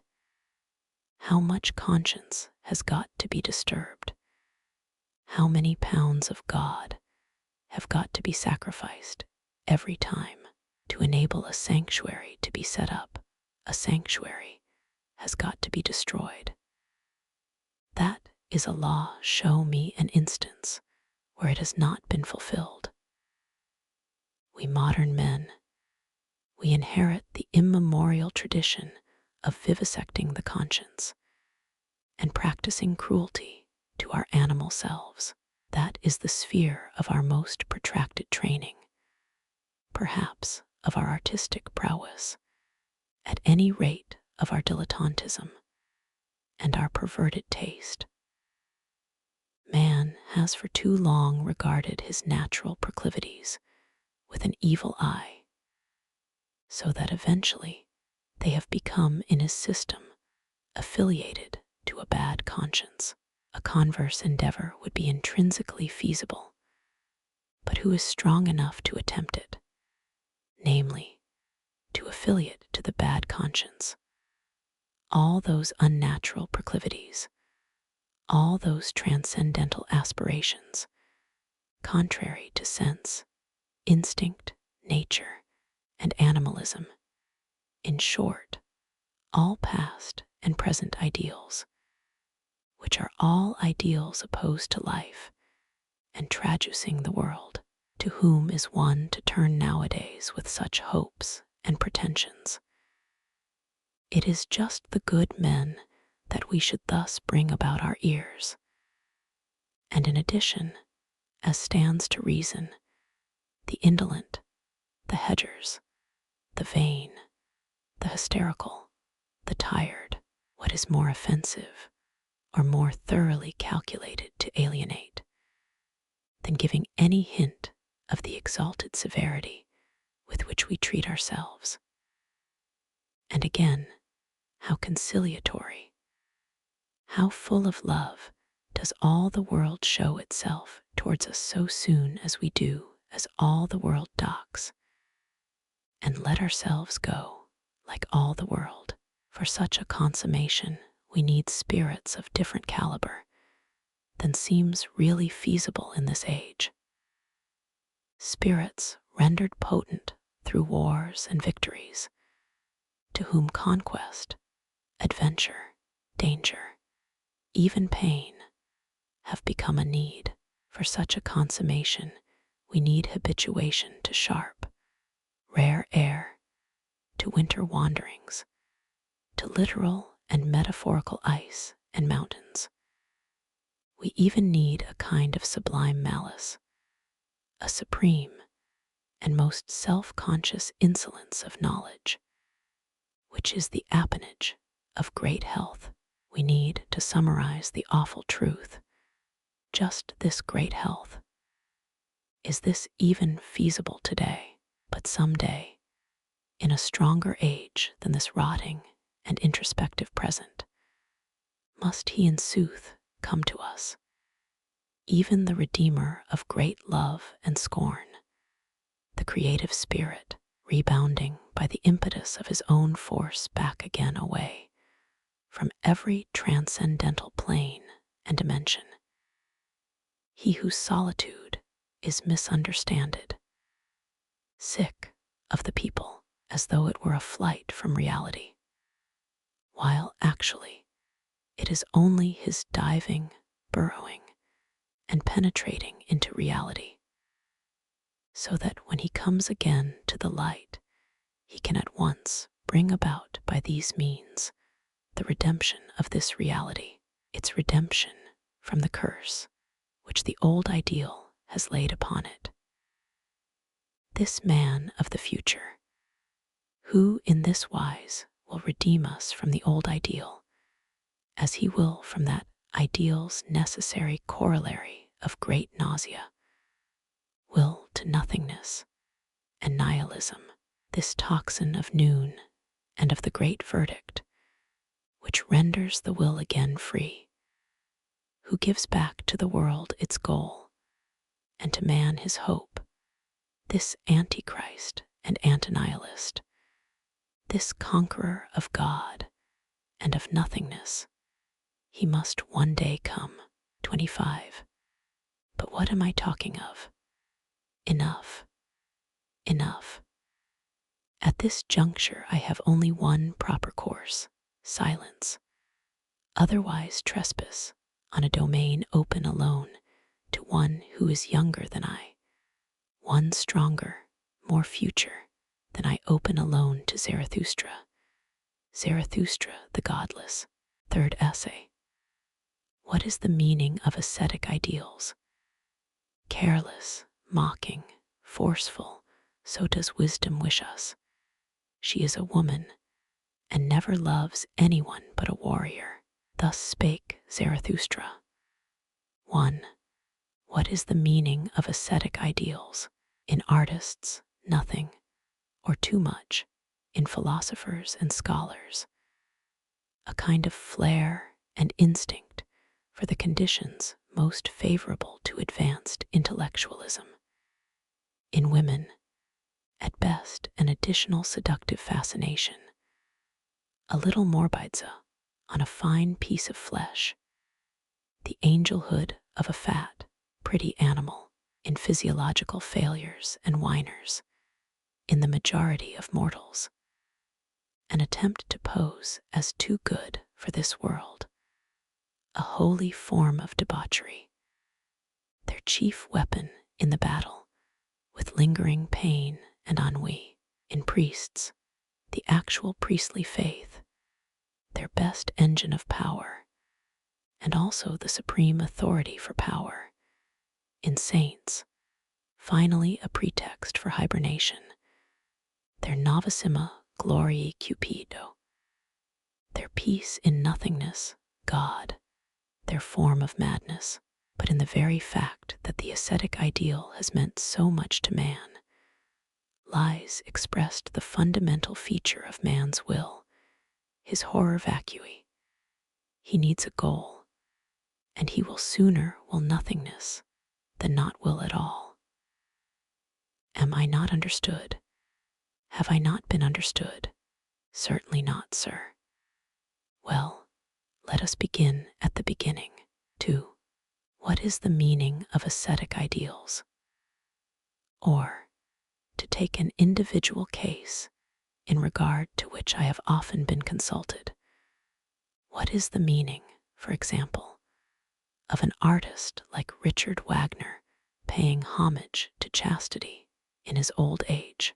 He had always done so, of course, in a certain sense, but it was not till quite the end that he did so in an ascetic sense. What is the meaning of this change of attitude, this radical revolution in his attitude? For that was what it was. Wagner veered thereby straight round into his own opposite. What is the meaning of an artist veering round into his own opposite? At this point, granted that we do not mind stopping a little over this question, we immediately call to mind the best, strongest, gayest, and boldest period that there perhaps ever was in Wagner's life. That was the period when he was genuinely and deeply occupied with the idea of Luther's wedding. Who knows what chance is responsible for our now having the Meistersingers instead of this wedding music, and how much in the latter is perhaps just an echo of the former. But there is no doubt but that the theme would have dealt with the praise of chastity. And certainly it would also have dealt with the praise of sensuality. And even so, it would seem quite in order. And even so, it would have been equally Wagnerian, for there is no necessary antithesis between chastity and sensuality.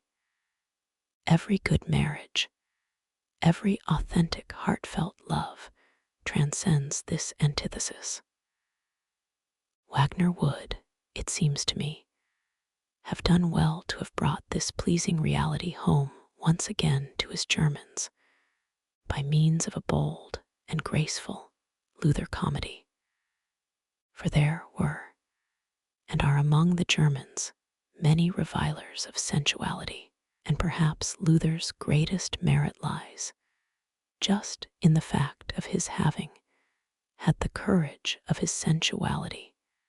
It used to be called, prettily enough, evangelistic freedom, but even in those cases where that antithesis between chastity and sensuality does exist, there has fortunately been for some time no necessity for it to be in any way a tragic antithesis. This should, at any rate, be the case with all beings who are sound in mind and body, who are far from reckoning their delicate balance between animal and angel as being on the face of it one of the principles opposed to existence. The most subtle and brilliant spirits, such as Goethe, such as Hafiz, have even seen in this a further charm of life. Such conflicts actually allure one to life. On the other hand, it is only too clear that when once these ruined swine are reduced to worshipping chastity, and there are such swine, they only see and worship in it the antithesis to themselves, the antithesis to ruined swine. Oh, what a tragic grunting and eagerness. You can just think of it. They worship that painful and superfluous contrast, which Richard Wagner in his latter days undoubtedly wished to set to music and to place on the stage. For what purpose, forsooth? As we may reasonably ask, what did the swine matter to him? What do they matter to us? 3. At this point, it is impossible to beg the further question of what he really had to do with that manly, so unmanly country bumpkin, that poor devil and natural Parsifal, whom he eventually made a Catholic by such fraudulent devices. What was this Parsifal really meant seriously? One might be tempted to suppose the contrary, even to wish it, that the Wagnerian Parsifal was meant joyously, like a concluding play of a trilogy or satiric drama, in which Wagner, the tragedian, wished to take farewell of us, of himself, above all of tragedy, and to do so in a manner that should be quite fitting and worthy. That is, with an excess of the most extreme and flippant parody of the tragic itself, of the ghastly earthly seriousness and earthly woe of old, a parody of that most crude phase in the unnaturalness of the ascetic ideal that had at length been overcome, that, as I have said, would have been quite worthy of a great tragedian, who, like every artist first, attains the supreme pinnacle of his greatness when he can look down into himself and his art, when he can laugh at himself. Is Wagner's Parsifal his secret laugh of superiority over himself, the triumph of that supreme artistic freedom and artistic transcendency which he has at length attained? We might, I repeat, wish it were so, for what can Parsifal, taken seriously, amount to? Is it really necessary to see in it, according to an expression once used against me, the product of an insane hate of knowledge, mind, and flesh, a curse on flesh and spirit in one breath of hate, an apostasy and reversion to the morbid Christian and obscurantist ideals, and finally, a self-negation and self-elimination on the part of an artist who till then had devoted all the strength of his will to the contrary, namely, the highest artistic expression of soul and body, and not only of his art, of his life as well. Just remember with what enthusiasm Wagner followed in the footsteps of Feuerbach. Feuerbach's motto of healthy sensuality rang in the ears of Wagner during the 30s and 40s of the century, as it did in the ears of many Germans. They dubbed themselves young Germans, like the word of redemption. Did he eventually change his mind on the subject? For it seems at any rate that he eventually wished to change his teaching on that subject.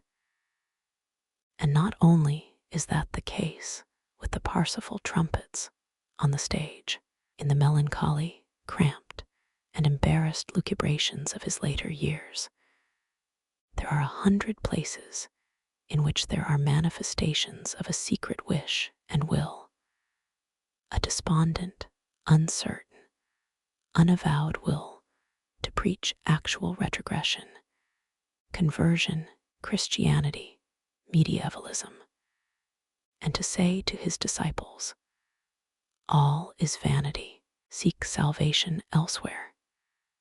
Even the blood of the Redeemer is once invoked. For let me speak out my mind in a case like this, which has many painful elements, and it is a typical case. It is certainly best to separate an artist from his work so completely that he cannot be taken as seriously as his work. He is after all merely the presupposition of his work, the womb, the soil, in certain cases the dung and manure, on which and out of which it grows, and consequently, in most cases, something that must be forgotten if the work itself is to be enjoyed. The insight into the origin of a work is a matter for psychologists and vivisectors, but never either in the present or the future for the aesthetes, the artists. The author and creator of Parsifal was as little spared the necessity of sinking and living himself into the terrible depths and foundations of medieval soul contrasts, the necessity of a malignant abstraction from all intellectual elevation, severity, and discipline, the necessity of a kind of mental perversity. If the reader will pardon me such a word, as little as a pregnant woman is spared the horrors and marvels of pregnancy, which, as I have said, must be forgotten if the child is to be enjoyed.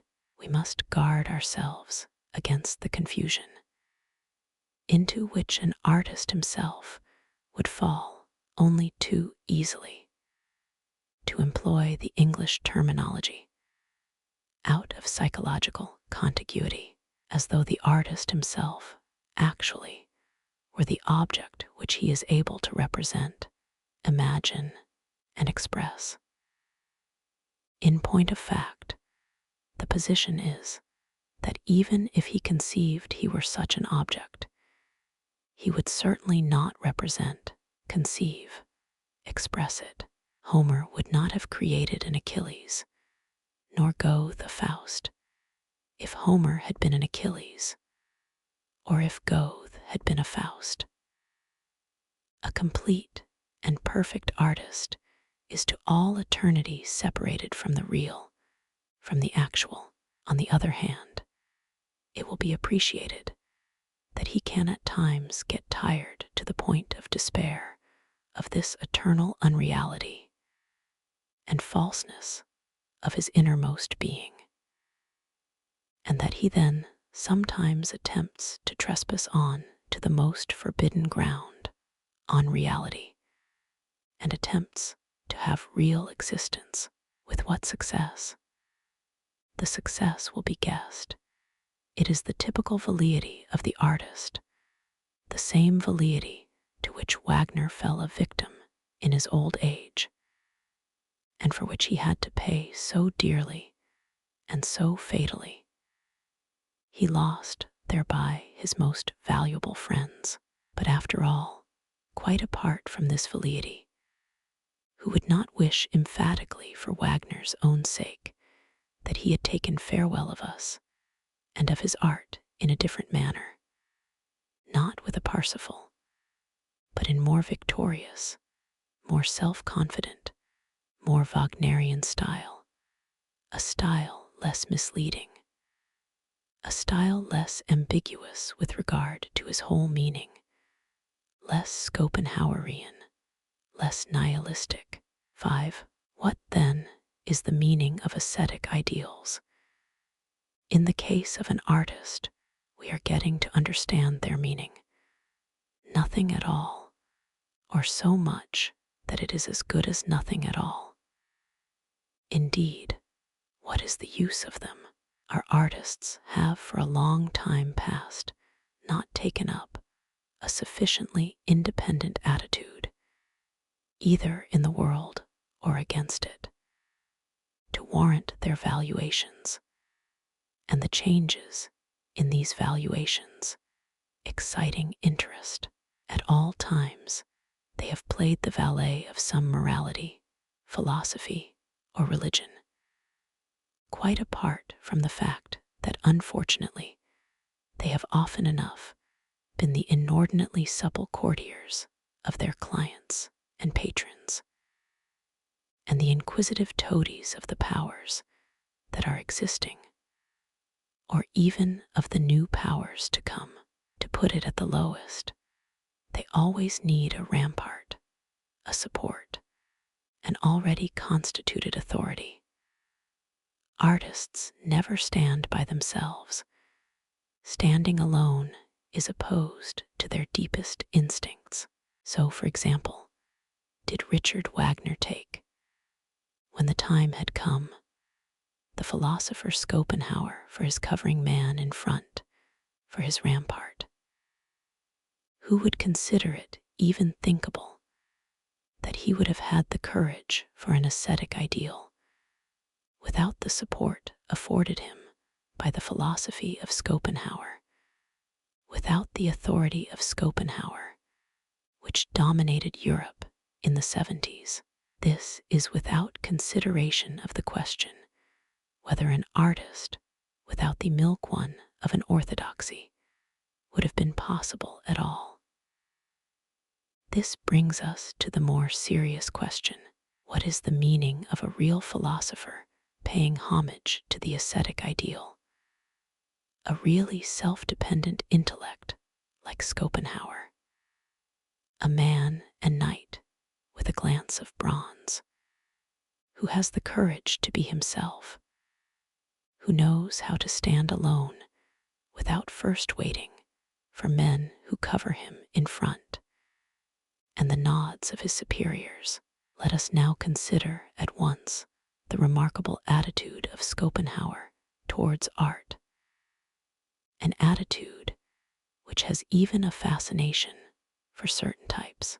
For that is obviously the reason why Richard Wagner all at once went over to Schopenhauer, persuaded thereto, as one knows, by a poet, Herweg, went over so completely that there ensued the cleavage of a complete theoretic contradiction between his earlier and his later aesthetic faiths. The earlier, for example, being expressed in opera and drama, the later in the writings which he published from 1870 onwards, in particular, Wagner from that time onwards. And this is the volte-face which alienates us the most, had no scruples about changing his judgment concerning the value and position of music itself. What did he care if up to that time he had made of music a means, a medium, a woman that in order to thrive needed an end, a man, that is, the drama? He suddenly realized that more could be effected by the novelty of the Schopenhauerian theory in majorum musicae gloriam. That is to say, by means of the sovereignty of music, as Schopenhauer understood it, music abstracted from and opposed to all the other arts, music as the independent art in itself, not like the other arts, affording reflections of the phenomenal world, but rather the language of the will itself, speaking straight out of the abyss as its most personal, original, and direct manifestation. This extraordinary rise in the value of music, a rise which seemed to grow out of the Schopenhauerian philosophy, was at once accompanied by an unprecedented rise in the estimation in which the musician himself was held. He became now an oracle, a priest, nay, more than a priest, a kind of mouthpiece for the intrinsic essence of things, a telephone from the other world. From henceforward, he talked not only music, did this ventriloquist of God. He talked metaphysic. What wonder that one day he eventually talked ascetic ideals.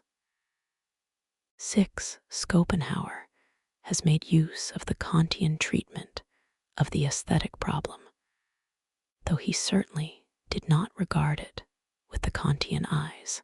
Kant thought that he showed honor to art when he favored and placed in the foreground those of the predicates of the beautiful, which constitute the honor of knowledge, impersonality, and universality. This is not the place to discuss whether this was not a complete mistake. All that I wish to emphasize is that Kant, just like other philosophers, instead of envisaging the aesthetic problem from the standpoint of the experiences of the artist, the creator, has only considered art and beauty from the standpoint of the spectator, and has thereby imperceptibly imported the spectator himself into the idea of the beautiful. But if only the philosophers of the beautiful had sufficient knowledge of this spectator, knowledge of him as a great fact of personality, as a great experience, as a wealth of strong and most individual events, desires, surprises, and raptures in the sphere of beauty. But as I feared, the contrary was always the case. And so we get from our philosophers, from the very beginning, definitions on which the lack of a subtler personal experience squats like a fat worm of crass error, as it does on Kant's famous definition of the beautiful. That is beautiful, says Kant, which pleases without interesting. Without interesting. Compare this definition with this other one, made by a real spectator, an artist, by Stendhal, who once called the beautiful Une promise de Ben Hur. Here, at any rate, the one point which Kant makes prominent in the aesthetic position is repudiated and eliminated le désinteressement. Who is right, Kant or Stendhal, when, forsooth, our aesthetes never get tired of throwing into the scales in Kant's favor the fact that under the magic of beauty men can look at even naked female statues without interest, we can certainly laugh a little at their expense. In regard to this ticklish point, the experiences of artists are more interesting, and at any rate Pygmalion was not necessarily an unaesthetic man. Let us think all the better of the innocence of our aesthetes, reflected as it is in such arguments. Let us, for instance, count to Kant's honor the country parson naivete of his doctrine concerning the peculiar character of the sense of touch. And here we come back to Schopenhauer, who stood in much closer neighborhood to the arts than did Kant, and yet never escaped outside the pale of the Kantian definition. How was that? The circumstance is marvelous enough. He interprets the expression without interest in the most personal fashion, out of an experience which must in his case have been part and parcel of his regular routine.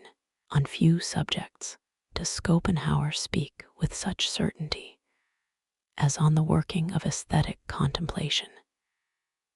He says of it that it simply counteracts sexual interest, like lupulin and camphor. He never gets tired of glorifying this escape from the life will as the great advantage and utility of the aesthetic state.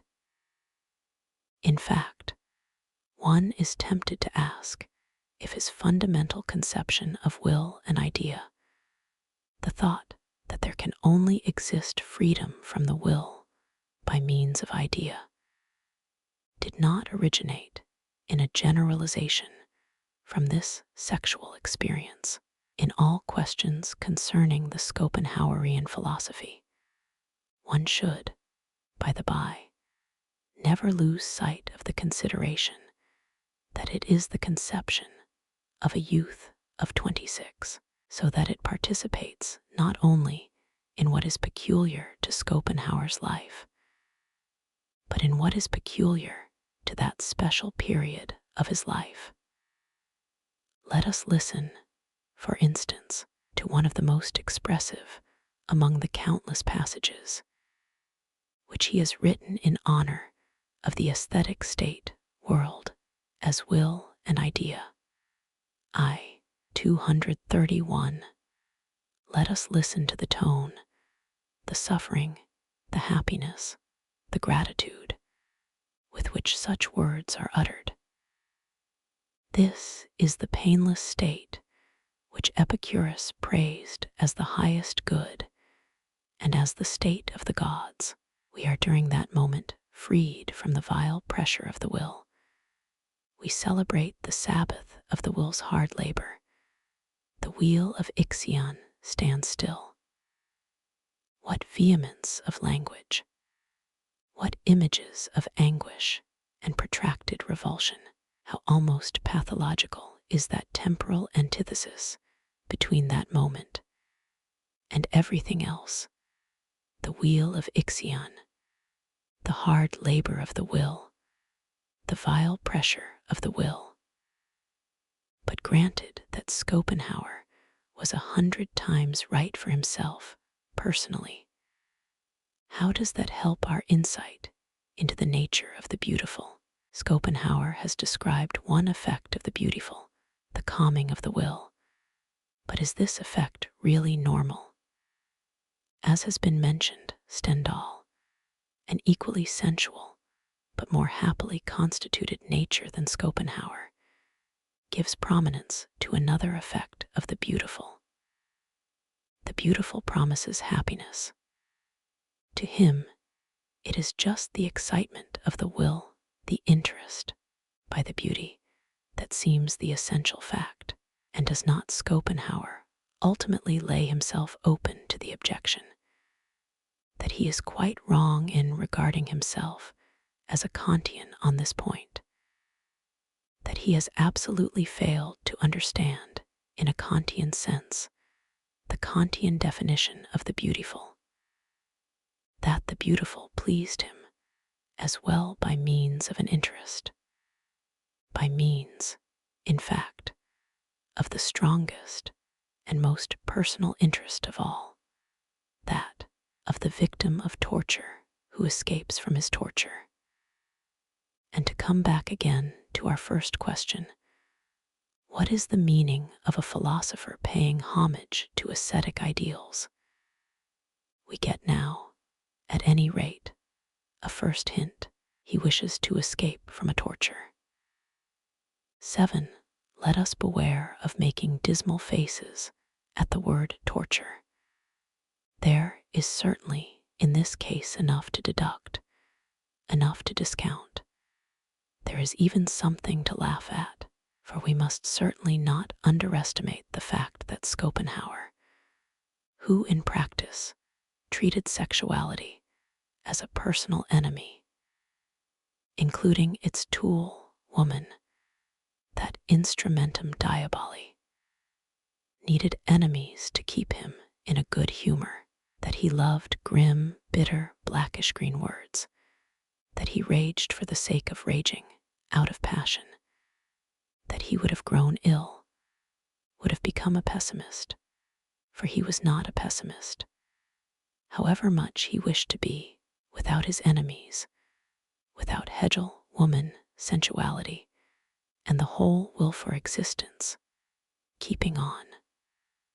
Without them, Schopenhauer would not have kept on. That is a safe wager. He would have run away. But his enemies held him fast. His enemies always enticed him back again to existence. His wrath was just as theirs was to the ancient cynics.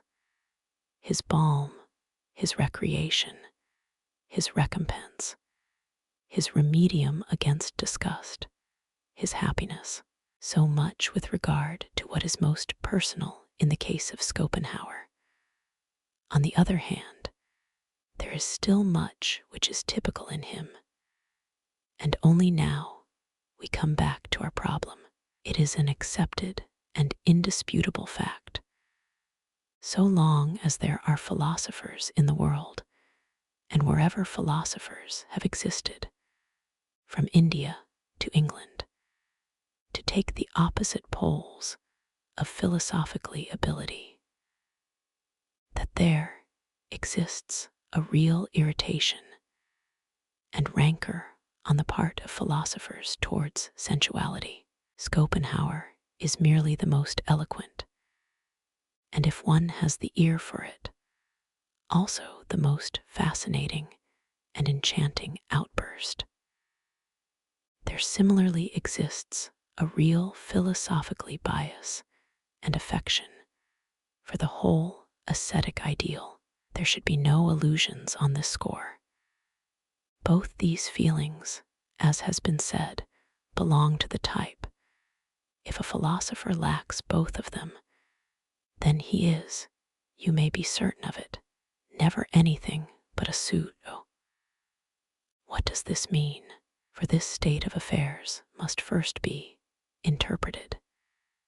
In itself it stands there stupid to all eternity, like anything in itself. Every animal, including l'Abert philosophe, strives instinctively after an optimum of favorable conditions, under which he can let his whole strength have play, and achieves his maximum consciousness of power with equal instinctiveness, and with a fine perceptive flair which is superior to any reason.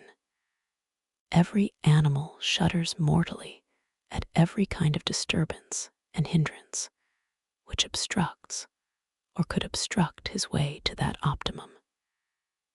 It is not his way to happiness of which I am talking, but his way to power, to action, the most powerful action, and in point of fact, in many cases, his way to unhappiness.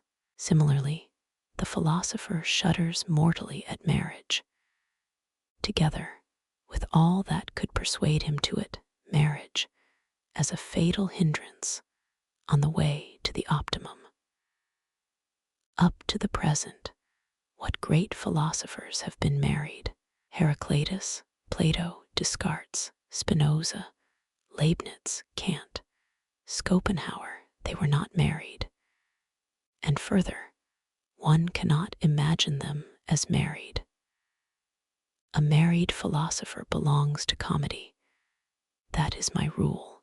As for that exception of a Socrates, the malicious Socrates married himself. It seems, Ironis, just to prove this very rule. Every philosopher would say, as Buddha said, when the birth of a son was announced to him, Rahula has been born to me, a fetter has been forged for me. Rahula means here a little demon. There must come an hour of reflection to every free spirit. Granted that he has had previously an hour of thoughtlessness, just as one came once to the same Buddha. Narrowly cramped, he reflected, is life in the house. It is a place of uncleanness. Freedom is found in leaving the house. Because he thought like this, he left the house. So many bridges to independence are shown in the ascetic idea, that the philosopher cannot refrain from exultation and clapping of hands when he hears the history of all those resolute ones who on one day uttered a nay to all servitude and went into some desert, even granting that they were only strong asses and the absolute opposite of strong minds. What, then, does the ascetic ideal mean in a philosopher? This is my answer. It will have been guessed long ago. When he sees this ideal, the philosopher smiles, because he sees therein an optimum of the conditions of the highest and boldest intellectuality. He does not thereby deny existence. He rather affirms thereby his existence, and only his existence. And this perhaps to the point of not being far off the blasphemous wish, perit mundus, fiat philosophia, fiat philosophus, fium. 8. These philosophers, you see, are by no means uncorrupted witnesses and judges of the value of the ascetic ideal. They think of themselves. What is the saint to them? They think of that which to them personally is most indispensable, of freedom from compulsion, disturbance, noise, freedom from business, duties, cares, of clear head, of the dance, spring, and flight of thoughts, of good air rare, clear, free, dry, as is the air on the heights, in which every animal creature becomes more intellectual and gains wings. They think of peace in every cellar, all the hounds neatly chained, no baying of enmity and uncouth rancor, no remorse of wounded ambition, quiet and submissive internal organs, busy as mills, but unnoticed, the heart alien, transcendent, future, posthumous. To summarize, they mean by the ascetic ideal the joyous asceticism of a deified and newly fledged animal, sweeping over life rather than resting. We know what are the three great catchwords of the ascetic ideal: poverty, humility, chastity. And now, just look closely at the life of all the great, fruitful, inventive spirits. You will always find again and again these three qualities, up to a certain extent, not for a minute, as is self-evident, as though, perchance, they were part of their virtues. What has this type of man to do with virtues? But as the most essential and natural conditions of their best existence, their finest, fruitfulness.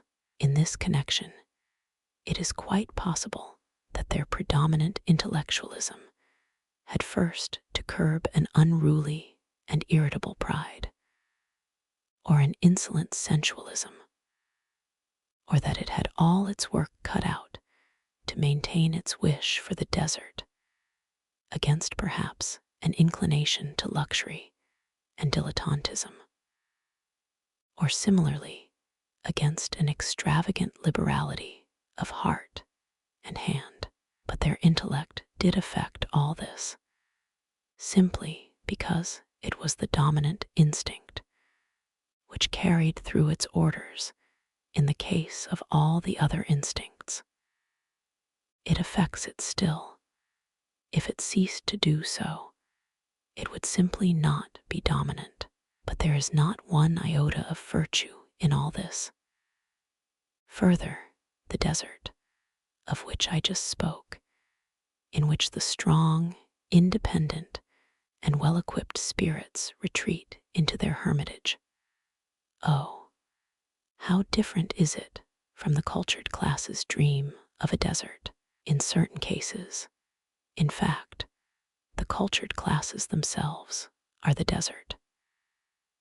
And it is certain that all the actors of the intellect would not endure this desert for a minute. It is nothing like romantic and Syrian enough for them, nothing like enough of a stage desert. Here as well there are plenty of asses, but at this point the resemblance ceases.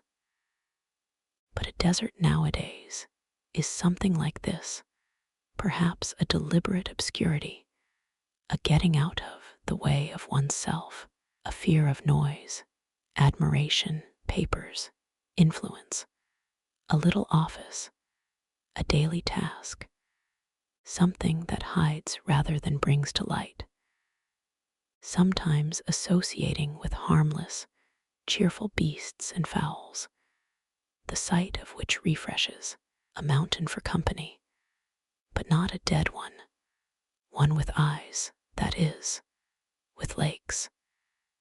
In certain cases, even a room in a crowded hotel where one can reckon on not being recognized and on being able to talk with impunity to everyone.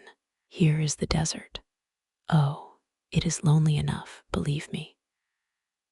I grant that when Heraclitus retreated to the courts and cloisters of the colossal temple of Artemis, that wilderness was worthier. Why do we lack such temples? Perchance we do not lack them. I just think of my splendid study in the Piazza di San Marco, in spring, of course, and in the morning, between 10 and 12. But that which Heraclitus shunned is still just what we too avoid nowadays, the noise and democratic babble of the Ephesians, their politics, their news from the empire. I mean, of course, Persia, their market trade in the things of today. For there is one thing from which we philosophers especially need a rest, from the things of today. We honor the silent, the cold, the noble, the far, the past, everything, in fact, at the sight of which the soul is not bound to brace itself up and defend itself, something with which one can speak without speaking aloud. Just listen now to the tone a spirit has when it speaks. Every spirit has its own tone and loves its own tone. That thing yonder, for instance, is bound to be an agitator. That is, a hollow head, a hollow mug, whatever may go into him. Everything comes back from him dull and thick, heavy with the echo of the great void. That spirit yonder nearly always speaks hoarse. Has he, perchance, thought himself hoarse? It may be so, ask the physiologists. But he who thinks in words thinks as a speaker. and not as a thinker. It shows that he does not think of objects or think objectively, but only of his relations with objects that, in point of fact, he only thinks of himself and his audience. This third one speaks aggressively. He comes too near our body. His breath blows on us. We shut our mouth involuntarily. Although he speaks to us through a book, the tone of his style supplies the reason. He has no time. He has small faith in himself. He finds expression now or never, but a spirit who is sure of himself speaks softly. He seeks secrecy. He lets himself be awaited. A philosopher is recognized by the fact that he shuns three brilliant and noisy things: fame, princes, and women, which is not to say that they do not come to him. He shuns every glaring light. Therefore he shuns his time and its daylight. Therein he is as a shadow. The deeper sinks the sun, the greater grows the shadow. As for his humility, he endures, as he endures darkness, a certain dependence and obscurity. Further, he is afraid of the shock of lightning. He shudders at the insecurity of a tree which is too isolated and too exposed, on which every storm vents its temper, every temper its storm. His maternal instinct, his secret love for that which grows in him, guides him into states where he is relieved from the necessity of taking care of himself, in the same way in which the mother instinct in woman has thoroughly maintained up to the present woman's dependent position. After all, they demand little enough, do these philosophers. Their favorite motto is, "He who possesses is possessed." All this is not, as I must say again and again, to be attributed to a virtue, to a meritorious wish for moderation and simplicity, but because their supreme Lord so demands of them, demands wisely and inexorably.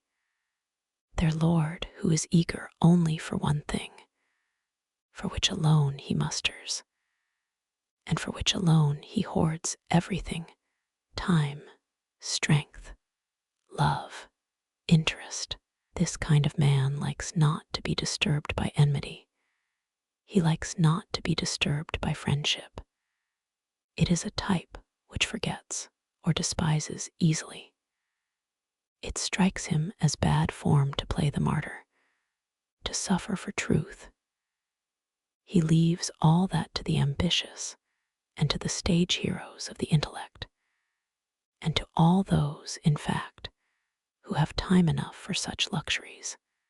They themselves, the philosophers, have something to do for truth.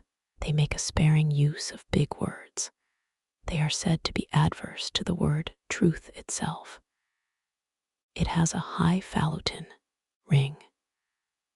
Finally, as far as the chastity of philosophers is concerned, the fruitfulness of this type of mind is manifestly in another sphere than that of children. Perchance in some other sphere, too, they have the survival of their name, their little immortality. Philosophers in ancient India would express themselves with still greater boldness. Of what use is posterity to him whose soul is the world? In this attitude, there is not a trace of chastity, by reason of any ascetic scruple or hatred of the flesh, any more than it is chastity for an athlete or a jockey to abstain from women. It is rather the will of the dominant instinct, at any rate, during the period of their advanced philosophically pregnancy. Every artist knows the harm done by sexual intercourse on occasions of great mental strain and preparation. As far as the strongest artists and those with the surest instincts are concerned, this is not necessarily a case of experience, hard experience, but it is simply their maternal instinct which, in order to benefit the growing work, disposes recklessly beyond all its normal stocks and supplies of the vigor of its animal life. The greater power then absorbs the lesser. Let us now apply this interpretation to gauge correctly the case of Schopenhauer, which we have already mentioned. In his case, the sight of the beautiful acted manifestly like a resolving irritant on the chief power of his nature, the power of contemplation and of intense penetration, so that this strength exploded and became suddenly master of his consciousness. But this by no means excludes the possibility of that particular sweetness and fullness which is peculiar to the aesthetic state, springing directly from the ingredient of sensuality, just as that idealism which is peculiar to girls at puberty originates in the same source. It may be, consequently, that sensuality is not removed by the approach of the aesthetic state, as Schopenhauer believed, but merely becomes transfigured and ceases to enter into the consciousness as sexual excitement. I shall return once again to this point in connection with the more delicate problems of the physiology of the aesthetic, a subject which up to the present has been singularly untouched and unelucidated. 9. A certain asceticism, a grimly gay, wholehearted renunciation, is, as we have seen, one of the most favorable conditions for the highest intellectualism, and consequently for the most natural corollaries of such intellectualism. We shall therefore be proof against any surprise at the philosophers in particular, always treating the ascetic ideal with a certain amount of predilection. A serious historical investigation shows the bond between the ascetic ideal and philosophy to be still much tighter and still much stronger. It may be said that it was only in the leading strings of this ideal that philosophy really learnt to make its first steps and baby paces. Alas, how clumsily! Alas, how crossly! Alas, how ready to tumble down and lie on its stomach was this shy little darling of a brat with its bandy legs. The early history of philosophy is like that of all good things. For a long time they had not the courage to be themselves. They kept always looking round to see if no one would come to their help. Further, they were afraid of all who looked at them.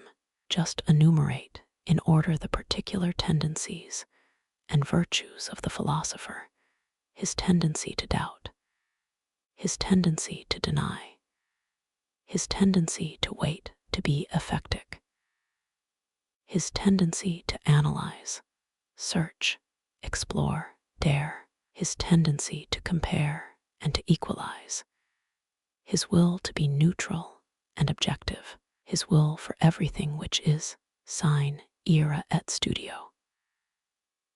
Has it yet been realized that for quite a lengthy period these tendencies went counter to the first claims of morality and conscience, to say nothing at all of reason, which even Luther chose to call Frau Kluglin to the sly whore? Has it been yet appreciated that a philosopher, in the event of his arriving at self-consciousness, must needs feel himself an incarnate nitimer in vetitum, and consequently guard himself against his own sensations, against self-consciousness? It is, I repeat, just the same with all good things on which we now pride ourselves. Even judged by the standard of the ancient Greeks, our whole modern life, in so far as it is not weakness, but power and the consciousness of power, appears pure hybris and godlessness. For the things which are the very reverse of those which we honor today have had for a long time conscience on their side, and God as their guardian.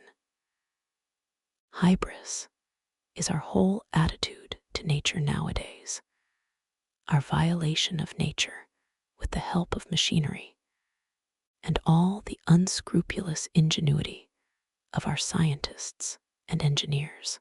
Hybris is our attitude to God, that is, to some alleged teleological and ethical spider behind the meshes of the great trap of the causal web.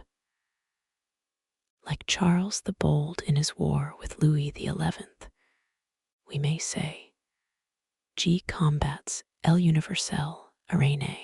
Hybris is our attitude to ourselves, for we experiment with ourselves in a way that we would not allow with any animal, and with pleasure and curiosity open our soul in our living body. What matters now to us? The salvation of the soul. We heal ourselves afterwards. Being ill is instructive. We doubt it not. Even more instructive than being well, inoculators of disease seem to us today even more necessary than any medicine men and saviors. There is no doubt we do violence to ourselves nowadays. We crackers of the soul's kernel. We incarnate riddles, who are ever asking riddles, as though life were naught else than the cracking of a nut, and even thereby must we necessarily become day by day more and more worthy to be asked questions, and worthy to ask them. Even thereby do we perchance also become worthier to live. All good things were once bad things. From every original sin has grown an original virtue. Marriage, for example, seemed for a long time a sin against the rights of the community. A man formerly paid a fine for the insolence of claiming one woman to himself.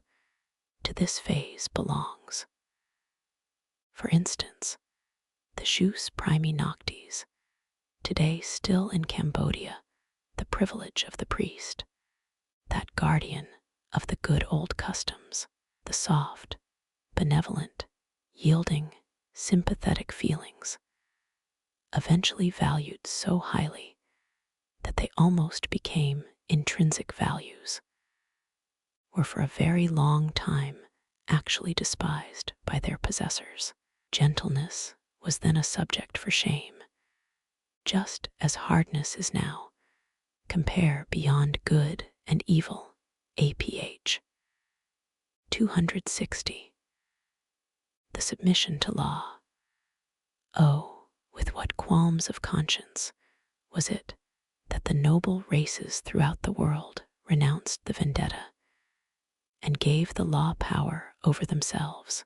Law was long a vetitum, a blasphemy, an innovation.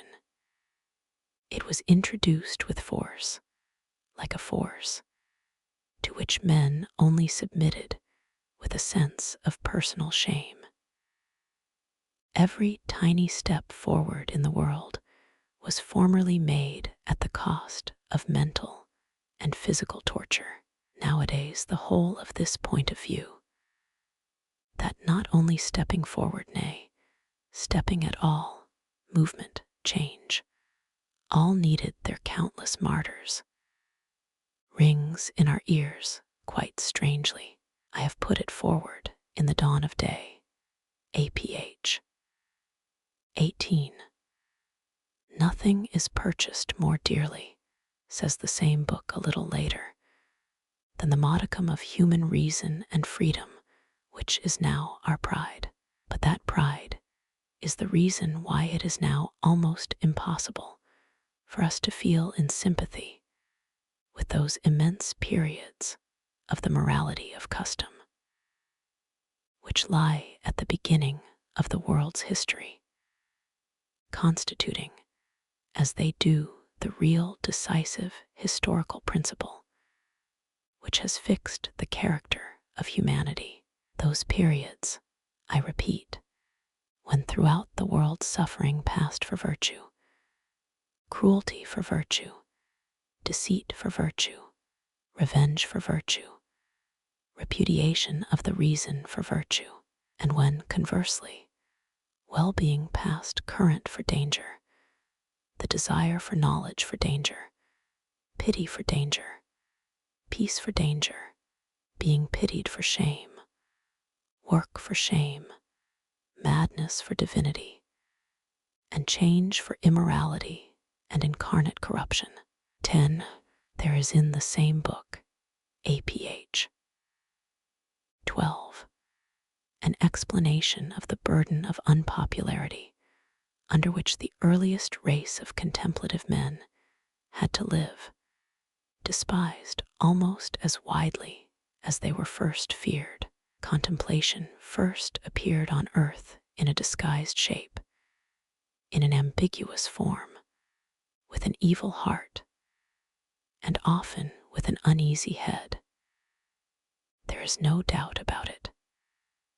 The inactive, brooding, unwarlike element in the instincts of contemplative men long invested them with a cloud of suspicion.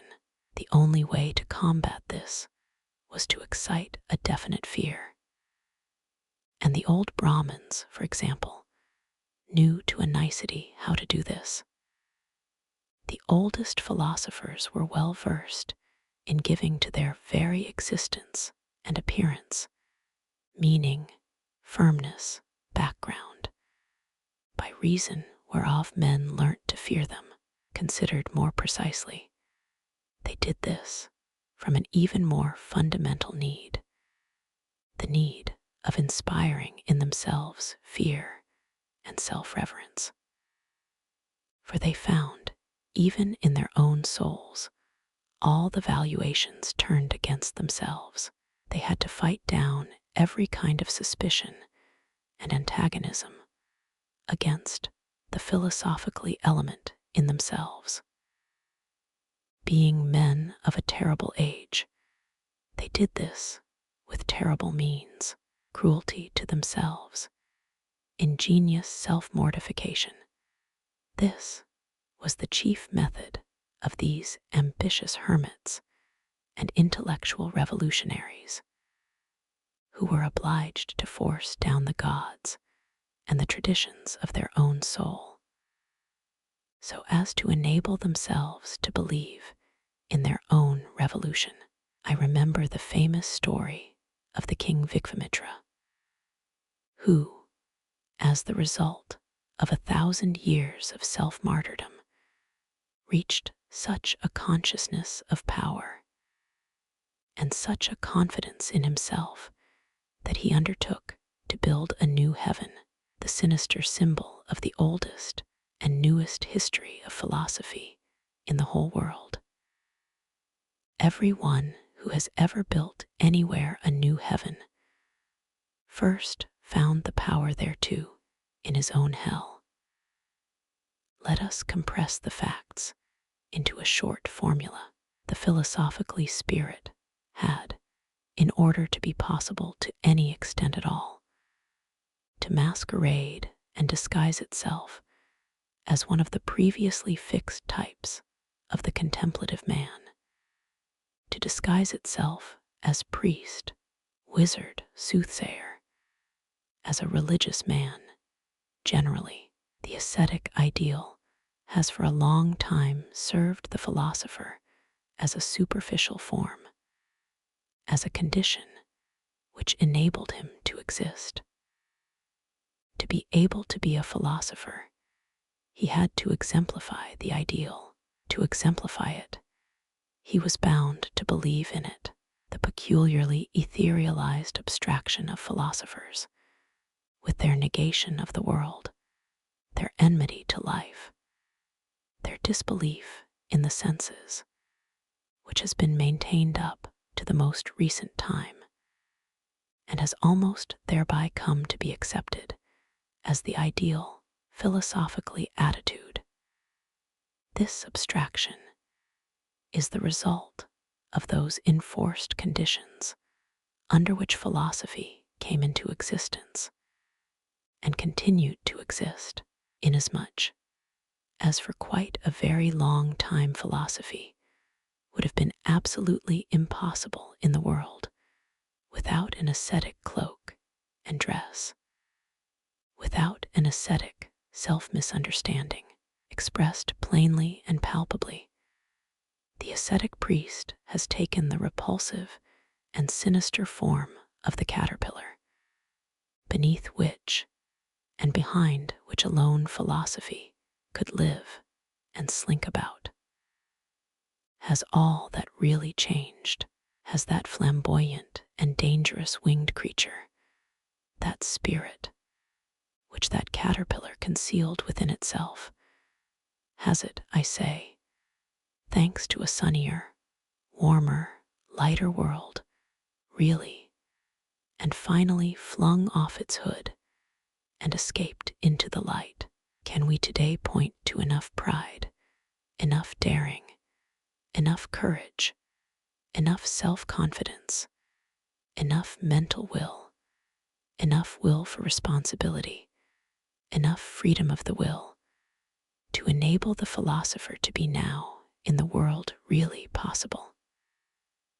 11. And now, after we have caught sight of the ascetic priest, let us tackle our problem. What is the meaning of the ascetic ideal?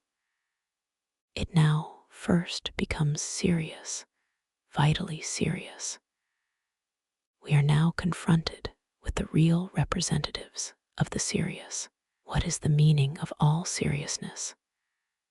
This even more radical question is perchance already on the tip of our tongue. A question, fairly, for physiologists, but which we for the time being skip.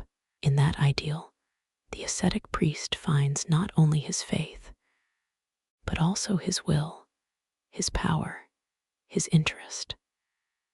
His right to existence stands and falls with that ideal.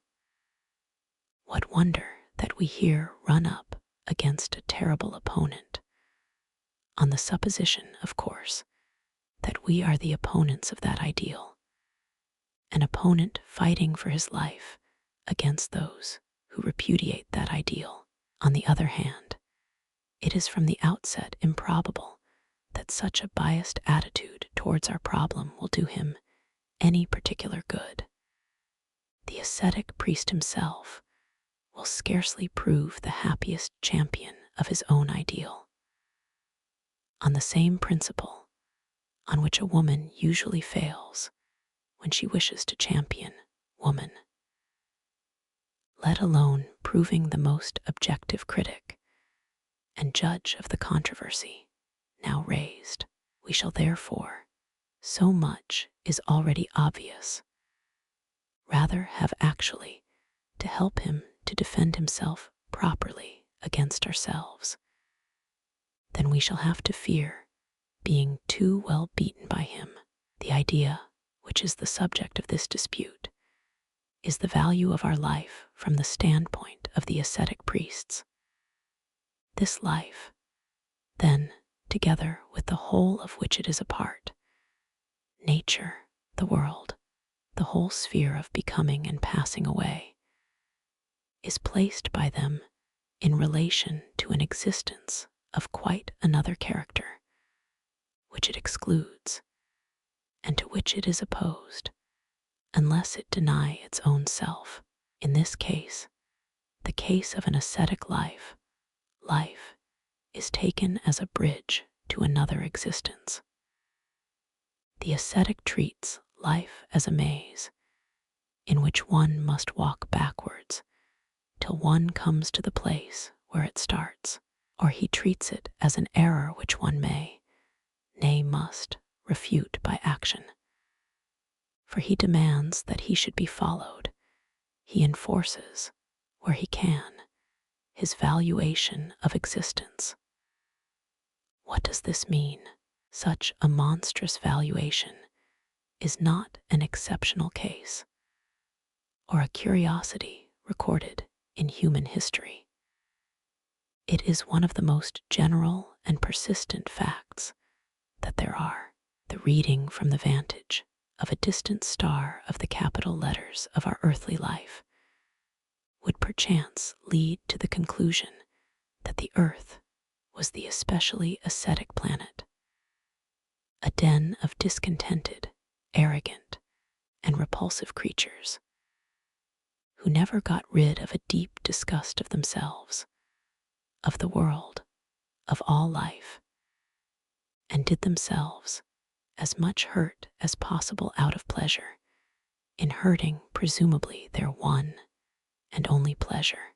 Let us consider how regularly, how universally, how practically at every single period the ascetic priest puts in his appearance. He belongs to no particular race. He thrives everywhere. He grows out of all classes. Not that he perhaps bred this valuation by heredity and propagated it. The contrary is the case. It must be a necessity of the first order which makes this species hostile, as it is, to life, always grow again, and always thrive again. Life itself must certainly have an interest in the continuance of such a type of self-contradiction, for an ascetic life is a self-contradiction. Here rules resentment without parallel, the resentment of an insatiate instinct and ambition that would be master, not over some element in life, but over life itself, over life's deepest, strongest, innermost conditions. Here is an attempt made to utilize power, to damn the sources of power. Here does the green eye of jealousy turn even against physiological well-being, especially against the expression of such well-being, beauty, joy, while a sense of pleasure is experienced and sought in abortion, in decay, in pain, in misfortune, in ugliness, in voluntary punishment, in the exercising, flagellation, and sacrifice of the self. All this is in the highest degree paradoxical. We are here confronted with a rift that wills itself to be a rift, which enjoys itself in this very suffering, and even becomes more and more certain of itself, more and more triumphant, in proportion as its own presupposition, physiological vitality, decreases. The triumph just in the supreme agony. Under this extravagant emblem did the ascetic ideal fight from of old, in this mystery of seduction, in this picture of rapture and torture. It recognized its brightest light, its salvation, its final victory. Crux, nux, lux. It has all these three in one. 12. Granted that such an incarnate will for contradiction and unnaturalness is induced to philosophize, on what will it vent its pet caprice? On that which has been felt with the greatest certainty to be true, to be real. It will look for error in those very places where the life instinct fixes truth with the greatest positiveness.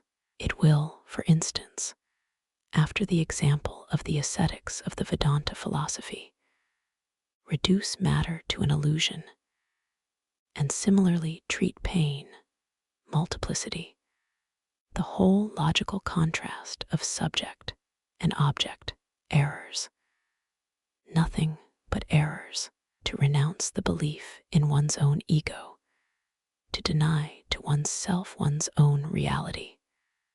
What a triumph! And here, already, we have a much higher kind of triumph, which is not merely a triumph over the senses, over the palpable, but an infliction of violence and cruelty on reason. And this ecstasy culminates in the ascetic self-contempt, the ascetic scorn of one's own reason making this decree. There is a domain of truth and of life, but reason is specially excluded therefrom. By the by, even in the Kantian idea of the intelligible character of things, there remains a trace of that schism, so dear to the heart of the ascetic, that schism which likes to turn reason against reason. In fact, intelligible character means in Kant a kind of quality in things of which the intellect comprehends this much, that for it, the intellect, it is absolutely incomprehensible. After all, let us, in our character of knowers, not be ungrateful towards such determined reversals of the ordinary perspectives and values with which the mind had for too long raged against itself with an apparently futile sacrilege.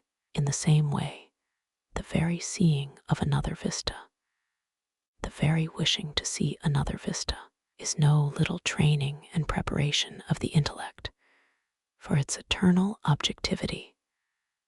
Objectivity being understood not as contemplation without interest, for that is inconceivable and nonsensical, but as the ability to have the pros and cons in one's power, and to switch them on and off, so as to get to know how to utilize, for the advancement of knowledge, the difference in the perspective and in the emotional interpretations.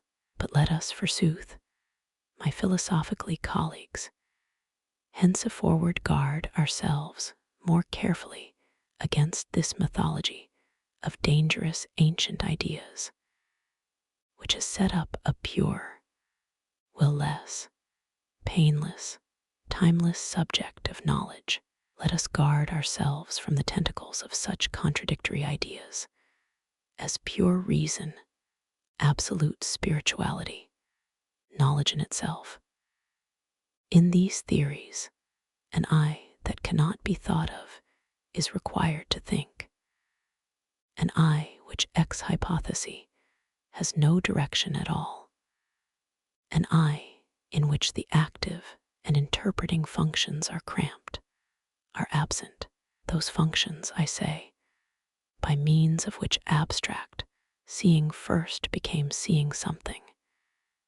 In these theories, consequently, the absurd and the nonsensical is always demanded of the eye. There is only a seeing from a perspective, only a knowing from a perspective, and the more emotions we express over a thing, the more eyes, different eyes, we train on the same thing, the more complete will be our idea of that thing, our objectivity. But the elimination of the will altogether, the switching off of the emotions all and sundry, granted that we could do so, what would not that be called intellectual castration? 13. But let us turn back. Such a self-contradiction as apparently manifests itself among the ascetics life turned against life, this much is absolutely obvious from the physiological, and not now from the psychological standpoint. Simply nonsense. It can only be an apparent contradiction. It must be a kind of provisional expression, an explanation, a formula, an adjustment, a psychological misunderstanding of something whose real nature could not be understood for a long time, and whose real essence could not be described, a mere word jammed into an old gap of human knowledge. To put briefly, the facts against its being real. The ascetic ideal springs from the prophylactic and self-preservative instincts which mark a decadent life, which seeks by every means in its power to maintain its position and fight for its existence. It points to a partial physiological depression and exhaustion, against which the most profound and intact life instincts fight ceaselessly with new weapons and discoveries. The ascetic ideal is such a weapon. Its position is consequently exactly the reverse of that which the worshippers of the ideal imagine. Life struggles in it, and through it with death, and against death. The ascetic ideal is a dodge for the preservation of life. An important fact is brought out in the extent to which, as history teaches, this ideal could rule and exercise power over man, especially in all those places where the civilization and taming of man was completed. That fact is the diseased state of man up to the present, at any rate, of the man who has been tamed, the physiological struggle of man with death, more precisely, with the disgust with life, with exhaustion, with the wish for the end. The ascetic priest is the incarnate wish for an existence of another kind, an existence on another plane. He is, in fact, the highest point of this wish, its official ecstasy and passion, but it is the very power of this wish which is the fetter that binds him here. It is just that which makes him into a tool that must labor to create more favorable conditions for earthly existence, for existence on the human plane. It is with this very power that he keeps the whole herd of failures, distortions, abortions, unfortunates, sufferers from themselves of every kind, fast to existence, while he as the herdsman goes instinctively on in front. You understand me already. This ascetic priest, this apparent enemy of life, this denier, he actually belongs to the really great conservative and affirmative forces of life. What does it come from, this diseased state? For man is more diseased, more uncertain, more changeable, more unstable than any other animal. There is no doubt of it. He is the diseased animal. What does it spring from? Certainly, he has also dared, innovated, braved more, challenged fate more than all the other animals put together. He, the great experimenter with himself, the unsatisfied, the insatiate, who struggles for the supreme mastery with beast, nature, and gods. He, the as yet ever uncompelled, the ever future, who finds no more any rest from his own aggressive strength, goaded inexorably on by the spur of the future dug into the flesh of the present. How should not so brave and rich an animal also be the most endangered, the animal with the longest and deepest sickness. Among all sick animals, man is sick of it. Oft enough there are whole epidemics of this satiety. As about 1348, the time of the dance of death. But even this very nausea, this tiredness, this disgust with himself, all this is discharged from him with such force that it is immediately made into a new fetter. His neigh, which he utters to life, brings to light, as though by magic, an abundance of graceful yeas. Even when he wounds himself, this master of destruction, of self-destruction, it is subsequently the wound itself that forces him to live. 14. The more normal is this sickliness in man, and we cannot dispute this normality.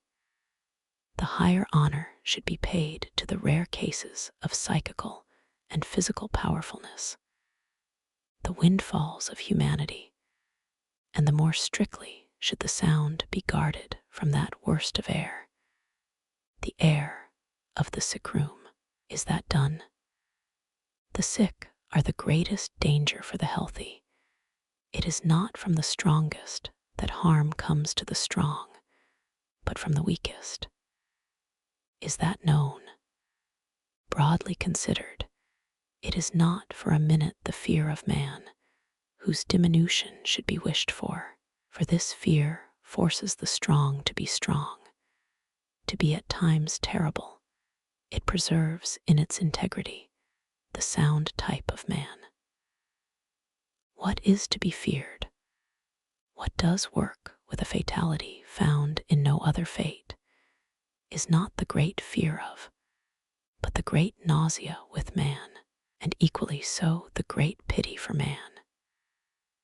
Supposing that both these things were one day to espouse each other, then inevitably the maximum of monstrousness would immediately come into the world, the last will of man, his will for nothingness, nihilism, and in sooth, the way is well paved thereto. He who not only has his nose to smell with, but also has eyes and ears, he sniffs almost wherever he goes today an air something like that of a madhouse, the air of a hospital. I am speaking, as stands to reason, of the cultured areas of mankind, of every kind of Europe, that there is in fact in the world. The sick are the great danger of man, not the evil, not the beasts of prey.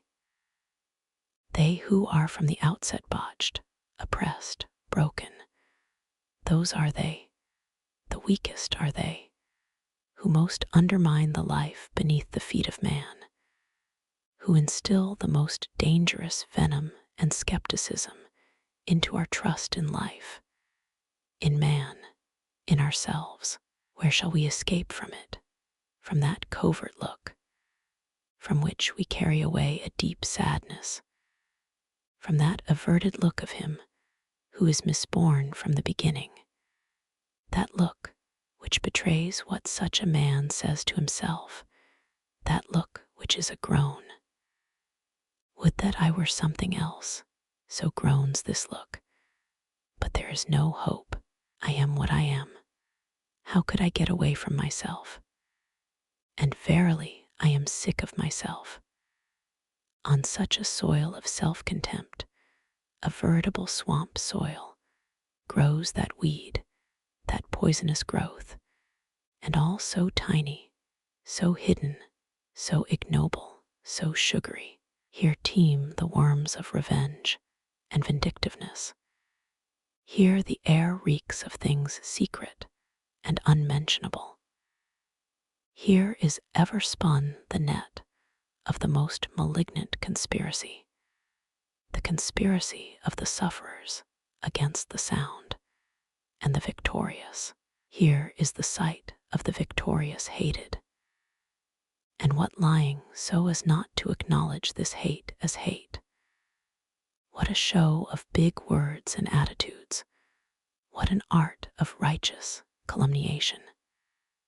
These abortions, what a noble eloquence gushes from their lips.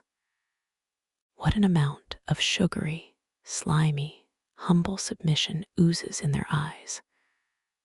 What do they really want? At any rate to represent righteousness, love, wisdom, superiority. That is the ambition of these lowest ones, these sick ones. And how clever does such an ambition make them? You cannot, in fact, but admire the counterfeiter dexterity with which the stamp of virtue, even the ring, the golden ring of virtue, is here imitated. They have taken a lease of virtue absolutely for themselves. Have these weaklings and wretched invalids, there is no doubt of it, we alone are the good, the righteous, so do they speak. We alone are the homines boni voluntatis. They stalk about in our midst as living reproaches, as warnings to us, as though health, fitness, strength, pride, the sensation of power, were really vicious things in themselves, for which one would have some day to do penance, bitter penance. Oh, how they themselves are ready in their hearts to exact penance, how they thirst after being hangmen.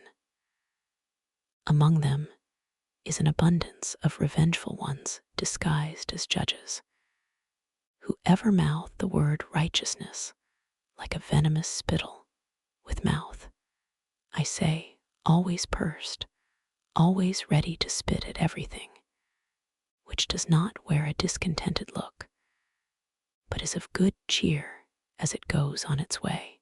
Among them, again, is that most loathsome species of the vain, the lying abortions, who make a point of representing beautiful souls, and perchance of bringing to the market, as purity of heart, their distorted sensualism, swathed in verses and other bandages, the species of self-comforters and masturbators of their own souls. The sick man's will to represent some form or other of superiority, his instinct for crooked paths, which lead to a tyranny over the healthy. Where can it not be found? This will to power of the very weakest, the sick woman especially. No one surpasses her in refinements for ruling, oppressing, tyrannizing. The sick woman, moreover, spares nothing living, nothing dead. She grubs up again the most buried things, the Bogos say. Woman is a hyena. Look into the background of every family, of every body, of every community, everywhere the fight of the sick against the healthy. A silent fight for the most part, with minute poison powders, with pinpricks, with spiteful grimaces of patience, but also at times with that diseased Pharisaism of pure pantomime, which plays for choice the role of righteous indignation. Right into the hallowed chambers of knowledge can it make itself heard. Can this hoarse yelping of sick hounds, this rabid lying and frenzy of such noble Pharisees, I remind readers who have ears, once more of that Berlin apostle of revenge, Eugen Dühring, who makes the most disreputable and revolting use, in all present-day Germany, of moral refuse. Dühring, the paramount moral blusterer that there is today, even among his own kidney, the anti-Semites. They are all men of resentment, are these physiological distortions and worm-riddled objects, a whole quivering kingdom of burrowing revenge, indefatigable and insatiable in its outbursts against the happy. and equally so in disguises for revenge, in pretexts for revenge. When will they really reach their final, fondest, most sublime triumph of revenge? At that time, doubtless, when they succeed in pushing their own misery, in fact, all misery, into the consciousness of the happy, so that the latter begin one day to be ashamed of their happiness, and perchance say to themselves when they meet, "It is a shame to be happy. There is too much misery." But there could not possibly be a greater and more fatal misunderstanding than that of the happy, the fit, the strong in body and soul, beginning in this way to doubt their right to happiness. Away with this perverse world. Away with this shameful soddenness of sentiment.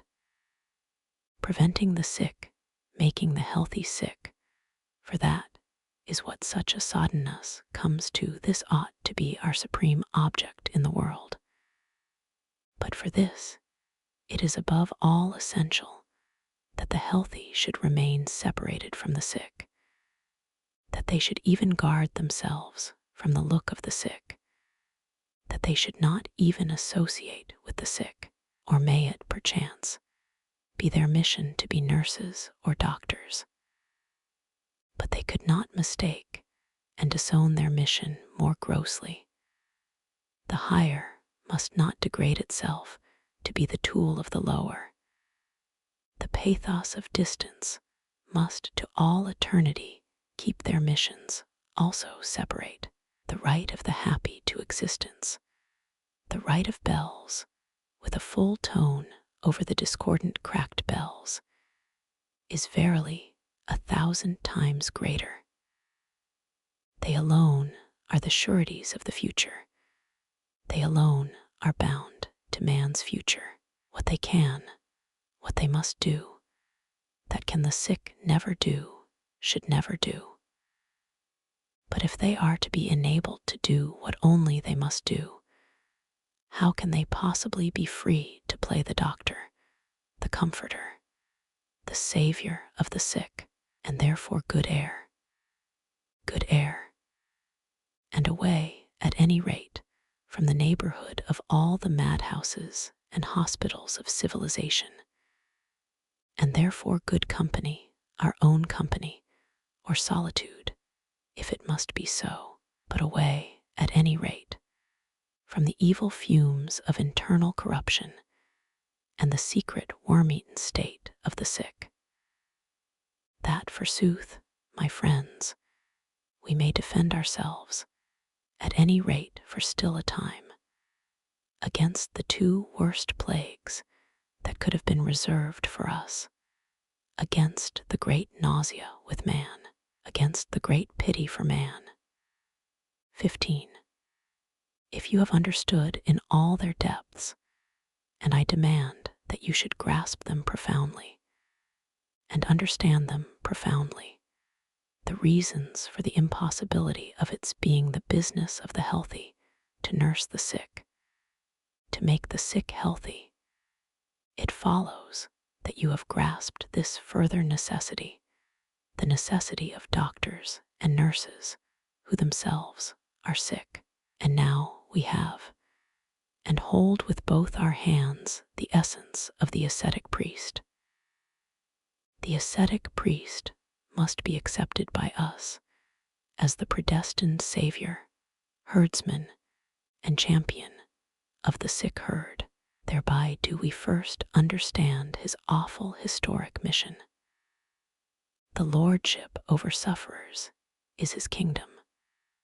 To that points his instinct, in that he finds his own special art, his master skill, his kind of happiness. He must himself be sick. He must be kith and kin to the sick and the abortions so as to understand them, so as to arrive at an understanding with them. But he must also be strong, even more master of himself than of others, impregnable, forsooth, in his will for power, so as to acquire the trust and the awe of the weak, so that he can be their hold, bulwark, prop, compulsion, overseer, tyrant, God. He has to protect them, protect his herds against whom?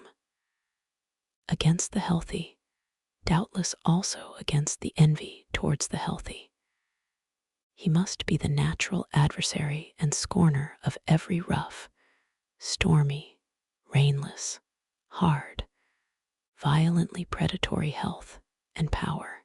The priest is the first form of the more delicate animal that scorns more easily than it hates. He will not be spared the waging of war with the beasts of prey, a war of guile of spirit rather than of force. As is self-evident, he will in certain cases find it necessary to conjure up out of himself, or at any rate to represent practically a new type of the beast of prey, a new animal monstrosity in which the polar bear, the supple, cold, crouching panther, and not least important, the fox, are joined together in a trinity, as fascinating as it is fearsome.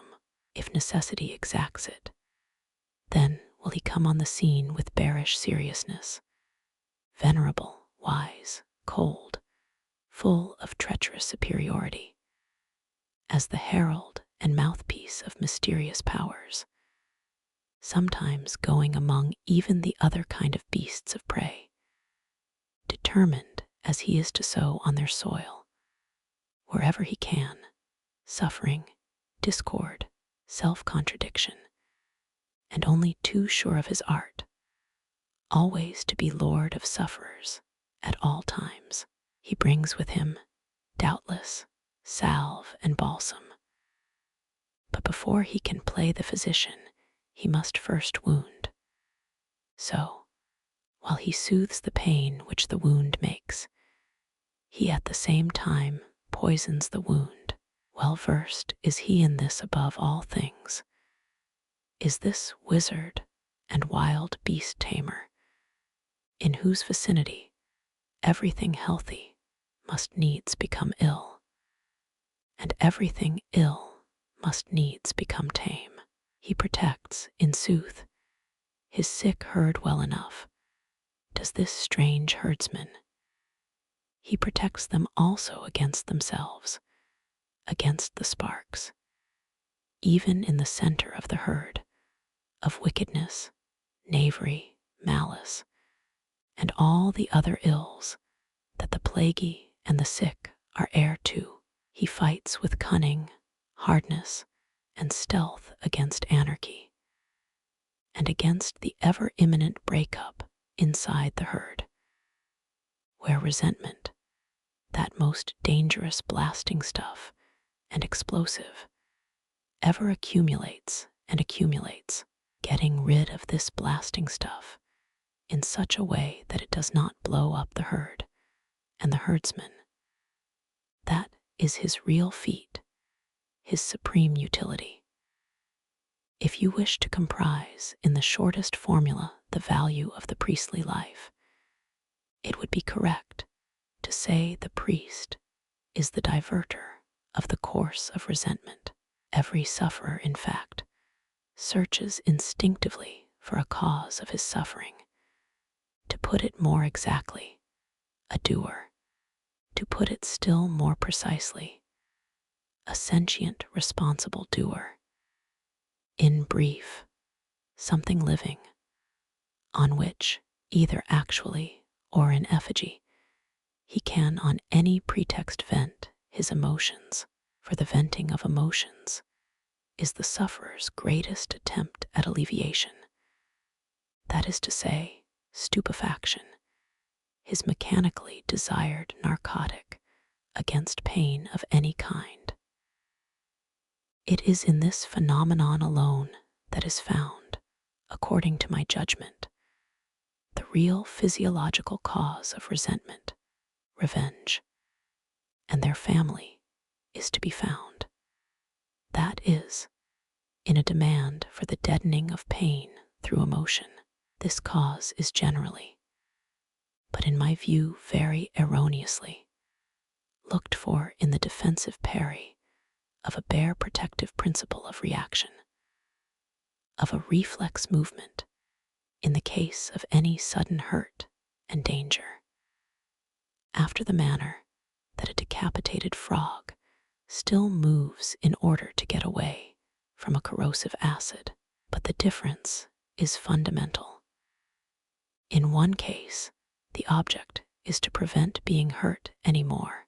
In the other case, the object is to deaden a racking, insidious, nearly unbearable pain by a more violent emotion of any kind whatsoever, and at any rate for the time being to drive it out of the consciousness. For this purpose, an emotion is needed, as wild an emotion as possible, and to excite that emotion, some excuse or other is needed. It must be somebody's fault that I feel bad. This kind of reasoning is peculiar to all invalids, and is but the more pronounced, the more ignorant they remain of the real cause of their feeling bad, the physiological cause. The cause may lie in a disease of the nervous sympathicus, or in an excessive secretion of bile, or in a want of sulfate and phosphate of potash in the blood, or in pressure in the bowels, which stops the circulation of the blood, or in degeneration of the ovaries, and so forth. Ale sufferers have an awful resourcefulness and ingenuity in finding excuses for painful emotions. They even enjoy their jealousy, their broodings over base actions and apparent injuries. They burrow through the intestines of their past and present in their search for obscure mysteries, wherein they will be at liberty to wallow in a torturing suspicion and get drunk on the venom of their own malice. They tear open the oldest wounds. They make themselves bleed from the scars which have long been healed. They make evildoers out of friends, wife, child, and everything which is nearest to them. I suffer. It must be somebody's fault. So thinks every sick sheep. But his herdsman, the ascetic priest, says to him, "Quite so, my sheep. It must be the fault of someone, but thou thyself art that someone. It is all the fault of thyself alone. It is the fault of thyself alone against thyself." That is bold enough, false enough. But one thing is at least attained. Thereby, as I have said, the course of resentment is diverted. 16. You can see now what the remedial instinct of life has at least tried to effect, according to my conception, through the ascetic priest, and the purpose for which he had to employ a temporary tyranny of such paradoxical and anomalous ideas as guilt, sin, sinfulness, corruption, damnation. What was done was to make the sick harmless up to a certain point, to destroy the incurable by means of themselves, to turn the milder cases severely on to themselves, to give their resentment a backward direction. Man needs but one thing, and to exploit similarly the bad instincts of all sufferers, with a view to self-discipline, self-surveillance, self-mastery. It is obvious that there can be no question at all in the case of a medication of this kind, a mere emotional medication, of any real healing of the sick in the physiological sense. It cannot even for a moment be asserted that in this connection The instinct of life has taken healing as its goal and purpose. On the one hand, a kind of congestion and organization of the sick. The word church is the most popular name for it. On the other, a kind of provisional safeguarding of the comparatively healthy, the more perfect specimens, the cleavage of a rift between healthy and sick. For a long time that was all. And it was much. It was very much. I am proceeding, as you see, in this essay, from an hypothesis which, as far as such readers as I want are concerned, does not require to be proved. The hypothesis that sinfulness in man is not an actual fact, but rather merely the interpretation of a fact, of a physiological discomfort, a discomfort seen through a moral, religious perspective, which is no longer binding upon us. The fact, therefore, that anyone feels guilty, sinful, is certainly not yet any proof that he is right in feeling so, any more than anyone is healthy simply because he feels healthy. Remember the celebrated witch ordeals. In those days, the most acute and humane judges had no doubt, but that in these cases they were confronted with guilt. The witches themselves had no doubt on the point, and yet the guilt was lacking. Let me elaborate this hypothesis. I do not for a minute accept the very pain in the soul as a real fact, but only as an explanation, a casual explanation of facts that could not hitherto be precisely formulated. I regard it, therefore, as something as yet absolutely in the air and devoid of scientific cogency, just a nice, fat word in the place of a lean note of interrogation. When anyone fails to get rid of his pain in the soul, the cause is, speaking crudely, to be found not in his soul, but more probably in his stomach. Speaking crudely, I repeat, but by no means wishing thereby that you should listen to me or understand me in a crude spirit. A strong and well-constituted man digests his experiences, deeds and misdeeds, all included, just as he digests his meats, even when he has some tough morsels to swallow. If he fails to relieve himself of an experience, this kind of indigestion is quite as much physiological as the other indigestion, and indeed, in more ways than one, simply one of the results of the other.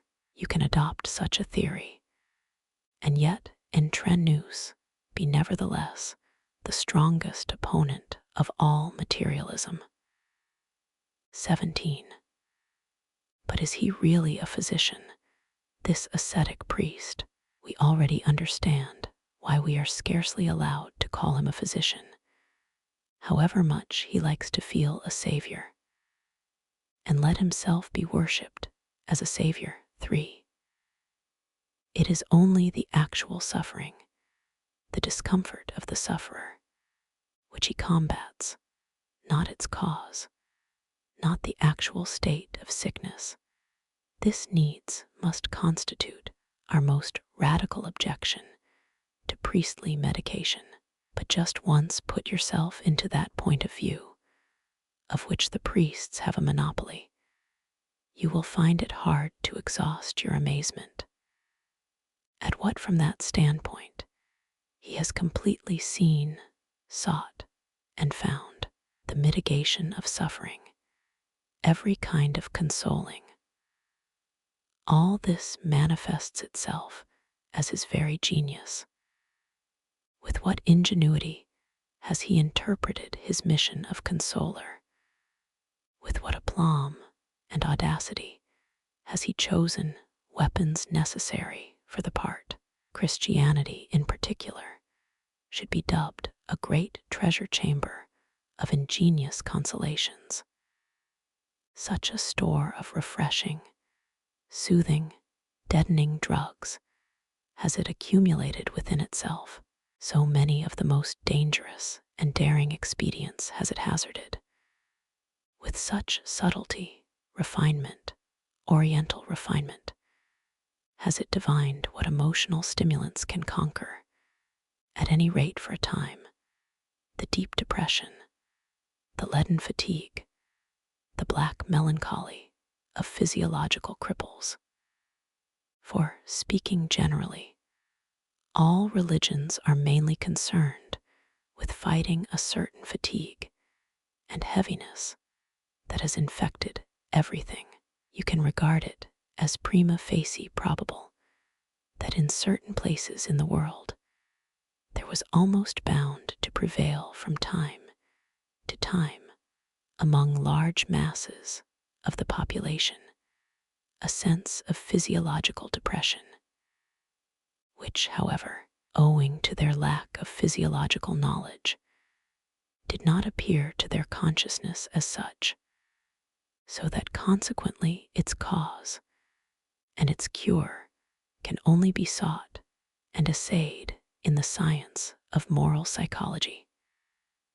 This, in fact, is my most general formula for what is generally called a religion.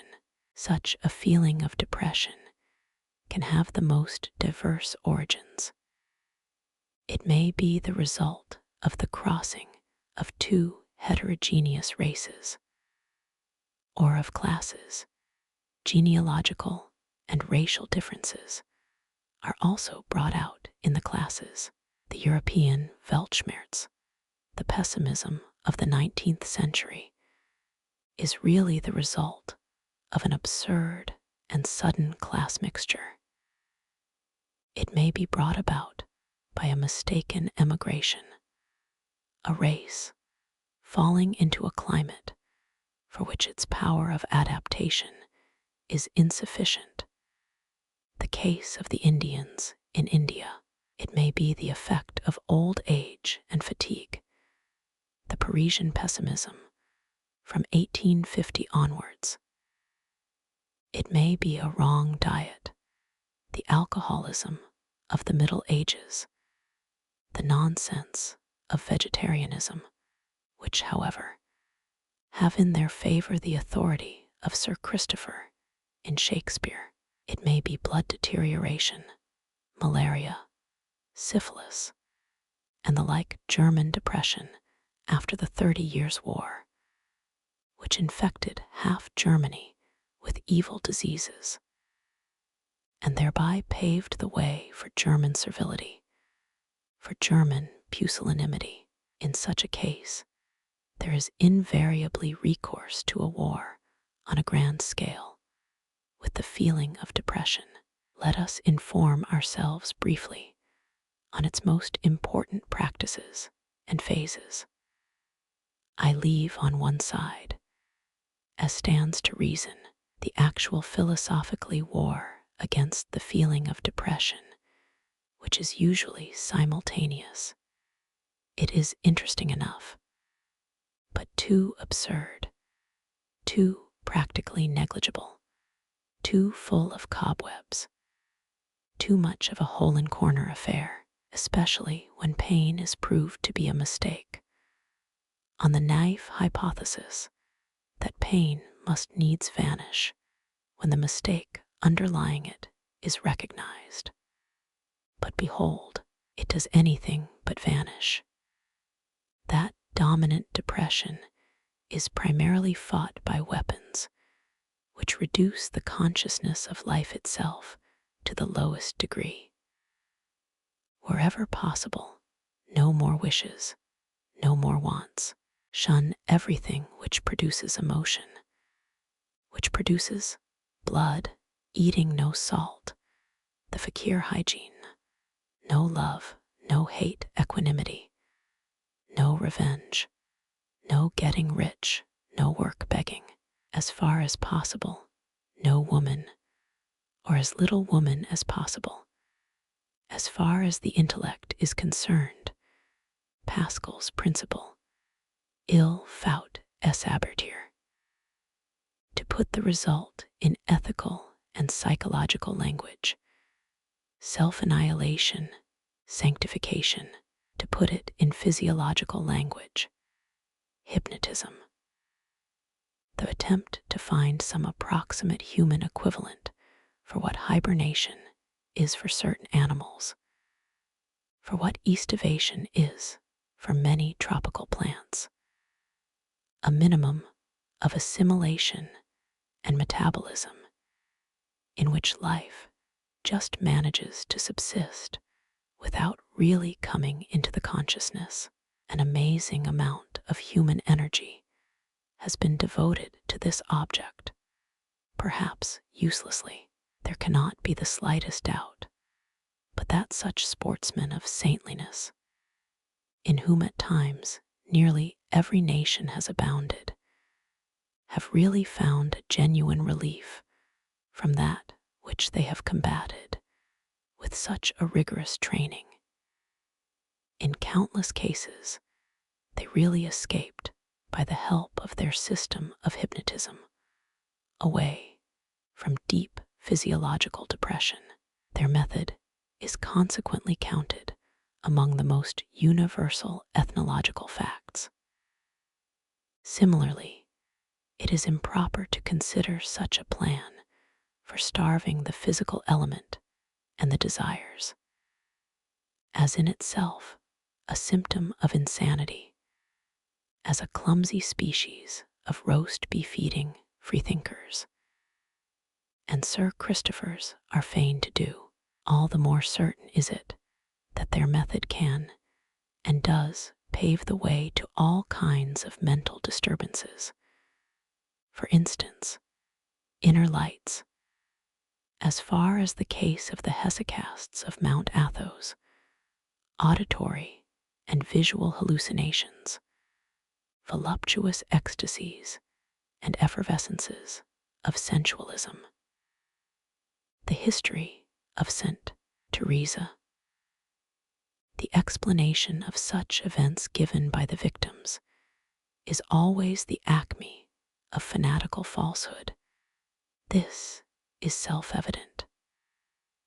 Note well, however, the tone of implicit gratitude that rings in the very will for an explanation of such a character.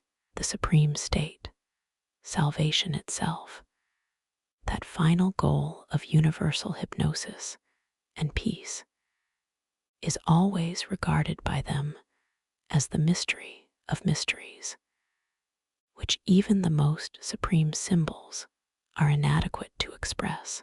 It is regarded as an entry and homecoming to the essence of things, as a liberation from all illusions, as knowledge, as truth, as being, as an escape from every end, every wish, every action, as something even beyond good and evil.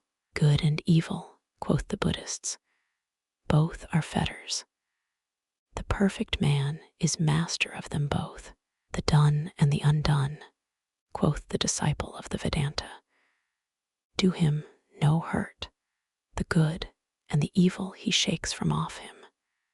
Sage that he is, his kingdom suffers no more from any act, good and evil.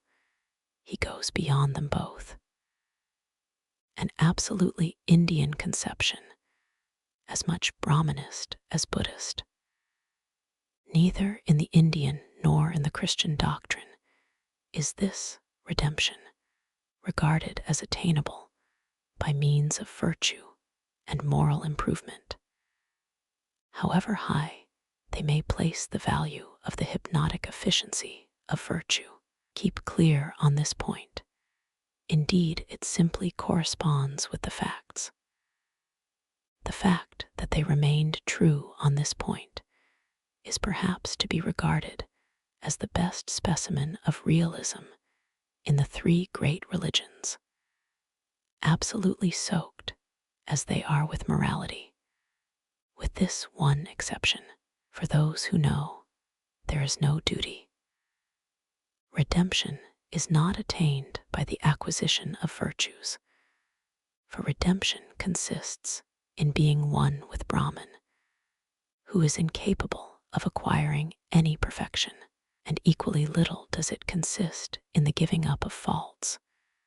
For the Brahman, unity with whom is what constitutes redemption, is eternally pure. These passages are from the commentaries of the Kankara, quoted from the first real European expert of the Indian philosophy, my friend Paul Diusson. We wish, therefore, to pay honor to the idea of redemption in the great religions, but it is somewhat hard to remain serious in view of the appreciation meted out to the deep sleep by these exhausted pessimists, who are too tired even to dream to the deep sleep considered, that is, as already a fusing into Brahman, as the attainment of the unio mystica with God, when he has completely gone to sleep, says on this point the oldest and most venerable script, and come to perfect rest, so that he sees no more any vision, then, O dear one, is he united with being. He has entered into his own self, encircled by the self with its absolute knowledge. He has no more any consciousness of that which is without, or of that which is within. Day and night cross not these bridges, nor age, nor death, nor suffering, nor good deeds, nor evil deeds. In deep sleep, say similarly the believers in this deepest of the three great religions, does the soul lift itself from out this body of ours, enters the supreme light, and stands out therein in its true shape. Therein is it the supreme spirit itself, which travels about, while it jests and plays and enjoys itself, whether with women or chariots or friends. There do its thoughts turn no more back to this appanage of a body, to which the prana, the vital breath, is harnessed like a beast of burden to the cart. None the less we will take care to realize, as we did when discussing redemption, that in spite of all its pomps of oriental extravagance, this simply expresses the same criticism on life as did the clear, cold, Greekly cold, but yet suffering Epicurus, the hypnotic sensation of nothingness, the peace of deepest sleep, anesthesia in short.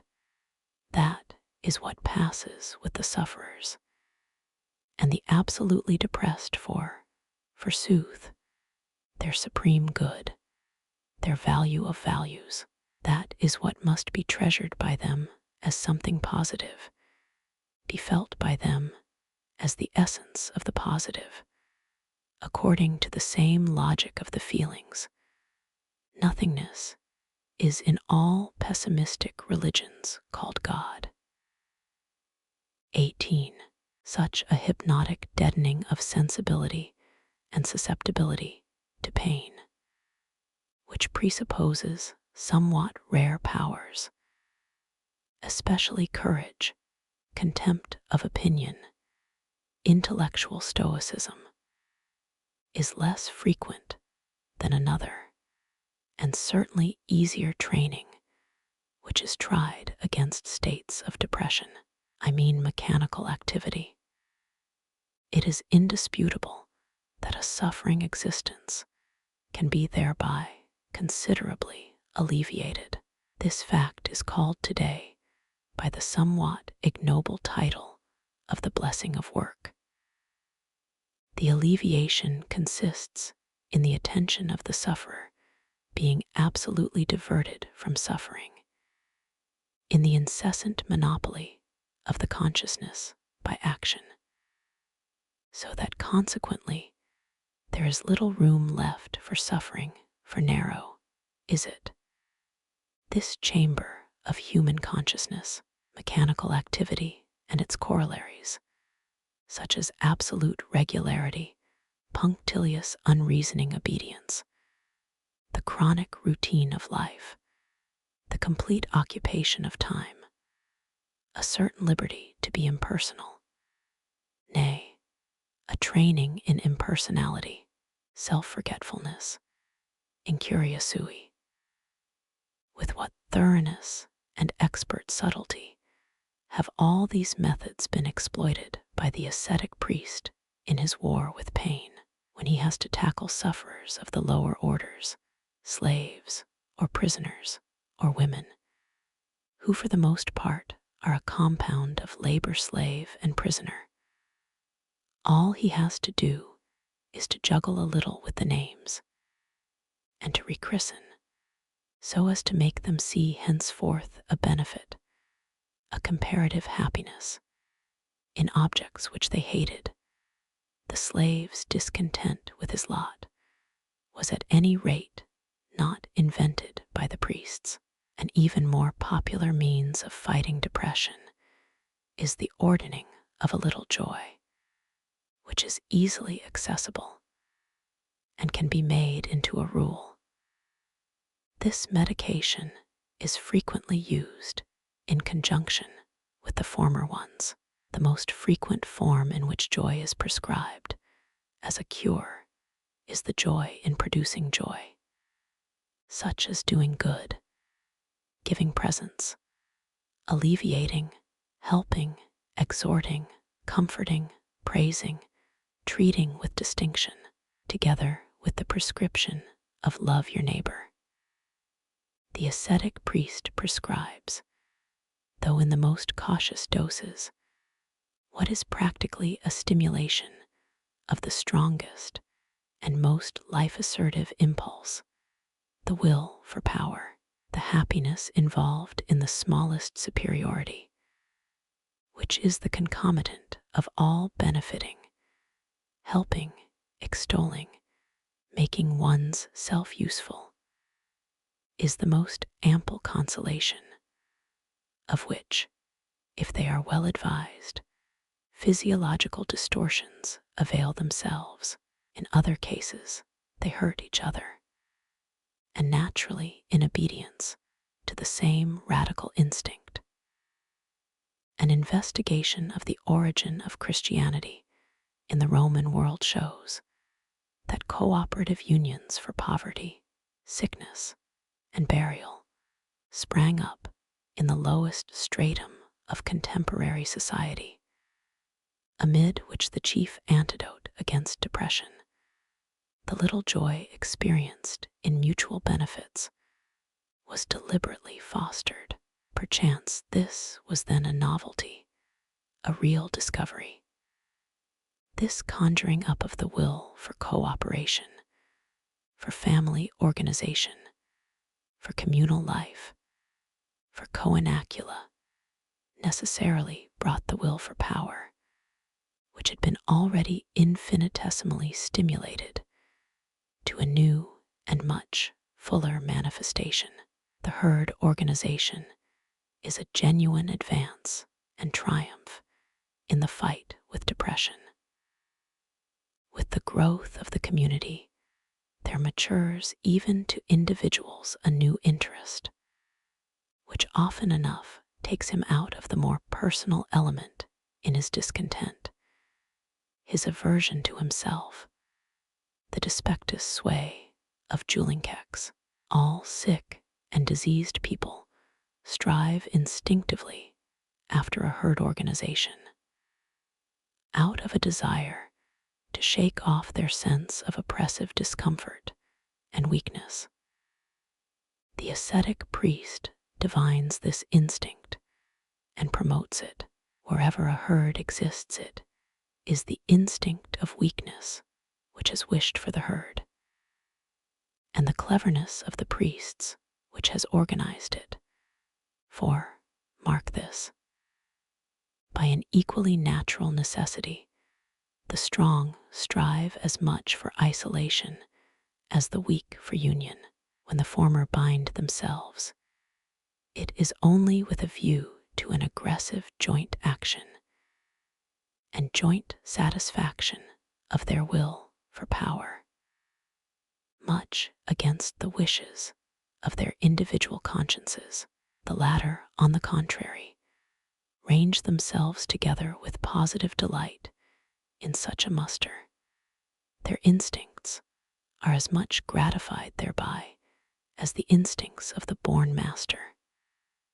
That is, the solitary beast of prey species of man are disturbed and wounded to the quick by organization. There is always lurking beneath every oligarchy, such is the universal lesson of history, the desire for tyranny. Every oligarchy is continually quivering with the tension of the effort required by each individual to keep mastering this desire. Such, e.g., was the Greek. Plato shows it in 100 places. Plato, who knew his contemporaries and himself. 19. The methods employed by the ascetic priest, which we have already learnt to know, stifling of all vitality, mechanical energy, the little joy, and especially the method of love your neighbor, herd organization, the awaking of the communal consciousness of power to such a pitch that the individual's disgust with himself becomes eclipsed by his delight in the thriving of the community. These are, according to modern standards, the innocent methods employed in the fight with depression. Let us turn now to the more interesting topic of the guilty methods. The guilty methods spell one thing: to produce emotional excess, which is used as the most efficacious anesthetic against their depressing state of protracted pain. This is why priestly ingenuity has proved quite inexhaustible in thinking out this one question: by what means can you produce an emotional excess? This sounds harsh. It is manifest that it would sound nicer and would grate on one's ears less if I were to say, forsooth, the ascetic priest made use at all times of the enthusiasm contained in all strong emotions. But what is the good of still soothing the delicate ears of our modern effeminates?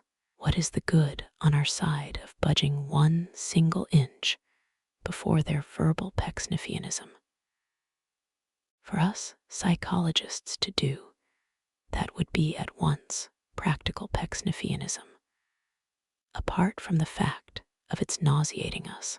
The good taste, others might say, the righteousness of a psychologist nowadays consists, if at all, in combating the shamefully moralized language with which all modern judgments on men and things are smeared. For, do not deceive yourself. What constitutes the chief characteristic of modern souls and of modern books is not the lying, but the innocence which is part and parcel of their intellectual dishonesty. The inevitable running up against this innocence everywhere constitutes the most distasteful feature of the somewhat dangerous business which a modern psychologist has to undertake. It is a part of our great danger. It is a road which perhaps leads us straight to the great nausea. I know quite well the purpose which all modern books will and can serve, granted that they last, which I am not afraid of, and granted equally that that there is to be at some future day a generation with a more rigid, more severe, and healthier taste.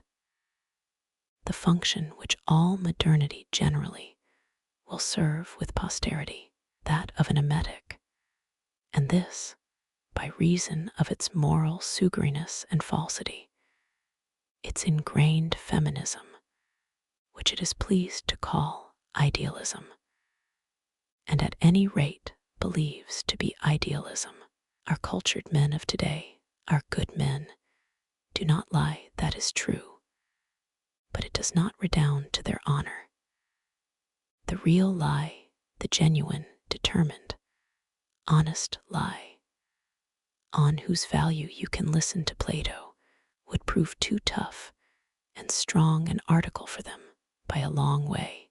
It would be asking them to do what people have been forbidden to ask them to do, to open their eyes to their own selves, and to learn to distinguish between true and false in their own selves. The dishonest lie alone suits them. Everything which feels a good man is perfectly incapable of any other attitude to anything than that of a dishonorable liar, an absolute liar, but none the less an innocent liar, a blue-eyed liar, a virtuous liar. These good men, they are all now tainted with morality through and through, and as far as honor is concerned, they are disgraced and corrupted for all eternity. Which of them could stand a further truth about man, or, put more tangibly, which of them could put up with a true biography? One or two instances. Lord Byron composed a most personal autobiography, but Thomas More was too good for it. He burnt his friend's papers. Dr. Gwinner, Schopenhauer's executor, is said to have done the same, for Schopenhauer as well wrote much about himself, and perhaps also against himself. Epsilon letter 1F30, sigma letter 1F11 alpha nu tau omicron u, the virtuous American Thayer, Beethoven's biographer, suddenly stopped his work. He had come to a certain point in that honorable and simple life, and could stand it no longer. Moral, what sensible man nowadays writes one honest word about himself? He must already belong to the order of holy foolhardiness. We are promised an autobiography of Richard Wagner, who doubts but that it would be a clever autobiography. Think, forsooth, of the grotesque horror which the Catholic priest Jansen aroused in Germany with his inconceivably square and harmless pictures of the German Reformation. What wouldn't people do if some real psychologist were to tell us about a genuine Luther? Tell us, not with the moralist simplicity of a country priest, or the sweet and cautious modesty of a Protestant historian, but say, with the fearlessness of a Taine, that springs from force of character, and not from a prudent toleration of force. The Germans, by the by, have already produced the classic specimen of this toleration. They may well be allowed to reckon him as one of their own in Leopold rank, that born classical advocate of every causa fortior, that cleverest of all the clever opportunists. 20, but you will soon understand me. Putting it shortly, there is reason enough, is there not, for us psychologists nowadays never getting from a certain mistrust of our own selves. Probably even we ourselves are still too good for our work. Probably Whatever contempt we feel for this popular craze for morality, we ourselves are perhaps none the less its victims, prey, and slaves. Probably it infects even us. Of what was that diplomat warning us when he said to his colleagues, "Let us especially mistrust our first impulses, gentlemen. They are almost always good." So should nowadays every psychologist talk to his colleagues. And thus we get back to our problem, which in point of fact does require from us a certain severity, a certain mistrust, especially against first impulses. The ascetic ideal in the service of projected emotional excess. He who remembers the previous essay will already partially anticipate the essential meaning compressed into these above 10 words. The thorough unswitching of the human soul, the plunging of it into terror, frost, ardor, rapture, so as to free it, as through some lightning shock, from all the smallness and pettiness of unhappiness, depression, and discomfort. What ways lead to this goal? And which of these ways does so most safely? At bottom, all great emotions have this power, provided that they find a sudden outlet. Emotions such as rage, fear, lust, revenge, hope, triumph, despair, cruelty, and in sooth, the ascetic priest has had no scruples in taking into his service the whole pack of hounds that rage in the human kennel, unleashing now these and now those, with the same constant object of waking man out of his protracted melancholy, of chasing away, at any rate for a time, his dull pain, his shrinking misery, but always under the sanction of a religious interpretation and justification. This emotional excess has subsequently to be paid for. This is self-evident. It makes the ill more ill, and therefore this kind of remedy for pain is, according to modern standards, a guilty kind. The dictates of fairness, however, require that we should all the more emphasize the fact that this remedy is applied with a good conscience, that the ascetic priest has prescribed it in the most implicit belief in its utility and indispensability, often enough almost collapsing in the presence of the pain which he created. That we should similarly emphasize the fact that the violent physiological revenges of such excesses, even perhaps the mental disturbances, are not absolutely inconsistent with the general tenor of this kind of remedy. This remedy, which, as we have shown previously, is not for the purpose of healing diseases, but of fighting the unhappiness of that depression, the alleviation and deadening of which was its object.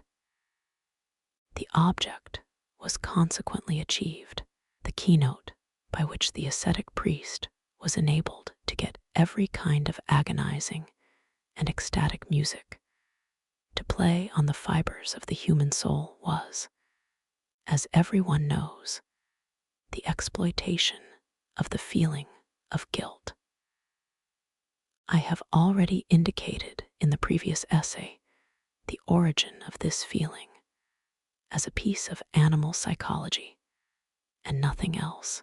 We were thus confronted with the feeling of guilt in its crude state, as it were.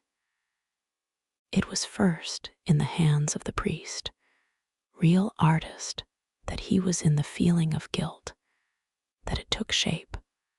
Oh, what a shape! Sin, for that, is the name of the new priestly version of the animal bad conscience, the inverted cruelty. has up to the present been the greatest event in the history of the diseased soul. In sin, we find the most perilous and fatal masterpiece of religious interpretation. Imagine man suffering from himself, some way or other, but at any rate physiologically, perhaps like an animal shut up in a cage, not clear as to the why and the wherefore. Imagine him in his desire for reasons. Reasons bring relief. In his desire again for remedies, narcotics at last, consulting one who knows even the occult. And see, lo and behold, he gets a hint from his wizard, the ascetic priest, his first hint on the cause of his trouble. He must search for it in himself, in his guiltiness, in a piece of the past. He must understand his very suffering as a state of punishment. He has heard, he has understood, has the unfortunate. He is now in the plight of a hen round, which a line has been drawn. He never gets out of the circle of lines. The sick man has been turned into the sinner. And now, for a few thousand years, we never get away from the sight of this new invalid, of a sinner. Shall we ever get away from it? Wherever we just look, everywhere the hypnotic gaze of the sinner, always moving in one direction, in the direction of guilt, the only cause of suffering. Everywhere the evil conscience, this gruelige theer, for, to use Luther's language, everywhere rumination over the past, a distorted view of action, the gaze of the green-eyed monster, turned on all action, everywhere the willful misunderstanding of suffering, its transvaluation into feelings of guilt, fear of retribution, everywhere the scourge, the hairy shirt, the starving body, contrition, everywhere the sinner breaking himself on the ghastly wheel of a restless and morbidly eager conscience, everywhere mute pain, extreme fear, the agony of a tortured heart, the spasms of an unknown happiness, the shriek for redemption. In point of fact, thanks to this system of procedure, the old depression, dullness, and fatigue were absolutely conquered. Life itself became very interesting again. Awake, eternally awake, sleepless, glowing, burnt away, exhausted, and yet not tired. Such was the figure cut by man, the sinner, who was initiated into these mysteries. This grand old wizard of an ascetic priest fighting with depression. He had clearly triumphed. His kingdom had come. Men no longer grumbled at pain. Men panted after pain. More pain, more pain. So for centuries on end shrieked the demand of his acolytes and initiates. Every emotional excess which hurt, everything which broke, overthrew, crushed, transported, ravished, the mystery of torture chambers, the ingenuity of hell itself. All this was now discovered, divined, exploited. All this was at the service of the wizard. All this served to promote the triumph of his ideal, the ascetic ideal. My kingdom is not of this world, quoth he, both at the beginning and at the end. Had he still the right to talk like that? Goethe has maintained that there are only 36 tragic situations. We would infer from that, did we not know otherwise, that Goethe was no ascetic priest. He knows more. 21. So far as all this kind of priestly medicine mongering, the guilty kind, is concerned, every word of criticism is superfluous. As for the suggestion that emotional excess of the type, which in these cases the ascetic priest is fain to order to his sick patients, under the most sacred euphemism, as is obvious and equally impregnated with the sanctity of his purpose, has ever really been of use to any sick man, who, forsooth, would feel inclined to maintain a proposition of that character. At any rate, some understanding should be come to as to the expression be of use. If you only wish to express that such a system of treatment has reformed man, I do not gainsay it. I merely add that reformed conveys to my mind as much as tamed, weakened, discouraged, refined, daintified, emasculated, and thus it means almost as much as injured.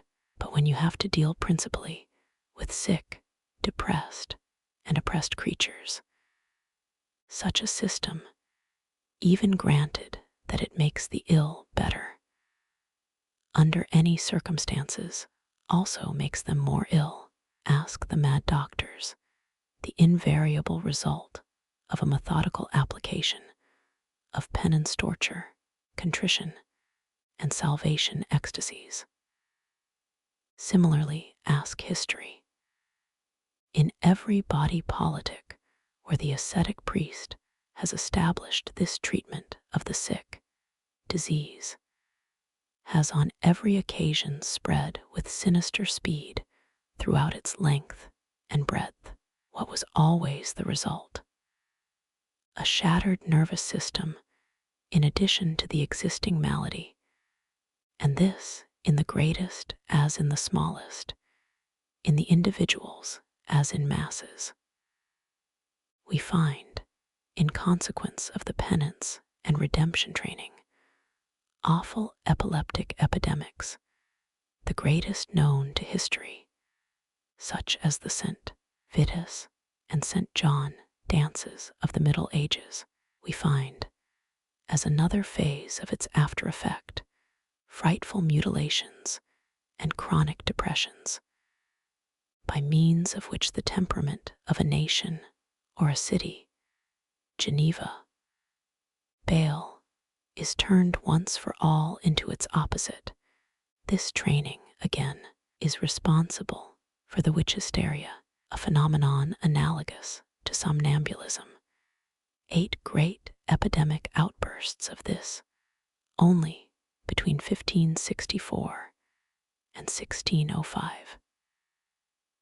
We find similarly in its train those delirious death cravings of large masses whose awful shriek, "Eve vive la mort," was heard over the whole of Europe, now interrupted by voluptuous variations, and anon by a rage for destruction, just as the same emotional sequence, with the same intermittencies and sudden changes, is now universally observed in every case where the ascetic doctrine of sin scores once more a great success.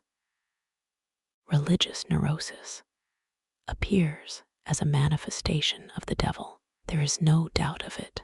What is it, quaerator?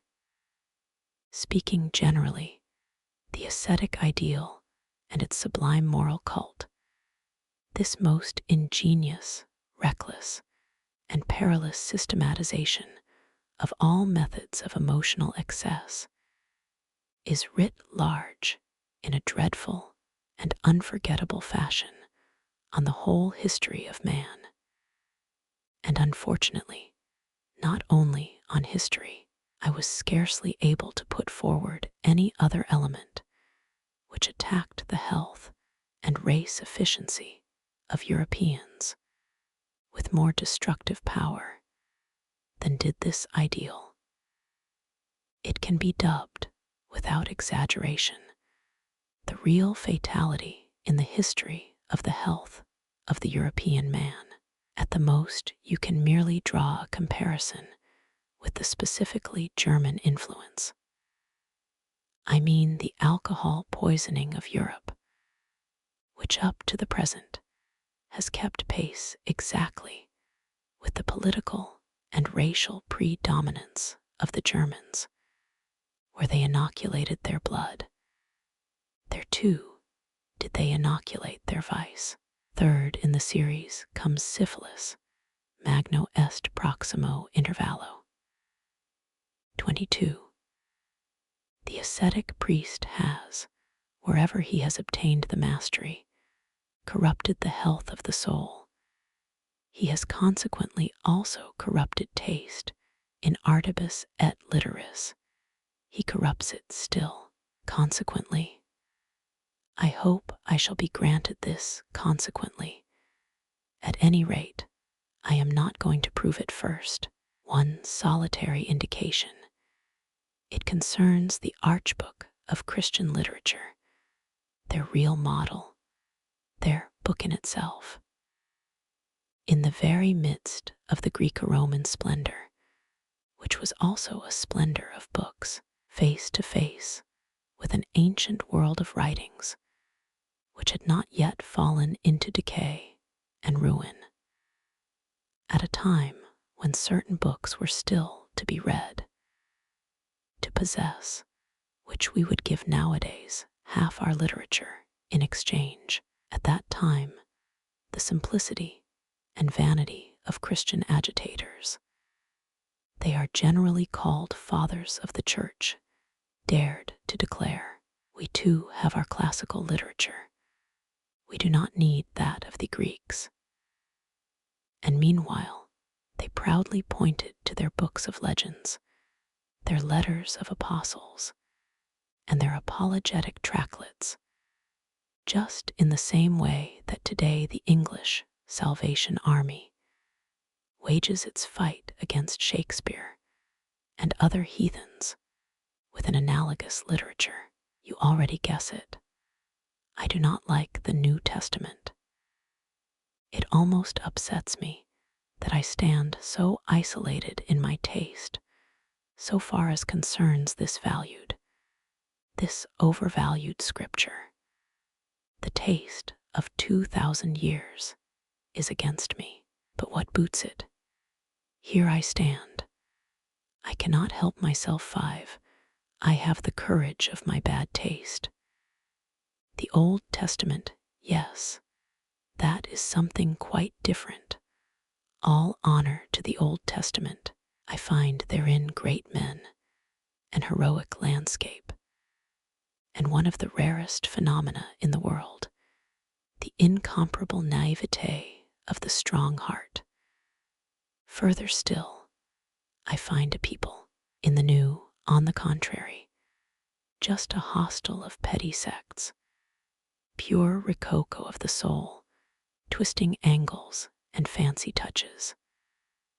Nothing but conventicle air, not to forget an occasional whiff of bucolic sweetness, which appertains to the epoch and the Roman province, and is less Jewish than Hellenistic.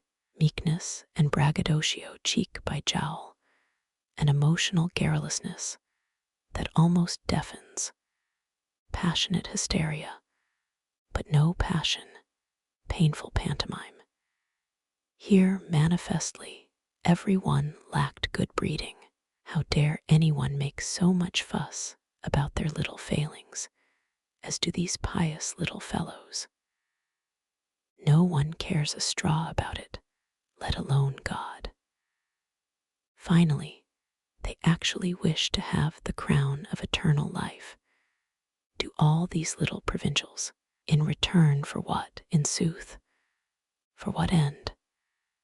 It is impossible to carry insolence any further. An immortal Peter, who could stand him?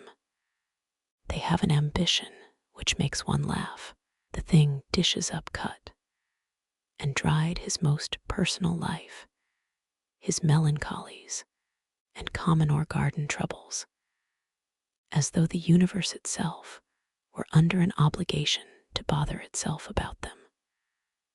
For it never gets tired of wrapping up God himself in the petty misery in which its troubles are involved. And how about the atrocious form of this chronic hobnobbing with God? This Jewish, and not merely Jewish, slobbering and clawing importunacy towards God. There exist little despised heathen nations in East Asia, from whom these first Christians could have learnt something worth learning, a little tact in worshipping. These nations do not allow themselves to say aloud the name of their God. This seems to me delicate enough. It is certain that it is too delicate, and not only for primitive Christians. To take a contrast, just recollect Luther, the most eloquent and insolent peasant whom Germany has had.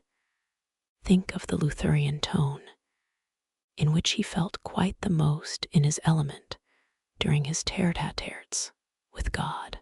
Luther's opposition to the medieval saints of the Church, in particular, against that devil's hog, the Pope, was, there is no doubt, at bottom the opposition of a boor, who was offended at the good etiquette of the Church, that worship etiquette of the sacerdotal code, which only admits to the Holy of Holies the initiated and the silent, and shuts the door against the boors. These definitely were not to be allowed a hearing in this planet.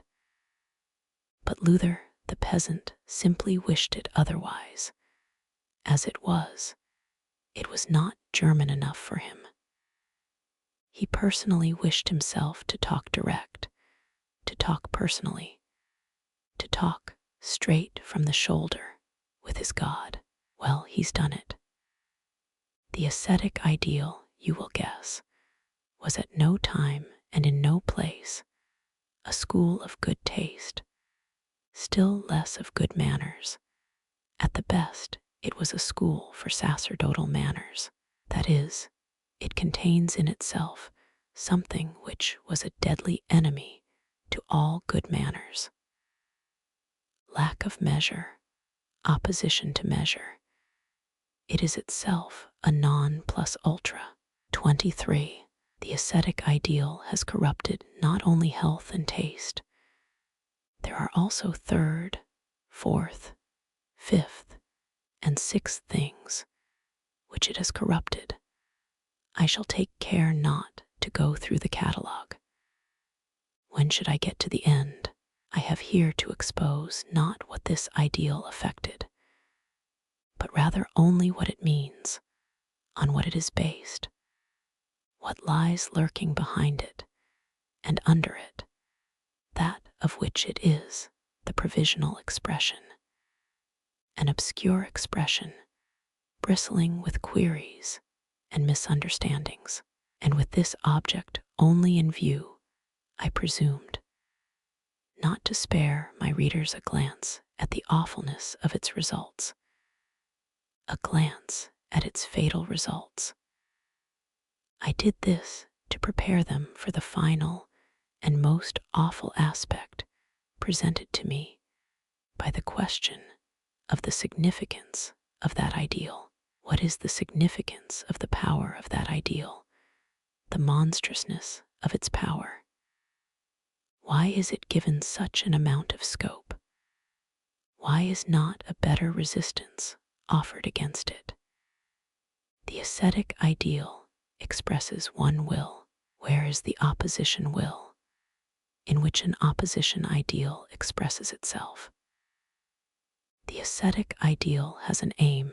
This goal is, putting it generally, that all the other interests of human life should, measured by its standard, appear petty and narrow. It explains epochs, nations, men, in reference to this one end. It forbids any other interpretation, any other end. It repudiates, denies, affirms, confirms, only in the sense of its own interpretation. And was there ever a more thoroughly elaborated system of interpretation? It subjects itself to no power. Rather does it believe in its own precedence over every power. It believes that nothing powerful exists in the world that has not first got to receive from it a meaning, a right to exist, a value, as being an instrument in its work, a way, and means to its end, to one end. Where is the counterpart of this complete system of will, end, and interpretation?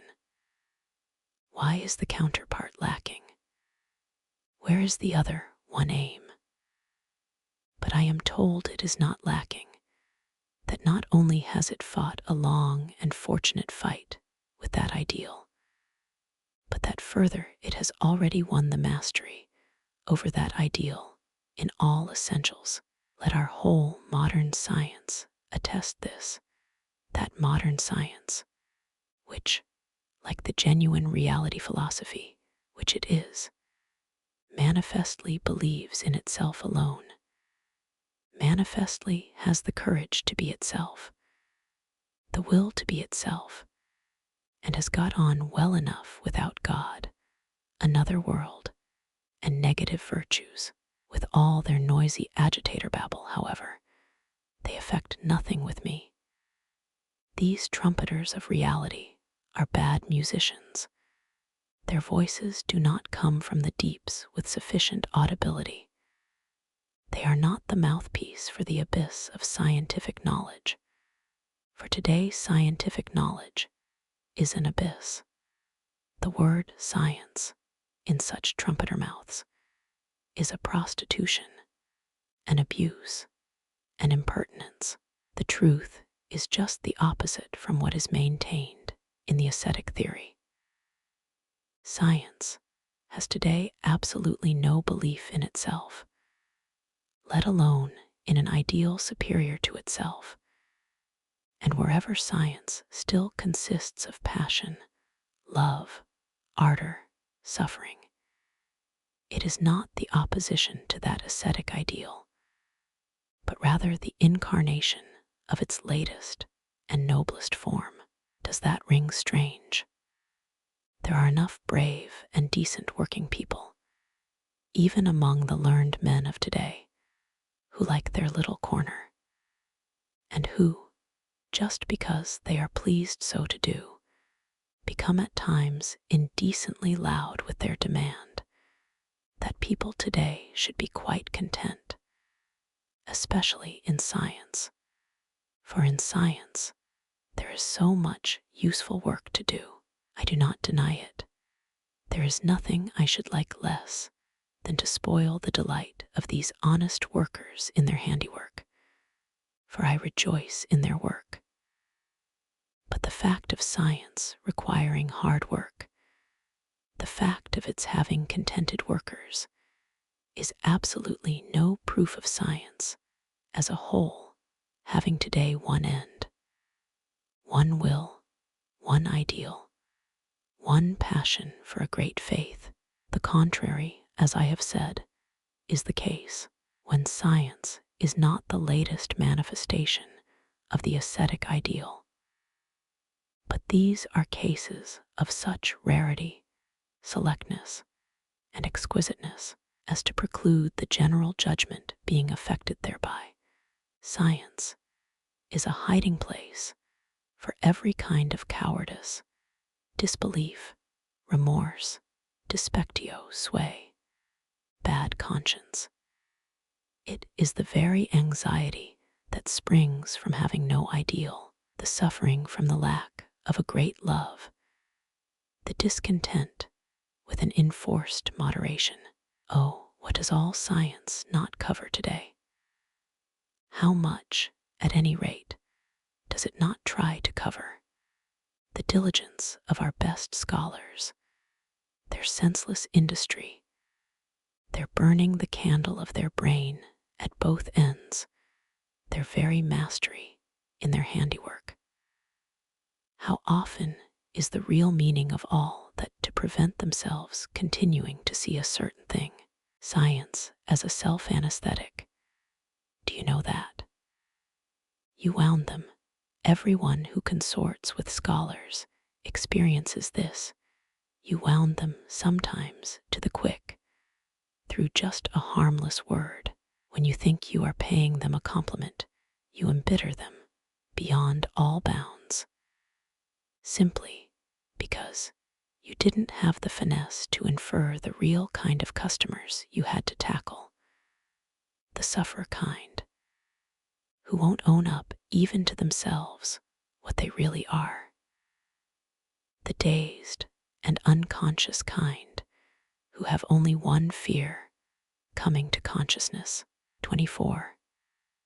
And now look at the other side, at those rare cases of which I spoke, the most supreme idealists to be found nowadays among philosophers and scholars. Have we, perchance, found in them the sought-for opponents of the ascetic ideal, its anti-idealists? In fact, they believe themselves to be such, these unbelievers, for they are all of them that. It seems that this idea is their last remnant of faith, the idea of being opponents of this ideal. So earnest are they on this subject, so passionate in word and gesture. But does it follow that what they believe must necessarily be true? We knowers have grown by degrees suspicious of all kinds of believers. Our suspicion has step by step habituated us to draw just the opposite conclusions to what people have drawn before. That is to say, wherever the strength of a belief is particularly prominent, to draw the conclusion of the difficulty of proving what is believed, the conclusion of its actual improbability. We do not again deny that faith produces salvation. For that very reason we do deny that faith proves anything. A strong faith, which produces happiness, causes suspicion of the object of that faith. It does not establish its truth. It does establish a certain probability of illusion. What is now the position in these cases? These solitaries and deniers of today, these fanatics in one thing, in their claim to intellectual cleanness, these hard, stern, continent, heroic spirits who constitute the glory of our time, all these pale atheists, anti-Christians, immoralists, nihilists, these skeptics, effectics, and hectics of the intellect. In a certain sense, they are the latter. Both collectively and individually, these supreme idealists of knowledge, in whom alone nowadays the intellectual conscience dwells and is alive. In point of fact, they believe themselves as far away as possible from the ascetic ideal. Do these free, very free spirits, and yet, if I may reveal what they themselves cannot see, for they stand too near themselves, this ideal is simply their ideal. They represent it nowadays, and perhaps no one else. They themselves are its most spiritualized product, its most advanced picket of skirmishers and scouts, its most insidious, delicate, and elusive form of seduction. If I am in any way a reader of riddles, then I will be one with this sentence. For some time past, there have been no free spirits, for they still believe in truth. When the Christian crusaders in the East came into collision with that invincible order of assassins, that order of free spirits par excellence, whose lowest grade lives in a state of discipline, such as no order of monks has ever attained. Then, in some way or other, they managed to get an inkling of that symbol and tally word that was reserved for the highest grade alone as their secretum. Nothing is true, everything is allowed. In sooth, that was freedom of thought, thereby was taking leave of the very belief in truth. Has indeed any European, any Christian freethinker, ever yet wandered into this proposition and its labyrinthine consequences? Does he know from experience the minotauros of this den? I doubt it, nay, I know otherwise. Nothing is more really alien to these monofanatics, these so-called free spirits, than freedom and unfettering in that sense. In no respect are they more closely tied. The absolute fanaticism of their belief in truth is unparalleled. I know all this perhaps too much from experience at close quarters. That dignified philosophically abstinence to which a belief like that binds its adherents. That stoicism of the intellect which eventually vetoes negation as rigidly as it does affirmation. That wish for standing still in front of the actual, the factum brutum. That fatalism in petty's fates. See petty fatalism, as I call it, in which French science now attempts a kind of moral superiority over German. This renunciation of interpretation generally, that is, of forcing, doctoring, abridging, omitting, suppressing, inventing, falsifying, and all the other essential attributes of interpretation. All this, considered broadly, expresses the asceticism of virtue quite as efficiently as does any repudiation of the senses. It is at bottom only a modus of that repudiation. But what forces it into that unqualified will for truth is the faith in the ascetic ideal itself, even though it take the form of its unconscious imperatives. Make no mistake about it. It is the faith, I repeat, in a metaphysical value, an intrinsic value of truth, of a character which is only warranted and guaranteed in this ideal. It stands and falls with that ideal. Judged strictly, there does not exist a science without its hypotheses. The thought of such a science is inconceivable, illogical. A philosophy, a faith, must always exist first to enable science to gain thereby a direction, a meaning, a limit and method, a right to existence. He who holds a contrary opinion on the subject, he, for example, who takes it upon himself to establish philosophy upon a strictly scientific basis, has first got to turn upside down not only philosophy, but also truth itself, the gravest insult which could possibly be offered to two such respectable females. Yes, there is no doubt about it. And here I quote my joyful wisdom, CP, Book V, APH. 344. The man who is truthful in that daring and extreme fashion, which is the presupposition of the faith in science, asserts thereby a different world from that of life, nature, and history, and in so far as he asserts the existence of that different world, come, must he not similarly repudiate its counterpart, this world, our world, the belief on which our faith in science is based, has remained to this day a metaphysical belief.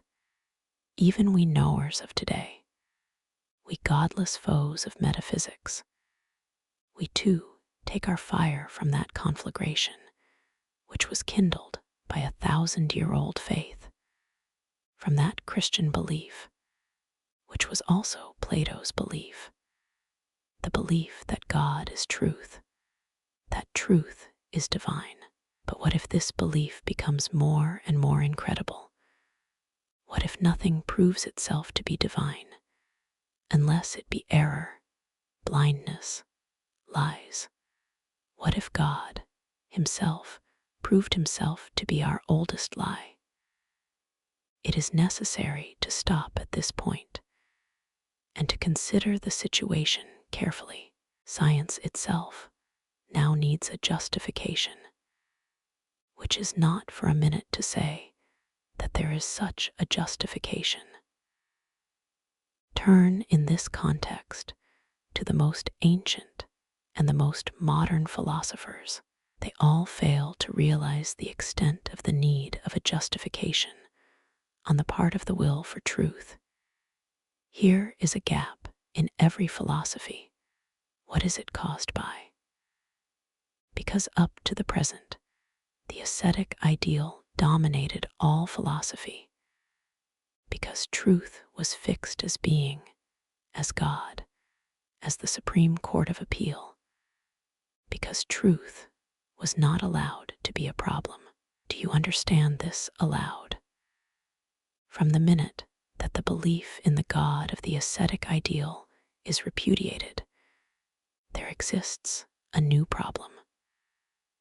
The problem of the value of truth.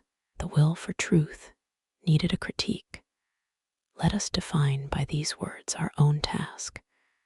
The value of truth is tentatively to be called in question.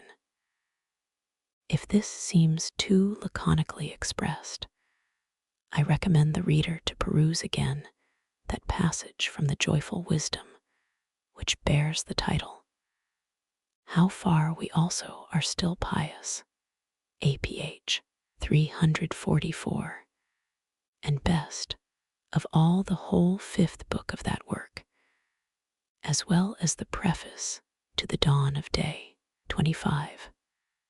No, you can't get round me with science when I search for the natural antagonists of the ascetic ideal, when I put the question, where is the opposed will in which the opponent ideal expresses itself? Science is not, by a long way, independent enough to fulfill this function. In every department, science needs an ideal value, a power which creates values, and in whose service it can believe in itself. Science itself never creates values. Its relation to the ascetic ideal is not in itself antagonistic.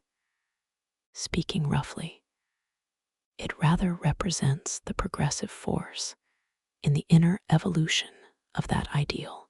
Tested more exactly, its opposition and antagonism are concerned not with the ideal itself, but only with that ideal's outworks, its outer garb, its masquerade, with its temporary hardening, stiffening, and dogmatizing. It makes the life in the ideal free once more, while it repudiates its superficial elements. These two phenomena, science and the ascetic ideal, both rest on the same basis. I have already made this clear. The basis, I say, oft the same overappreciation of truth, more accurately the same belief in the impossibility of valuing and of criticizing truth. And consequently, they are necessarily allies, so that, in the event of their being attacked, they must always be attacked and called into question together. Evaluation of the ascetic ideal inevitably entails evaluation of science as well. Lose no time in seeing this clearly. and be sharp to catch it. Art, I am speaking provisionally, for I will treat it on some other occasion in greater detail. Art, I repeat, in which lying is sanctified, and the will for deception has good conscience on its side, is much more fundamentally opposed to the ascetic ideal than is science. Plato's instinct felt this. Plato, the greatest enemy of art which Europe has produced up to the present. Plato versus Homer, that is the complete, the true antagonism.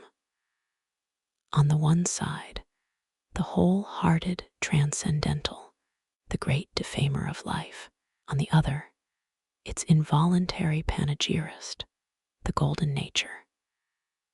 An artistic subservience to the service of the ascetic ideal is consequently the most absolute artistic corruption that there can be, though unfortunately it is one of the most frequent phases, for nothing is more corruptible than an artist.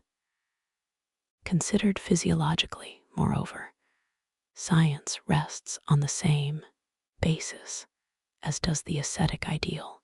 A certain impoverishment of life is the presupposition of the latter, as of the former frigidity of the emotions, slackening of the tempo, the substitution of dialectic for instinct, seriousness impressed on mien and gesture, seriousness, that most unmistakable sign of strenuous metabolism, of struggling, toiling life.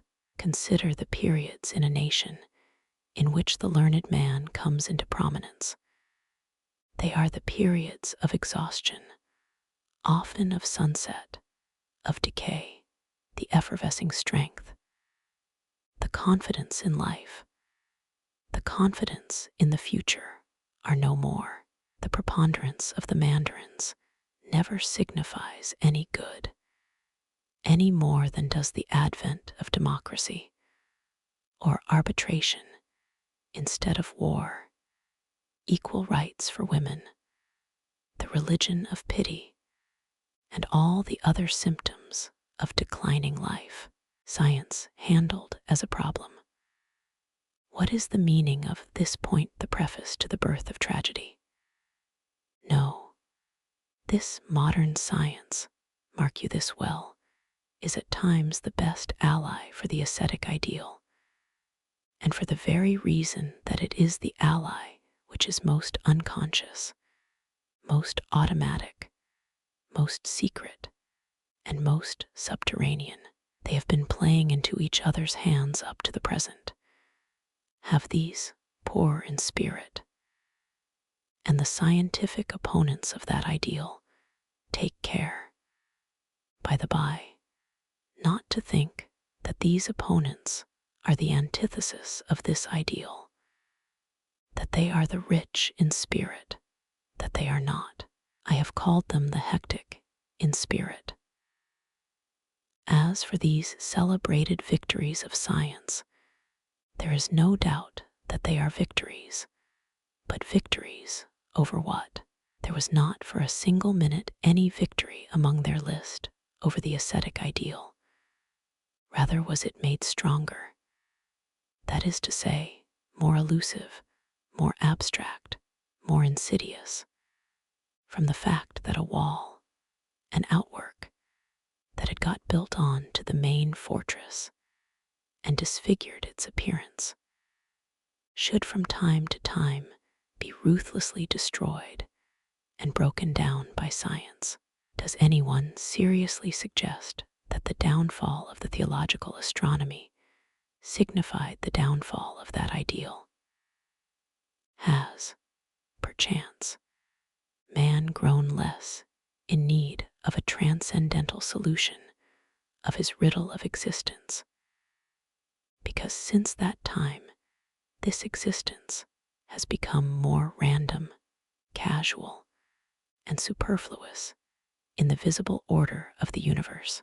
Has there not been since the time of Copernicus an unbroken progress in the self-belittling of man and his will for belittling himself. Alas, his belief in his dignity, his uniqueness's irreplaceableness in the scheme of existence, is gone. He has become animal, literal, unqualified, and unmitigated animal. He who, in his earlier belief, was almost God, child of God, demigod. Since Copernicus, man seems to have fallen on to a steep plane. He rolls faster and faster away from the center whither? Into nothingness, into the thrilling sensation of his own nothingness. Well, this would be the straight way to the old ideal. All science, and by no means only astronomy, with regard to the humiliating and deteriorating effect of which Kant has made a remarkable confession. It annihilates my own importance. All science, natural as much as unnatural.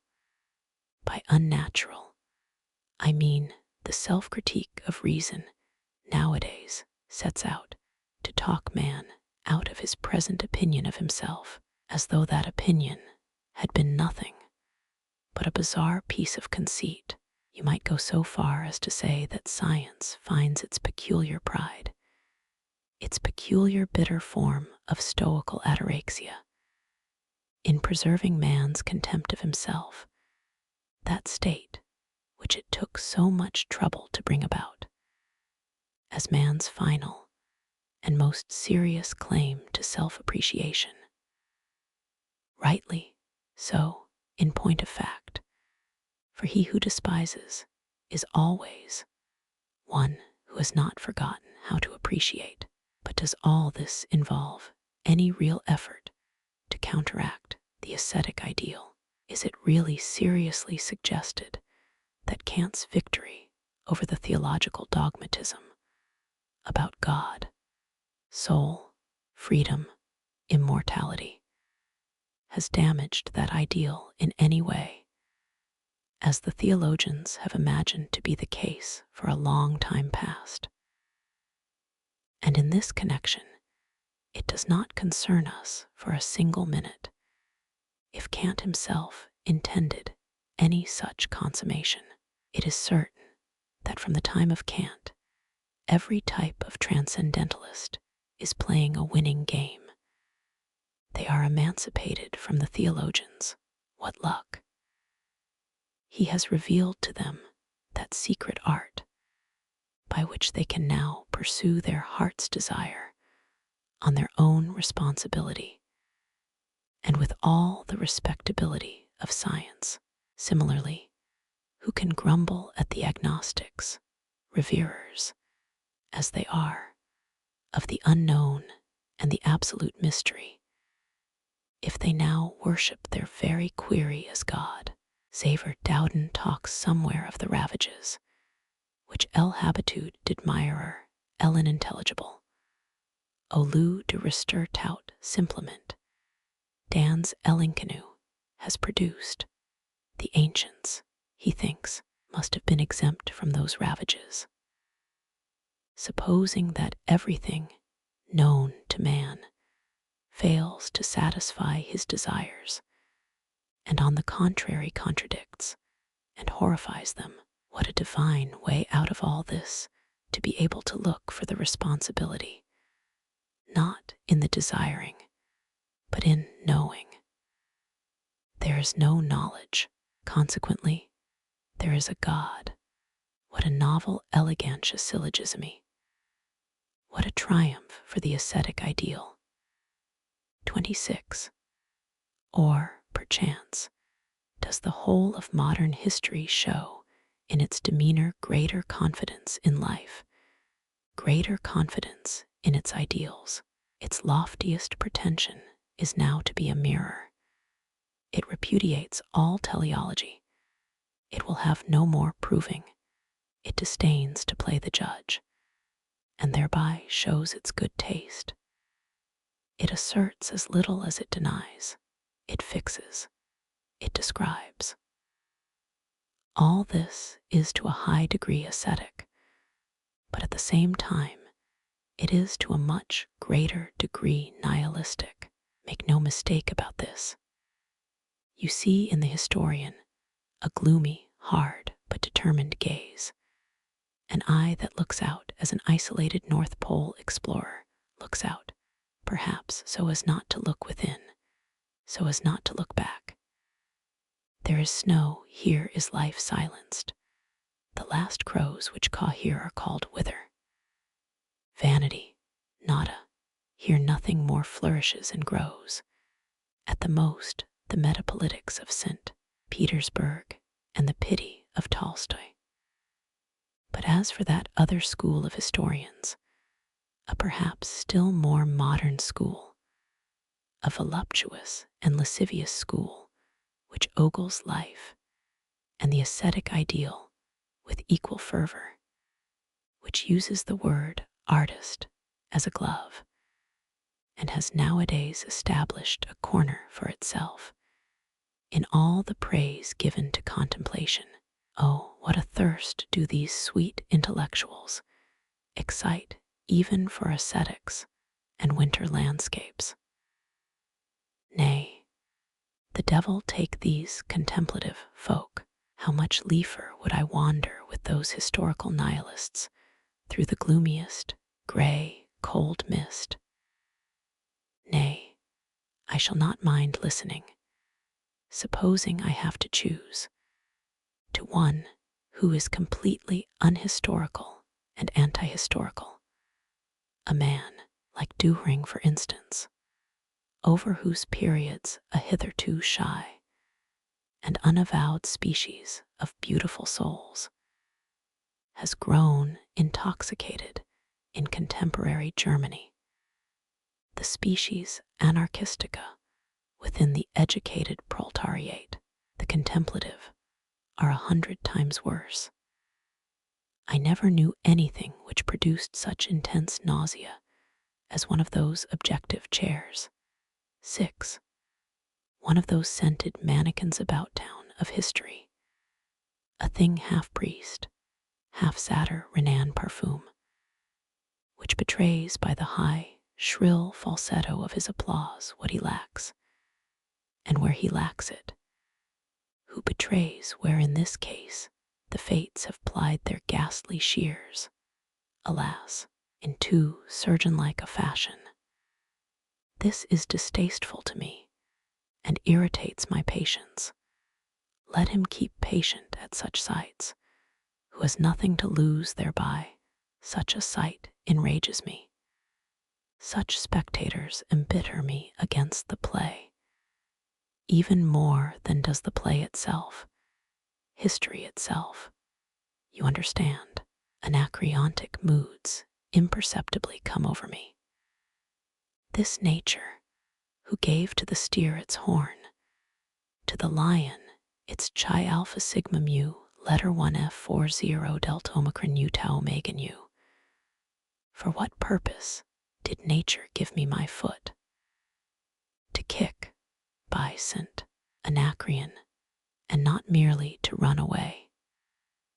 To trample on all the worm-eaten chairs, the cowardly contemplators, the lascivious eunuchs of history, the flirters with ascetic ideals, the righteous hypocrites of impotence, all reverence on my part to the ascetic ideal, in so far as it is honorable, so long as it believes in itself and plays no pranks on us.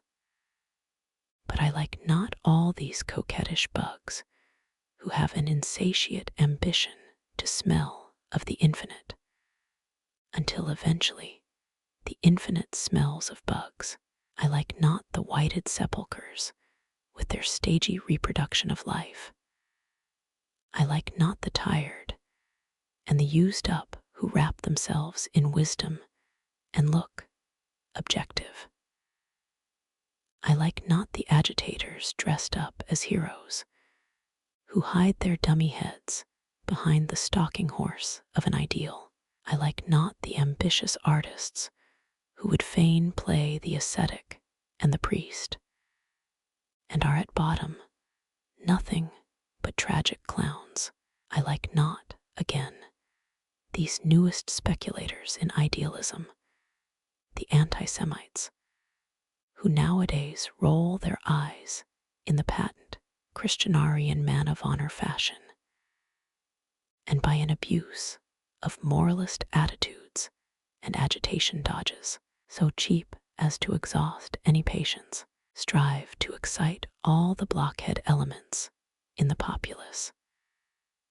The invariable success of every kind of intellectual charlatanism in present-day Germany hangs together with the almost indisputable and already quite palpable desolation of the German mind, whose cause I look for in a too exclusive diet of papers, politics, beer, and Wagnerian music, not forgetting the condition precedent of this diet, the national exclusiveness and vanity, the strong but narrow principle, Germany, Germany above everything. 7. And finally, the paralysis agitans of modern ideas. Europe nowadays is, above all, wealthy and ingenious in means of excitement. It apparently has no more crying necessity than stimulantia and alcohol. Hence the enormous counterfeiting of ideals, those most fiery spirits of the mind. Hence, too, the repulsive, evil-smelling, perjured, pseudo-alcoholic air everywhere. I should like to know how many cargoes of imitation idealism, of hero costumes, and highfalutin claptrap, how many casks of sweetened pity liqueur, firm la religion de la souffrance, how many crutches of righteous indignation for the help of these flat-footed intellects, how many comedians of the Christian moral ideal would need today to be exported from Europe to enable its air to smell pure again. It is obvious that, in regard to this overproduction, a new trade possibility lies open. It is obvious that there is a new business to be done in little ideal idols and obedient idealists. Don't pass over this tip who has sufficient courage. We have in our hands the possibility of idealizing the whole earth. But what am I talking about courage? We only need one thing here, a hand, a very free hand. 27. Enough, enough. Let us leave these curiosities and complexities of the modern spirit, which excite as much laughter as disgust. Our problem can certainly do without them. The problem of meaning, of the ascetic ideal, what has it got to do with yesterday or today? Those things shall be handled by me more thoroughly and severely in another connection. Under the title A Contribution to the History of European Nihilism, I refer for this to a work which I am preparing, The Will to Power, an attempt at a transvaluation of all values. The only reason why I come to allude to it here is this. The ascetic ideal has at times, even in the most intellectual sphere, only one real kind of enemies and damagers. These are the comedians of this ideal, for they awake mistrust. Everywhere otherwise, where the mind is at work seriously, powerfully, and without counterfeiting, it dispenses altogether now with an ideal. The popular expression for this abstinence is atheism, with the exception of the will for truth. But this will This remnant of an ideal is, if you will believe me, that ideal itself in its severest and cleverest formulation, esoteric through and through, stripped of all outworks, and consequently not so much its remnant as its kernel, unqualified, honest atheism. And its air only do we breathe. We, the most intellectual men of this age, is not opposed to that ideal, to the extent that it appears to be. It is rather one of the final phases of its evolution, one of its syllogisms and pieces of inherent logic. It is the awe-inspiring catastrophe of a 2,000-year training in truth, which finally forbids itself the lie of the belief in God. The same course of development in India, quite independently, and consequently of some demonstrative value. The same ideal driving to the same conclusion, the decisive point reached 500 years before the European era, or more precisely, at the time of Buddha. It started in the Sankhya philosophy, and then this was popularized through Buddha and made into a religion. What, I put the question with all strictness, has really triumphed over the Christian God? The answer stands in my joyful wisdom. APH 357. The Christian morality itself, the idea of truth, taken as it was with increasing seriousness, the confessor subtlety of the Christian conscience, translated and sublimated into the scientific conscience, into intellectual cleanness at any price, regarding nature as though it were a proof of the goodness and guardianship of God, interpreting history in honor of a divine reason, as a constant proof of a moral order of the world and a moral teleology, explaining our own personal experiences, as pious men have for long enough explained them, as though every arrangement, every nod, every single thing were invented and sent out of love for the salvation of the soul. All this is now done away with.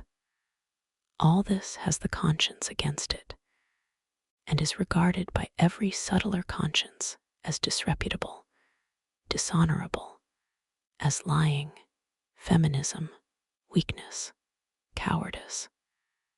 By means of this severity, if by means of anything at all, are we, in sooth, good Europeans and heirs of Europe's longest and bravest self-mastery.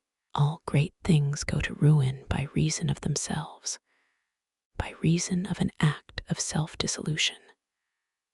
So wills the law of life, the law of necessary self-mastery. Even in the essence of life, ever is the lawgiver finally exposed to the cry, Pater legem, quam ipse celisti. In thus wise did Christianity go to ruin as a dogma, through its own morality. In thus wise must Christianity go again to ruin today as a morality. We are standing on the threshold of this event, after Christian truthfulness has drawn one conclusion after the other. It finally draws its strongest conclusion, its conclusion against itself. This, however, happens when it puts the question, what is the meaning of every will for truth? And here again, do I touch on my problem, on our problem, my unknown friends? For as yet I know of no friends. What sense has our whole being, if it does not mean that in our own selves, that will for truth has come to its own consciousness as a problem? by reason of this attainment of self-consciousness on the part of the will for truth, morality from henceforward, there is no doubt about it, goes to pieces. This is that great 100-act play that is reserved for the next 2 centuries of Europe, the most terrible, the most mysterious, and perhaps also the most hopeful of all plays. 28. If you accept the ascetic ideal man, the animal man had no meaning. His existence on earth contained no end. What is the purpose of man at all? Was a question without an answer. The will for man and the world was lacking. Behind every great human destiny rang as a refrain a still greater vanity. The ascetic ideal simply means this, that something was lacking, that a tremendous void encircled man. He did not know how to justify himself, to explain himself, to affirm himself. He suffered from the problem of his own meaning. He suffered also in other ways. He was in the main a diseased animal, but his problem was not suffering itself, but the lack of an answer to that crying question: to what purpose do we suffer? Man, the bravest animal and the one most inured to suffering, does not repudiate suffering in itself. He wills it, he even seeks it out, provided that he is shown a meaning for it, a purpose of suffering. Not suffering, but the senselessness of suffering was the curse which till then lay spread over humanity, and the ascetic ideal gave it a meaning. It was up till then the only meaning. But any meaning is better than no meaning. The ascetic ideal was in that connection the faute de mieux par excellence that existed at that time. In that ideal suffering found an explanation. The tremendous gap seemed filled. The door to all suicidal nihilism was closed. The explanation, there is no doubt about it, brought in its train new suffering, deeper, more penetrating, more venomous, gnawing more brutally into life. It brought all suffering under the perspective of guilt. But in spite of all that man was saved thereby, he had a meaning, and from henceforth was no more like a leaf in the wind, a shuttlecock of chance, of nonsense. He could now will something absolutely immaterial to what end, to what purpose, with what means he wished. The will itself was saved.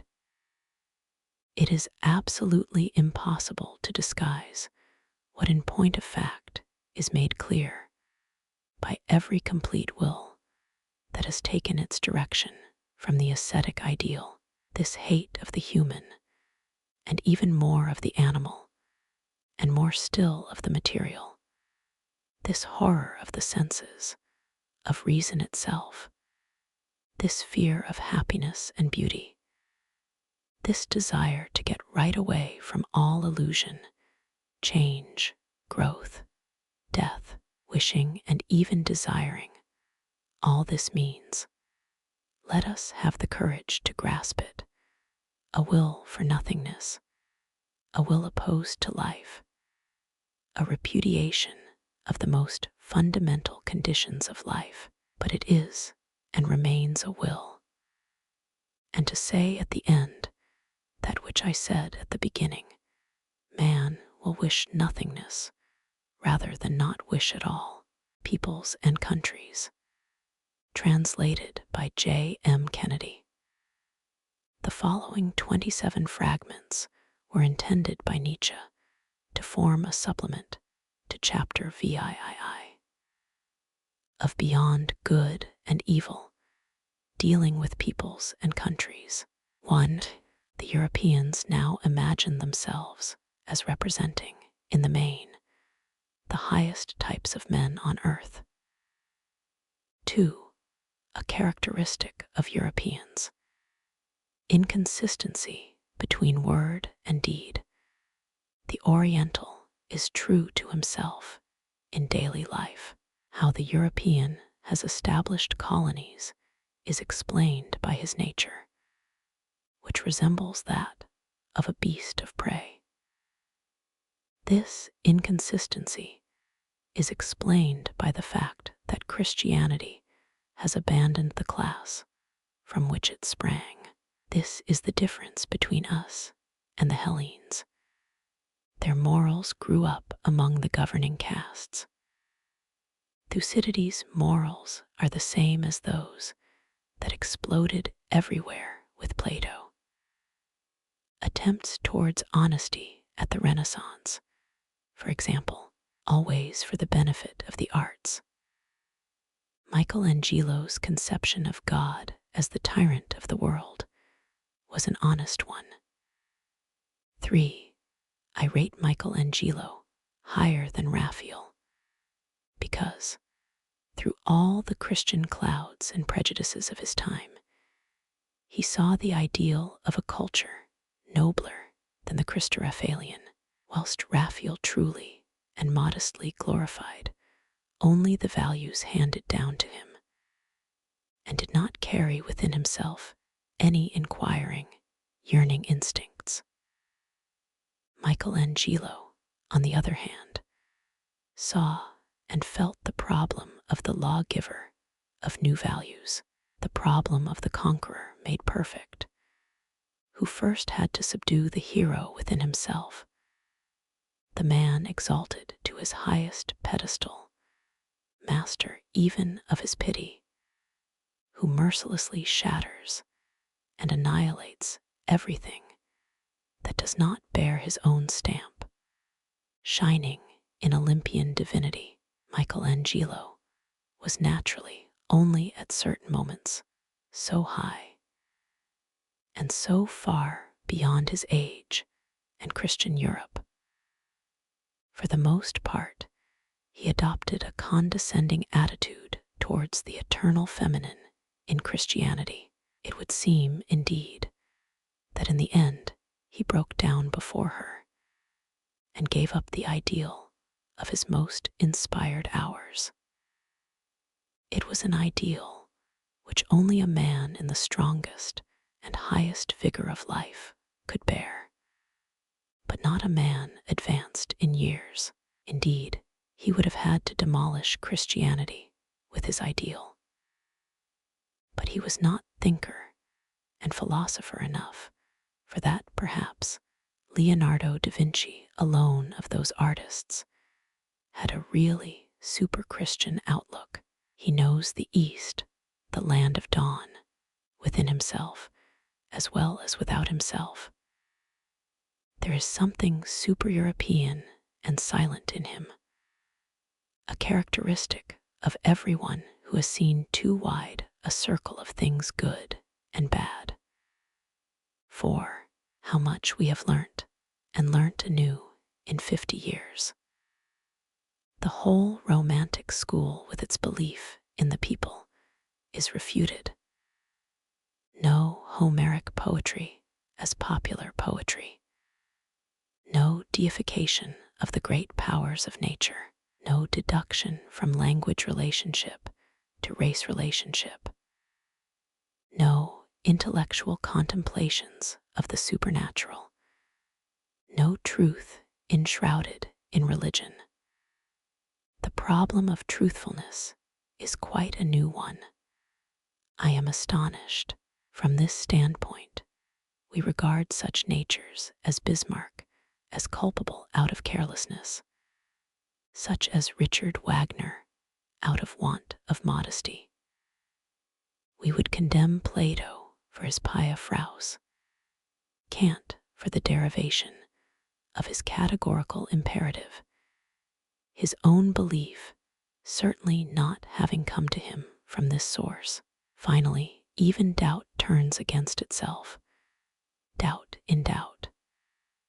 And the question as to the value of truthfulness and its extent lies there. 5.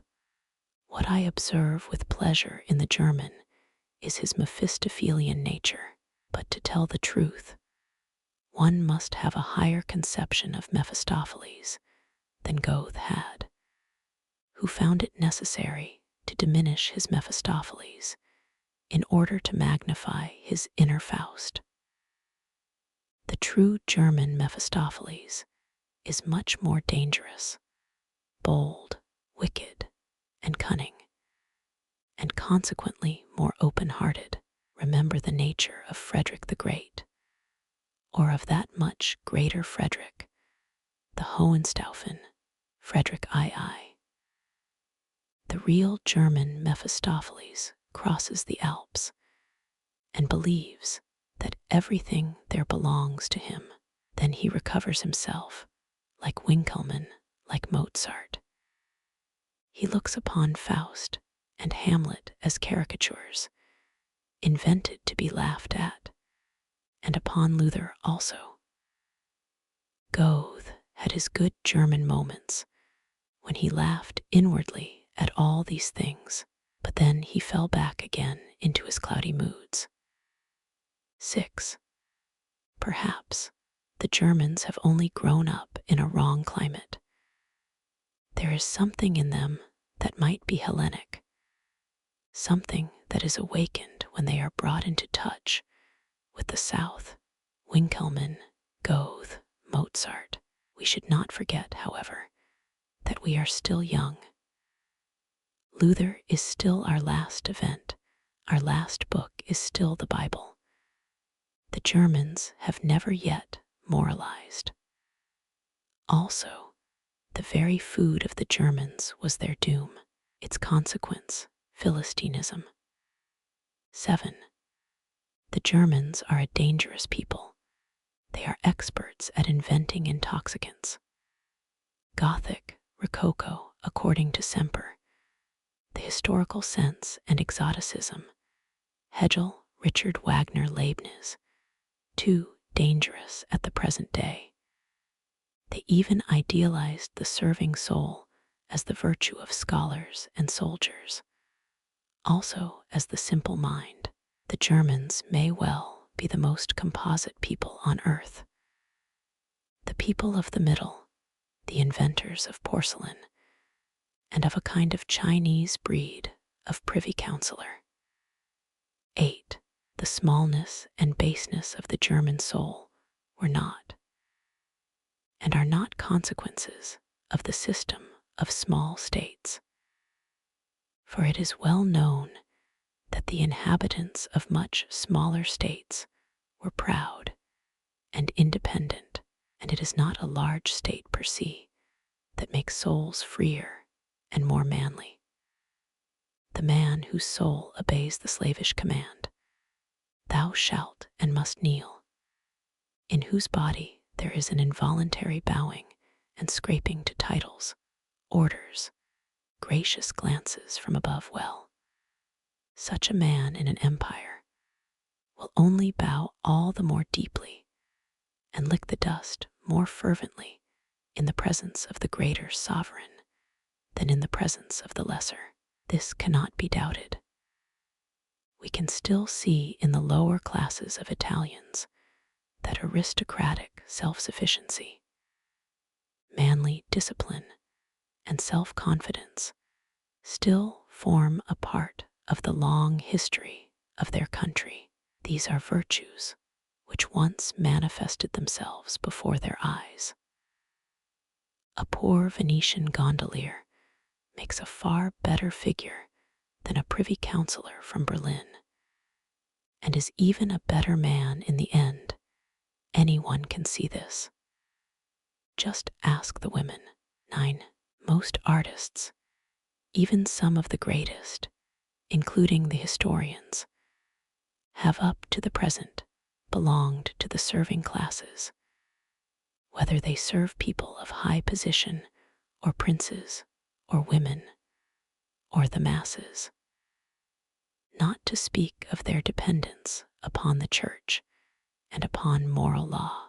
Thus Rubens portrayed the nobility of his age, but only according to their vague conception of taste, not according to his own measure of beauty, on the whole, therefore, against his own taste.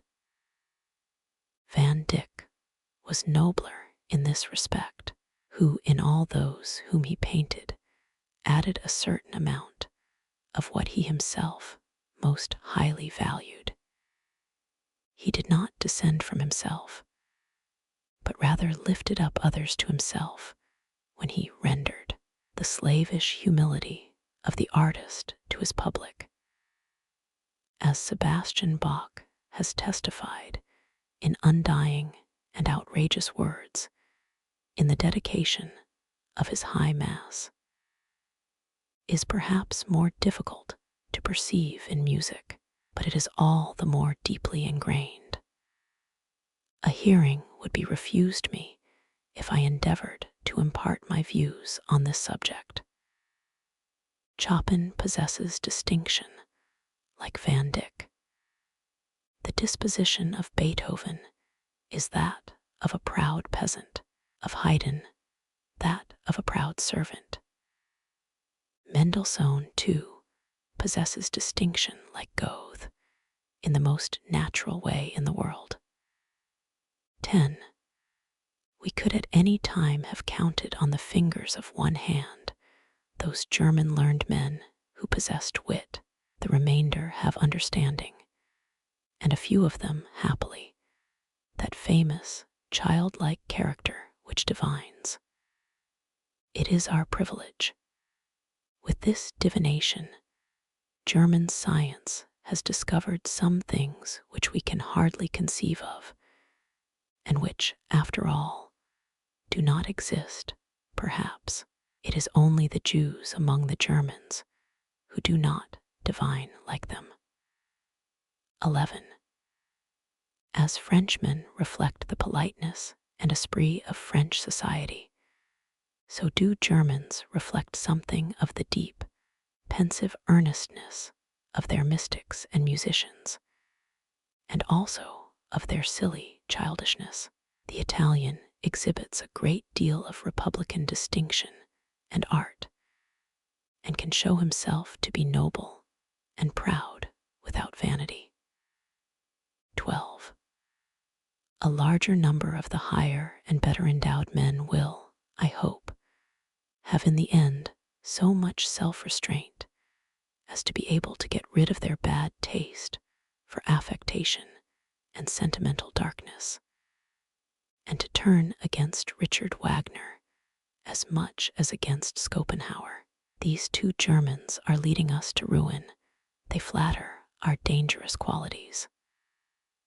A stronger future is prepared for us in Goethe, Beethoven, and Bismarck than in these racial aberrations. We have had no philosophers yet. 13. The peasant is the commonest type of noblesse, for he is dependent upon himself most of all. Peasant blood is still the best blood in Germany. For example, Luther, Niebuhr, Bismarck. Bismarck, a Slav. Let anyone look upon the face of Germans. Everything that had manly, exuberant blood in it went abroad. Over the smug populace remaining, the slave-sold people, there came an improvement from abroad, especially by a mixture of Slavonic blood, the Brandenburg nobility, and the Prussian nobility in general, and the peasant of certain North German districts, comprise at present the most manly natures in Germany. That the manliest men shall rule, this is only the natural order of things. 14.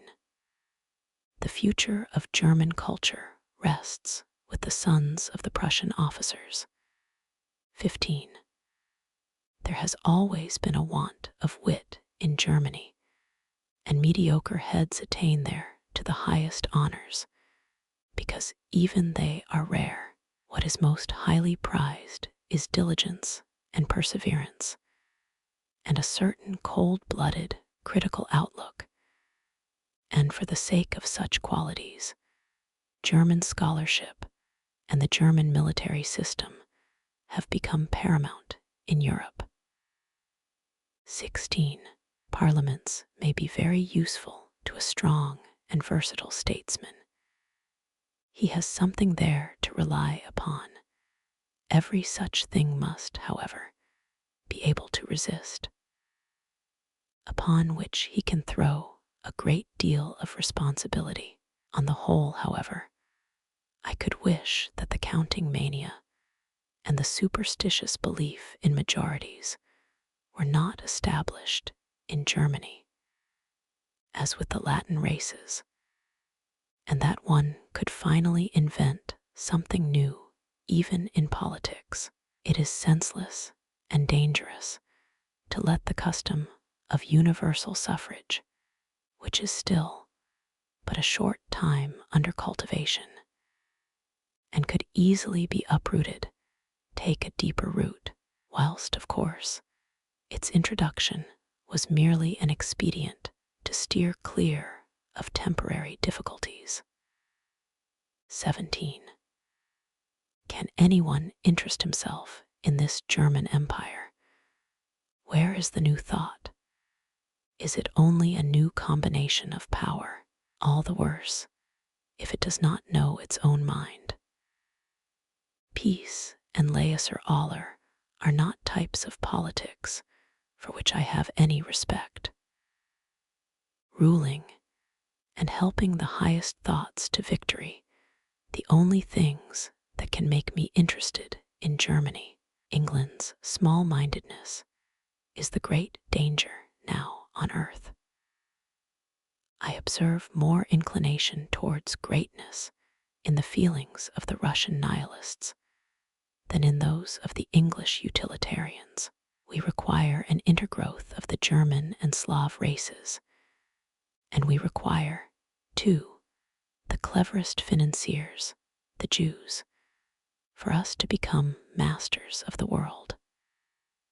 At the sense of reality be a giving up of the English principle of the people's right of representation.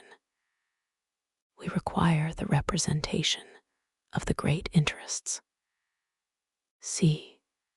We require an unconditional union with Russia, together with a mutual plan of action which shall not permit any English schemata to obtain the mastery in Russia. No American future. D. A national system of politics is untenable, and embarrassment by Christian views is a very great evil. In Europe, all sensible people are skeptics, whether they say so or not. 18. I see over and beyond all these national wars, new empires, and whatever else lies in the foreground.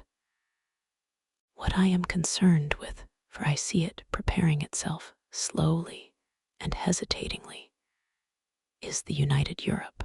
It was the only real work, the one impulse in the souls of all the broad-minded and deep-thinking men of this century, this preparation of a new synthesis and the tentative effort to anticipate the future of the European. Only in their weaker moments, or when they grew old, did they fall back again into the national narrowness of the fatherlanders. Then they were once more patriots. I am thinking of men like Napoleon, Heinrich Heine, Goethe, Beethoven, Stendhal, Schopenhauer. Perhaps Richard Wagner likewise belongs to their number, concerning whom, as a successful type of German obscurity, nothing can be said without some such, perhaps, but to the help of such minds as feel the need of a new unity, there comes a great explanatory economic fact. The small states of Europe, I refer to all our present kingdoms and empires, will in a short time become economically untenable, owing to the mad, uncontrolled struggle for the possession of local and international trade. Money is even now compelling European nations to amalgamate into one power. In order, however, that Europe may enter into the battle for the mastery of the world with good prospects of victory, it is easy to perceive against whom this battle will be waged. She must probably come to an understanding with England. The English colonies are needed for this struggle, just as much as modern Germany, to play her new role of broker and middleman requires the colonial possessions of Holland, for no one any longer believes that England alone is strong enough to continue to act her old part for 50 years more. The impossibility of shutting out Homens Novi from the government will ruin her, and her continual change of political parties is a fatal obstacle to the carrying out of any tasks which require to be spread out over a long period of time. A man must today be a soldier first and foremost, that he may not afterwards lose his credit as a merchant. Enough. Here, as in other matters, the coming century will be found following in the footsteps of Napoleon, the first man, and the man of greatest initiative and advanced views of modern times. For the tasks of the next century, the methods of popular representation and parliaments are the most inappropriate imaginable. 19. The condition of Europe in the next century will once again lead to the breeding of manly virtues, because men will live in continual danger. Universal military service is already the curious antidote which we possess for the effeminacy of democratic ideas, and it has grown up out of the struggle of the nations. Nation men who speak one language and read the same newspapers. These men now call themselves nations, and would far too readily trace their descent from the same source and through the same history, which, however, even with the assistance of the most malignant lying in the past, they have not succeeded in doing. 20. What quagmires and mendacity must there be about, if it is possible, in the modern European hodgepodge, to raise questions of race, it being premised that the origin of such writers is not in Borneo and Borneo. 21. Maxim, to associate with no man who takes any part in the mendacious race swindle. 22. With the freedom of travel now existing, groups of men of the same kindred can join together and establish communal habits and customs. The overcoming of nations. 23. To make Europe a center of culture. National stupidities should not make us blind to the fact that in the higher regions there is already a continuous reciprocal dependence. France and German philosophy. Richard Wagner and Paris, 1830–50. Goethe and Greece. All things are impelled towards a synthesis of the European past in the highest types of mind. 24. Mankind has still much before it. How, generally speaking, could the ideal be taken from the past? Perhaps merely in relation to the present, which latter is possibly a lower region. 25. This is our distrust, which recurs again and again. Our care, which never lets us sleep. Our question, which no one listens to or wishes to listen to. Our sphinx, near which there is more than one precipice. We believe that the men of present-day Europe are deceived in regard to the things which we love best. And a pitiless demon, no, not pitiless, only indifferent and puerile, plays with our hearts and their enthusiasm, as it may perhaps have already played with everything that lived and loved. I believe that everything which we Europeans of today are in the habit of admiring as the values of all these respected things called humanity, mankind, sympathy, pity, may be of some value as the debilitation and moderating of certain powerful and dangerous primitive impulses. Nevertheless, in the long run, all these things are nothing else than the belittlement of the entire type man, his mediocrization. If in such a desperate situation I may make use of such a desperate expression, I think that the commedia humana for an Epicurean spectator god must consist in this, that the Europeans, by virtue of their growing morality, believe in all their innocence and vanity that they are rising higher and higher, whereas the truth is that they are sinking lower and lower, i.e., through the cultivation of all the virtues which are useful to a herd, and through the repression of the other and contrary virtues, which give rise to a new, higher, stronger, masterful race of men. The first named virtues merely develop the herd animal in man and stabilitate the animal man. For until now man has been the animal as yet unstabilitated. 26. Genius and epoch. Heroism is no form of selfishness, for one is shipwrecked by it.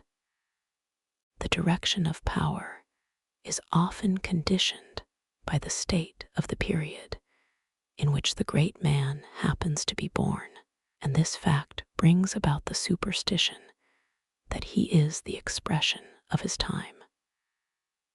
But this same power could be applied in several different ways, and between him and his time there is always this difference, that public opinion always worships the herd instinct, i.e. the instinct of the weak, while he, the strong man, writes for strong ideals.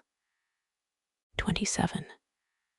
The fate now overhanging Europe is simply this, that it is exactly her strongest sons that come rarely and late to the springtime of their existence, that, as a rule, when they are already in their early youth, they perish, saddened, disgusted, darkened in mind, just because they have already, with the entire passion of their strength, drained to the dregs the cup of disillusionment, which in our days means the cup of knowledge, and they would not have been the strongest had they not also been the most disillusionized, for that is the test of their power.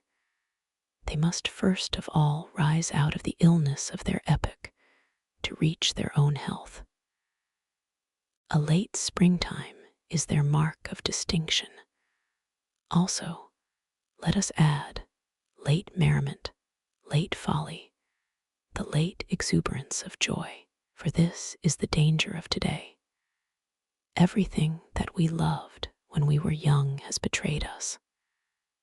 Our last love, the love which makes us acknowledge her, our love for truth, let us take care that she too does not betray us.